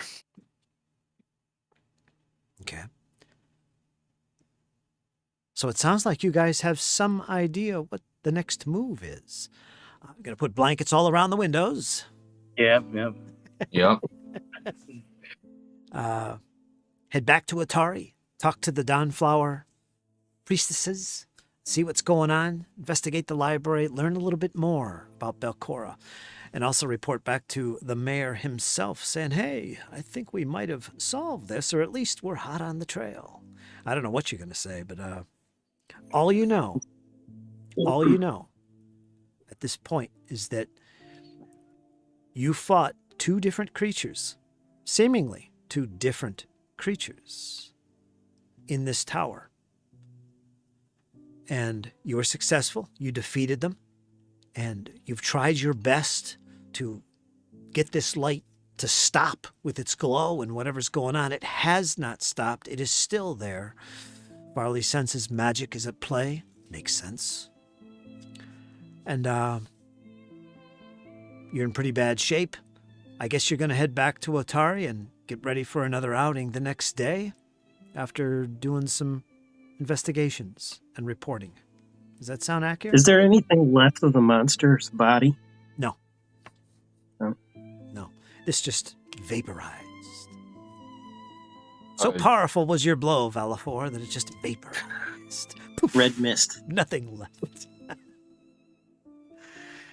I will say one thing. Boy, that's a powerful fighter you got there, man. I'm telling you, that great sword, power attack, boom. That is the end of the story. Next. That's all I can say about that. GM, I have a question. Yes. Can I make a I think like a crafting check, and I just kind of want to measure out, see how much square footage of blanket I'll have to use. It's going to take time. I have a lot of I'm time. gonna give you a little hint regarding something. This is for everybody to know. Time is important in all of my game sessions. I do make random encounter rolls. The longer you take to do something, the more likely your supplies will run out and attacks will be more frequent. Keep that in mind when you're doing this stuff. It'll become more and more apparent as you delve deeper into the gauntlight, as I'm sure you will. But keep that in mind. I want you to know that, because not everybody uses random encounters and such. All right? Okay. Noted. Noted. You have been Let's go. warned. My shield's ready. Let's get it. But yes, Zayan, if you can, it will take some time to do this, but you can approximate how much you're going to need to do this. Maybe with Farley's help, you can kind of, all right, yeah, I'll do a little mathematics here. Farley's good at this stuff, in fact. He would have an idea if it could be done and how much you'd need. But discussing this, you both know it's going to take a lot, and it might not even be possible. You can't just put some rags over these holes. The wind will blow them through. You got to really take precautions and measures to do this. It's going to take some effort. You know that. All right. But it can be done. Well, Could we? how about this for a suggestion? How about we block ourselves in here and we camp out for the rest of the night while they figure out the square footage we can treat our wounds? Well, you talk about living on the edge. There it is right there. Just an idea. Just an idea. We'll have to grab our stuff at base camp. But I have food. I what have about- rations and things in my pack. Yeah, so we can't really be stumbling back to Atari in the dark. Well, it's only Sure 20, we 30 can. minutes away. You can see it. But it is Ah. nighttime. Ooh, Yes, luscious it is fish nighttime. cakes and ale, they await you. A hot bath. It's up to you. I say we camp down here for the night, and then go back to Atari in the morning. Talk to the mayor. I'll go to the Dawnflower, see what we can dig up. That'll give you two, he points to Farley and Zion, time for your measurements. And like Valifor said, we can all just heal. Okay. Okay. Then all I need to know, if you're all in agreement about that, is where exactly you will be sleeping. Not positioning, but top floor or bottom. Who's And going to one be? person should stay awake in shifts to watch. Yes, that's assumed, but I'll know. I just need to know who's on each shift. Okay, there's that. And also, are you taking any precautions throughout the night other than just shifts? Are you blocking doors? Are you setting up alarm spells? Things like that. Those things have to be thought about. All right. Once I have all that information, we can go from there. So, number one, where are you going to be camping? Top, bottom, or somewhere else in the gauntlet? I would say the top floor and secure the hatch. Okay. We do have a camp set up outside. You Just do. bring it up here.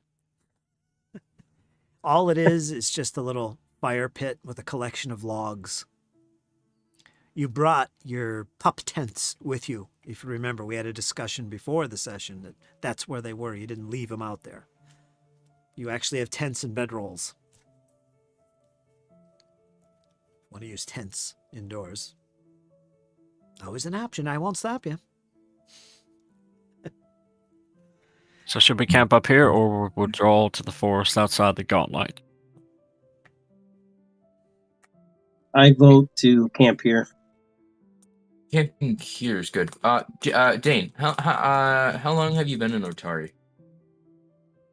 Few days. Dane. Farley, how about you?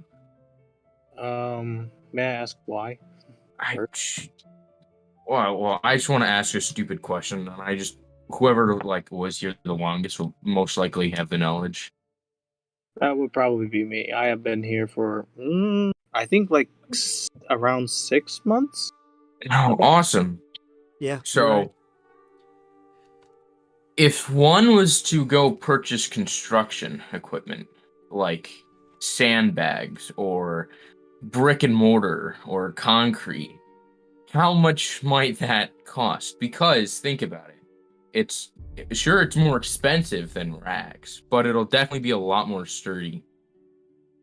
And we won't have to worry about upkeeping it or making preparations on it. As long as it blocks out, the view to Otari, we can just make like a small little wall. Zion, I admire your creativity, and I put my arm around them and I go, unfortunately, economy-wise, I don't even think I have enough money to make a gold piece. Bellafor? Dane, Yes. where are you two standing at the moment where you hear this discussion of economics and plans of camping and whatnot? Whereabouts would you be in this upper chamber of the gauntlet? I was standing on the hatch. You were standing on the hatch. I'm over by the edge, looking out. Can you move yourself to where you think you would be? The game isn't paused. Dane?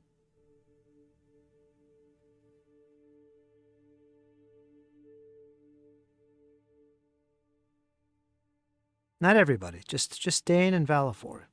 Everybody else is kind of congregated discussing this. Is that where you are, Dane? Yeah.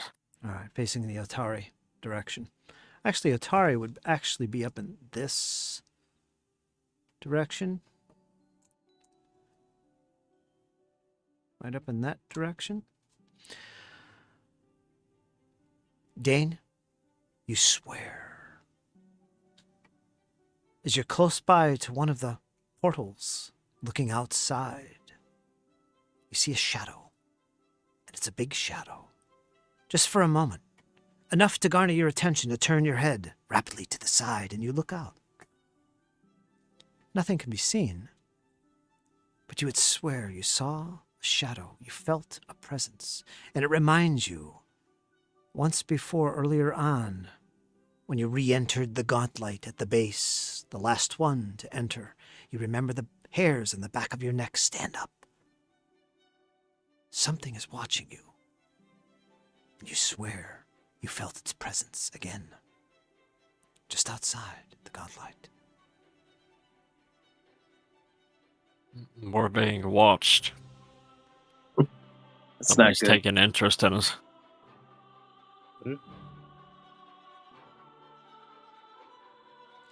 Are of we sure we want course- to camp here with somebody watching us, or do we want to return to Otori now? So it's a haunted, what did you call it? Seaboat lighthouse. It's a haunted lighthouse. There's bound to be ghosts watching us. Who cares? This is Just not guard the something. floor Ghosts and aren't real. just go to bed. That's not something dead. This is something else. This is something watching us. I've seen undead. Let me interrupt you real quick. Farley, did you just say ghosts aren't real? Yeah. We literally were attacked by skeletons and like zombies and Those are undead. undead. Those aren't ghosts. Ghosts are something else No, entirely. no. Scare children. You are a fool if you actually Ghosts believe that. have to Take be your real. little potions and drink some common sense. Drink a Ghosts aren't real. common sense. Are you listening to yourself, Farley Tell? You can't Look, actually believe something after like- fighting a spider you'll that be came able from to space If or I- wherever, you think that little ghosts aren't real. All right, as Yeah, this I'm not- conversation, Ghosts as aren't real. You think as ghosts this- are real? As this conversation begins to die down, as you all realize, you're sitting in the middle of the fog fen with loud voices and loud noises. Not a good thing. Dane, you know this for sure. You motion to the others. Quiet, my friends, quiet. Enough of this bickering. We've made up our mind, our decision. Valifor, you look to Dane and you agree. Decisions have been made. It's time to live by those decisions. You've made your calculations. You know what you need to follow through on your plans, Zion. And with that, we need to move on. Are you going to be camping up top, or are you going to be moving down to the bottom? I think we all Oh. said top. Yeah. Yeah. I say the top is the safest. Okay, I have you I at say the camp top in has the top. best view. There's one hatch. There's a perfect view of the surrounds, you tell yourself. Dane and Valifor, being military sorts, you know what you're talking about. So it seems to make sense to you. Top floor it is, you agree. You're going to spend the night here.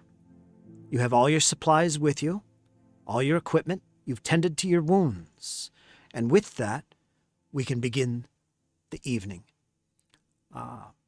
If anybody needs more healing, make a note of that, because there is Elias. He has that ability to lay on of hands. He just needs 10 minutes to refocus, and that can be done. Also, every hour, the treat wounds can be used. Ramirez is good at that, in fact. So is Dane. So if anybody needs to do that, you can do that. Otherwise, natural healing is your constitution times your level. You will add that if you get a nice, good sleep for the evening.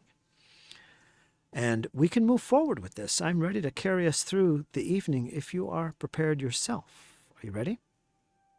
Right? Ready? Okay. Ready. First watch is who? Dane. Dane. I need a second and a third watch. Balfour will take second. Fellow 4. And I need a third final watch. Farley will take that. Farley will take that, and you will get your sleep and rest, my friend. You will be able to rekindle those powers in you, being a spellcaster.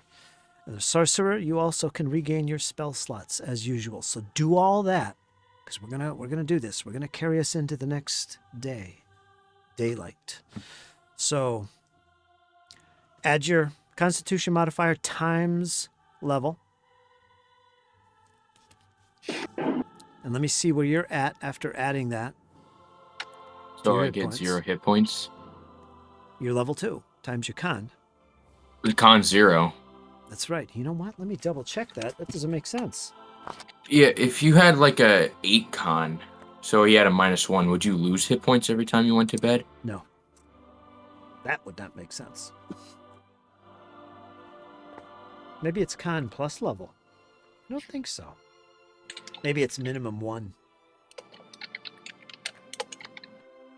So instead of 0, it'd be 1. I forget what the actual wording is, but let's look that up to verify. Since this is a learning campaign. You guys find that before me? Congrats.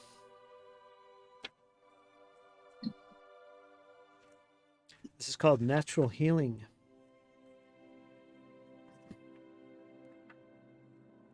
Probably says something like minimum 1.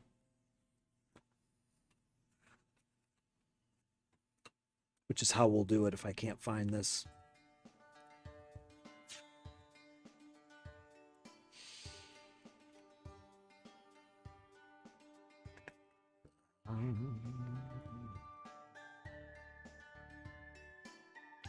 And once I see those values,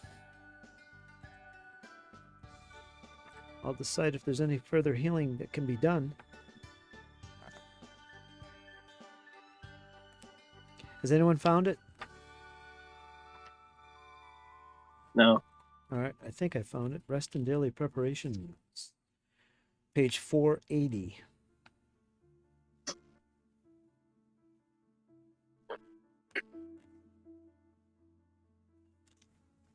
Oh. It's equal to your Constitution modifier, minimum 1, times your level. All right, it's the word minimum 1. So you'd get 2 points back, Zion. So everybody add that. Your level times your con modifier, minimum 1 on your con mod. And add them. Let's see where you're at, Dane, because you're pretty rough. And I will definitely take Elias's lay on hands. All right, give yourself 6. I think that would be fair. Farley and Zion are fine. How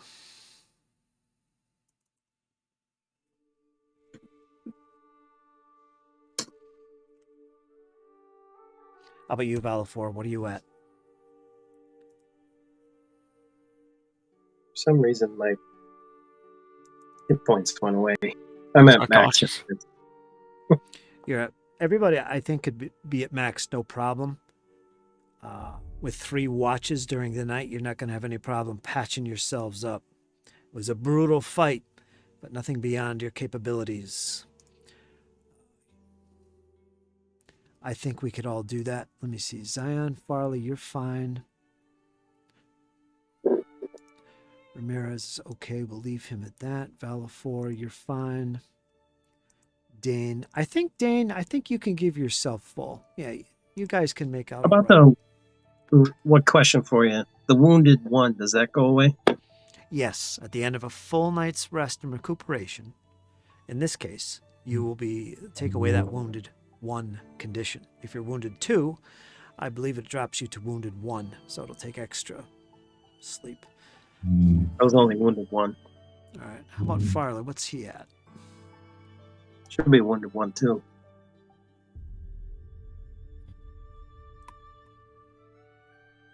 All right, we're all good as it is. All right, now, the only thing I need to know now is approximately where you're all staying and sleeping. Move yourself around in the tower.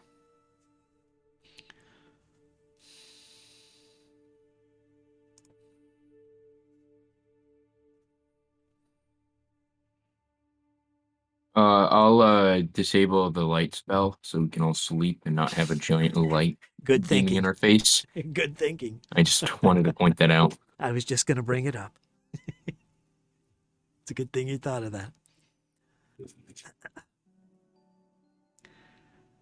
All right, that looks decent to me. Oh, I wanted to be up against the glass. I don't know. Oh, you did? Go ahead. Okay, cool. Thank you.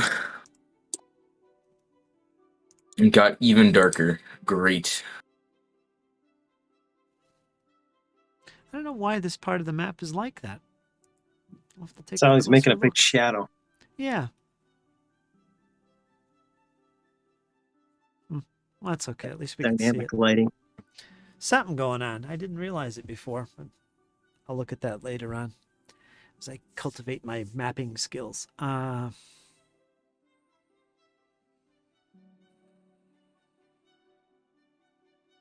right.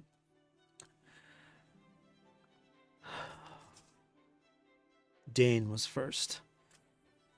Dane, it's unsettling, it's unnerving. As the night begins, the light has grown dark now. You still have the flicker of a torch while it lasts. I don't know if you guys are keeping any lights going in here, but you always have the presence of that glow. It seems to always be there. That blue glow. You really don't need a torch at this point. It's unsettling. It's very eerie, and it's very difficult to fall asleep. You all feel this. But it doesn't take long. About an hour. You fall into a slumber, except Dane. Keeping yourself awake seems easy at this point. After what you've experienced, what you've seen. You've seen some vile things in your life. Particularly at Last Wall. And as you think about that, your back leans against the wall. Your memories once again return. You can't help but feel the loss of your friends, fellow soldiers, Sir Robard, who fell by himself against the undead hordes that brought about the fall of Last Wall. Your sleep, which eventually finds you, is hard and unsettled and difficult. But you keep yourself awake long enough to feel the touch of Valifor. I will take over, my friend. You sleep. And you make your way off, closer to the others, to try and find that sleep.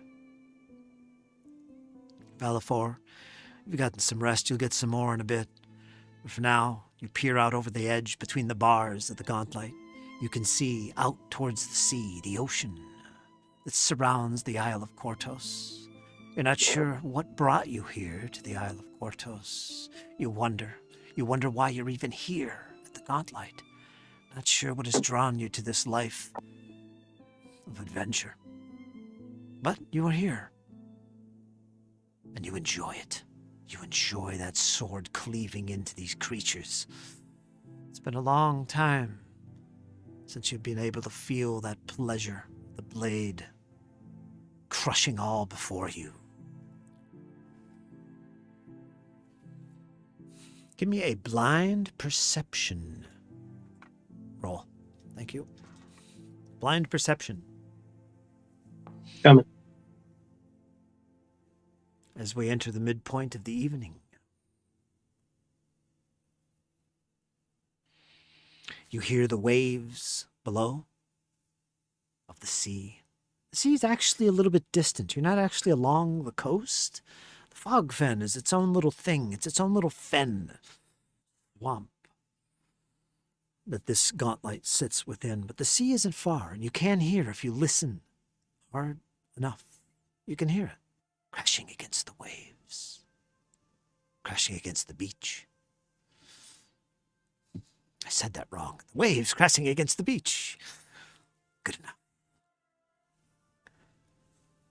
But then you hear something of a crash.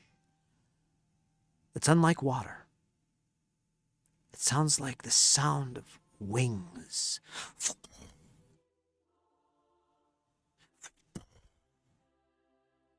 It's loud, but only brief. Maybe the air has carried the sound and magnified it. Who knows? Who's to say? But you definitely heard Yes, sir. the sound of wings in the distance. Might want to wake the party. Do you do so? Yes. Wake Fear- up. Fear I grips. hear something. Fear grips Valafor as he begins to brace his sword tighter. He starts to holler about, "Friends, wake! Awake! There's something amiss in the distance." You all awaken to his alerts. What do you do, Valafor? What do you say to them as everyone awakens? I heard what sounded like large wings flapping outside of our tower. I think we all need to make a seek check. You woke me up for a bird. It's just a gauntlight playing tricks on you. Going All right. back to bed. Anybody that wants to can make a blind perception check if they want to get up and look out and peer out and see and listen. Otherwise, you can go back to sleep if you wish. Your choice.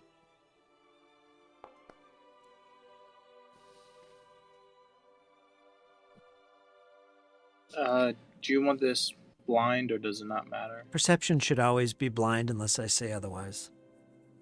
Right on. The Valafor yours was public, I see that. But that's okay. You can keep that. That's all right. You know what you got. Dane, you wake up, rustle yourself, and fall right back to sleep. Can't be bothered. Nothing there. Heavy sleeper. Farley, tell your keen ears pick up on these things. You hear nothing, however. Perhaps he's just dreaming, or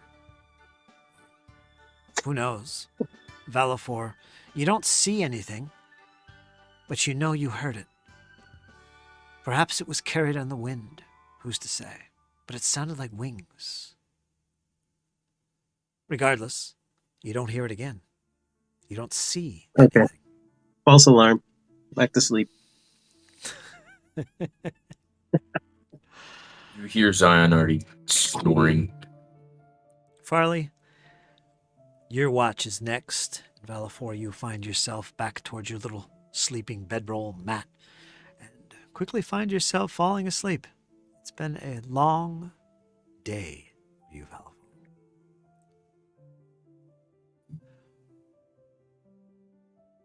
And Farley, you take your watch. Where are you, Farley? Are you going to be peering out the sides, or are you just going to lean your back against the wall and saying, "Yeah, whatever, I'll do what I got to do and keep awake"? What are you doing? I go towards like one of the edges, like where the if I'm looking at this right, there's like these like steel bars or like Yes. areas that on the outside that I can Yes. like press my back against. Okay. So I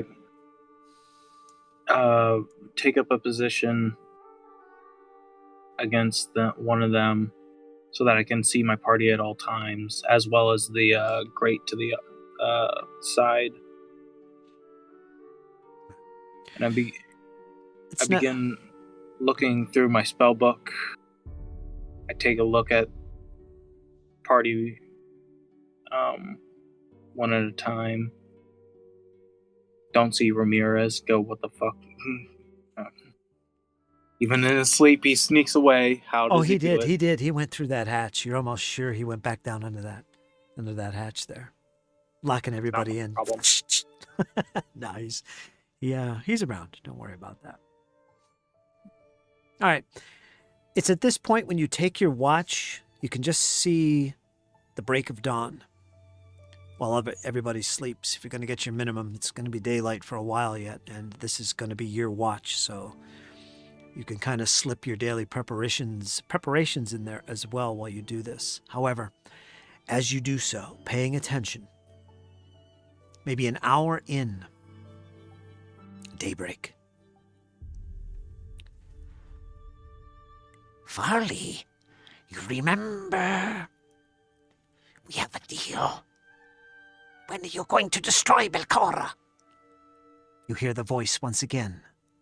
Ronaldo. He comes back. You can hear his voice. You don't see him. You look about. Where is he? Is he hiding in the shadows? Where is this bastard? You can't make him out. He seems to always be there watching. And again he asks you, Farley, you know our deal.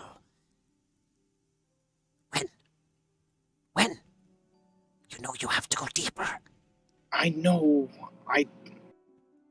I'm looking for her. She's not exactly easy to find. 500 years gives a person a lot of time to hide. And you hear the cackling. Just remember our deal. I have spoken to Ramirez about this.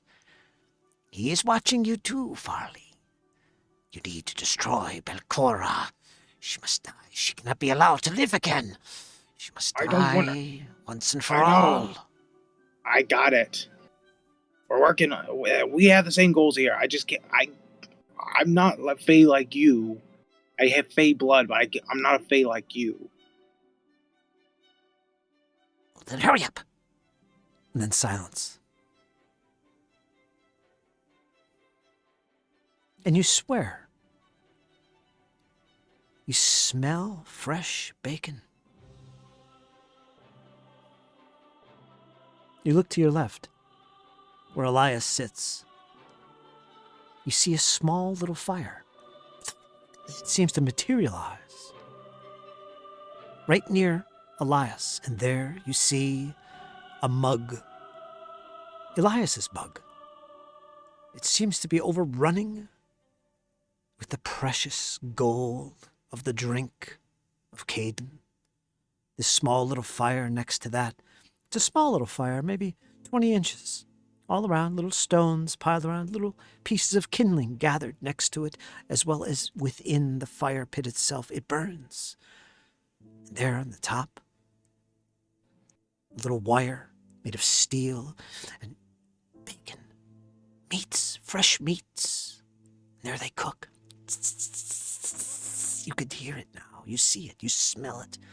Your mouth begins to water. And then Elias sits up abruptly. By Caden's grace! Caden is with us! Look here, my friends! And there you see before you a small little breakfast prepared. To the side is some bread, some fresh meats baking on an open fire. You quickly realize we can't wake everybody. Zion maybe, but Valifor needs to sleep. Let's keep it down and let's enjoy this. At least that's what you think. So what do, Farley? Do you join Elias? Take this little meal? So essentially what's happened here, when Ronaldo's voice subsided, this is what you see. This is what you smell. A breakfast has been prepared for you. You're not sure if it was Ronaldo. You're not sure if it's Caden or whatever. It's hard to tell, but it's there and it's real. And when you move over to check it out, yeah, it's something you want to eat. And Elias takes no pause in grabbing that morning ale, praising Caden.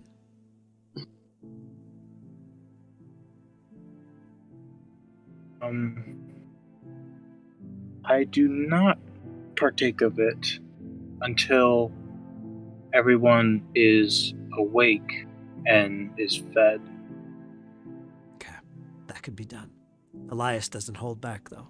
He jumps into that. And Zion, you begin to stir. You've had a pretty good sleep when you awaken, before you begin recuperating your energies, being a sorcerer. You smell bacon, and it smells good, and fresh bread. You can partake as well. God, I thought we said we wouldn't leave the tower. Who the hell went hunting in the middle of the night?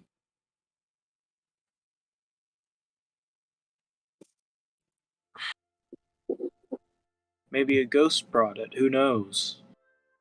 What do you mean? Did you it was you? Did you do it? No. So then who did? I don't know. All Am I right, still well, stupid? Yeah, you were. Elias says it. Elias said it was Caden, so I don't know. oh great. Fucking God. Whoop-de-doop-de-doo. Go screw themselves.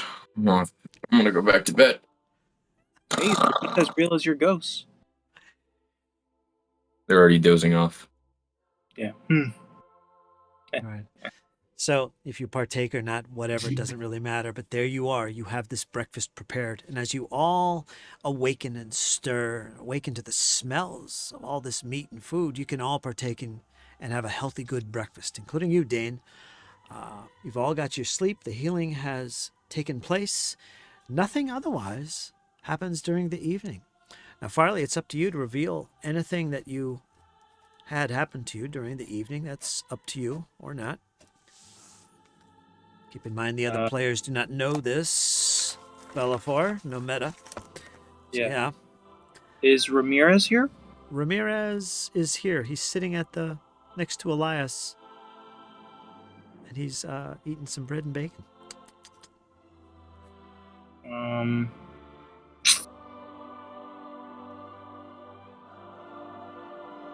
I don't say anything about what I heard or thought about last night. Noted.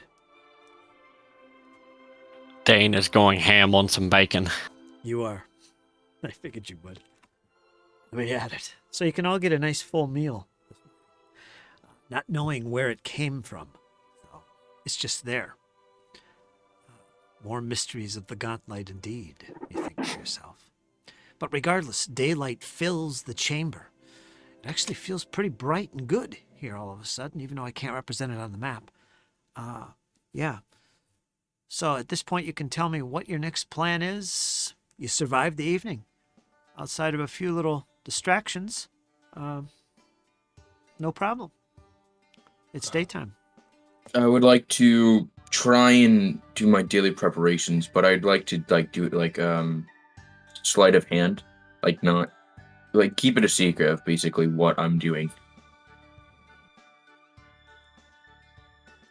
And just craft 4 potions. Okay. You actually had plenty of time here. It's actually almost 1 hour past sunrise. So it's a little earlier than I thought it was. So you're good. If you look at your little clocks, you'll see that's the 5th of Arast. Wheel Day. 4719 AR. Even though it says 7419 AR. I don't know why that's backwards. It should be 47.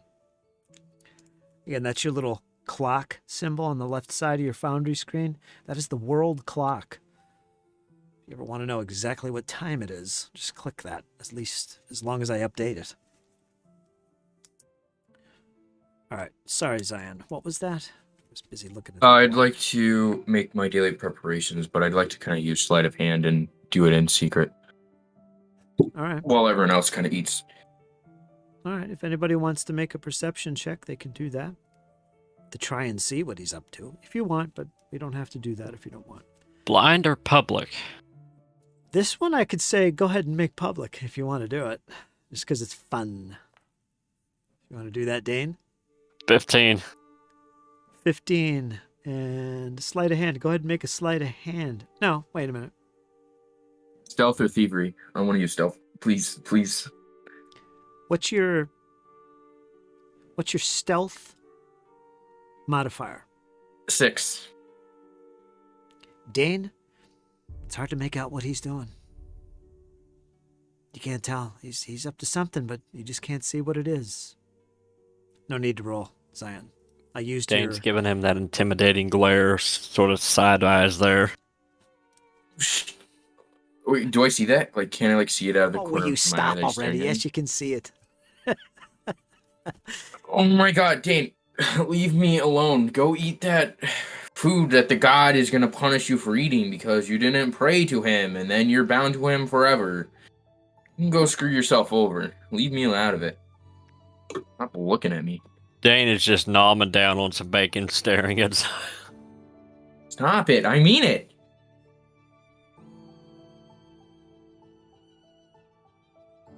Okay. And with that, what would you like to do? I think the plan now is to head back to Atari and To get some blankets. yeah. That we'll do in the next session. However, you make your way down the tower, through the hatch, through the steps. It's much more darker. inside the tower. There's no lights. There's no slits to allow the light in. It's actually very dark. In fact, let me update the little tokens here and make you guys all invisible. And you enter this darkness after spending some time up above. And I'm going to assume a couple more hours go by as you do your preparations, because it does take that much time. Assuming you want to do your preparations before you head out, correct? Yeah. Okay. The screen should be black for you guys, unless it takes you to the main token,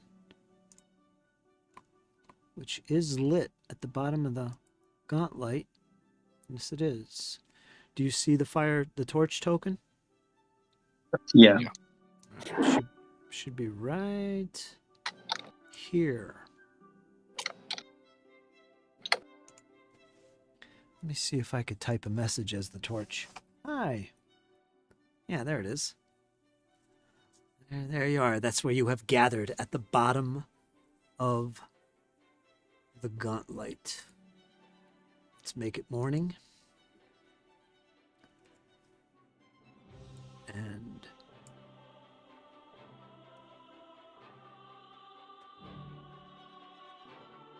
oops. Take you outside. We won't play out every little movement you make, but I want to give you a feel for what's happening here.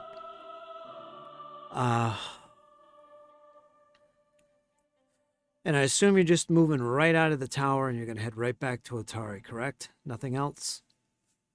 All right. I think that was the plan. All right. In that case, barring any other decisions, we're going to take you back right here. And just for fun, I'm going to have everybody make an athletics check or try and navigate this one more time. This will be our final rolls for the evening, gentlemen. If you'd like to see if you fall into the drink nice and early in the morning, you can make an athletics check. The DC is 12. Well, I certainly made it. 25. Cleared it with style. 30. I critical 20 roll.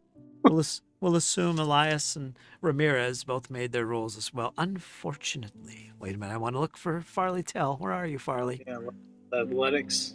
Yes. Come on. You always go in. Let's see what he gets. No way!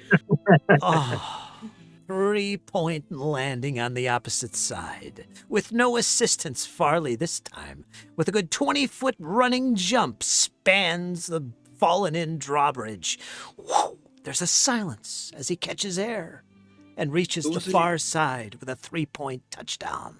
Yes. Yeah. Who's the Unfortunate. other people that passed the check? Well, Valafor, he also got a 3-point landing. He did a backflip as well over that baby. Must have been his hell time yeah. spent in the circus.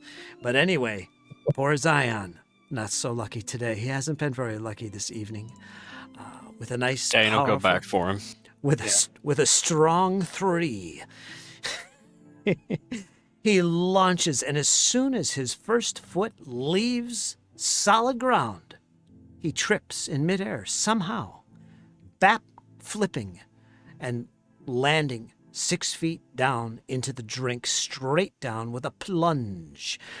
Whoosh. Very reminiscent of Farley Tell's cannonball. Ew, got in my mouth. Oh, got in my mouth. Zion, swim over to me. God damn it, Farley. Don't give me your luck. Ugh. Dane kneels down and offers hand. Come on. I've got you. Can I take his hand and get up? All right, no problem. The only thing is, though, you stink unless you got some kind of magic to spare. Prestidigitation. Just get it There off you me. There you go. There you go. Just in time. You make your 20-minute, 30-minute trek back to Otari. The sun is shining on your backs today. It's actually nice. You've left behind the fog fen, the memories of vile creatures made of blood and fire. Fire comes to mind because it seemed to be the most effective against these beasts. Make a note of that. But you found your way back to Otari. let's activate that. And you've all decided to gather yourselves once again. Well, let's get back to Atari first.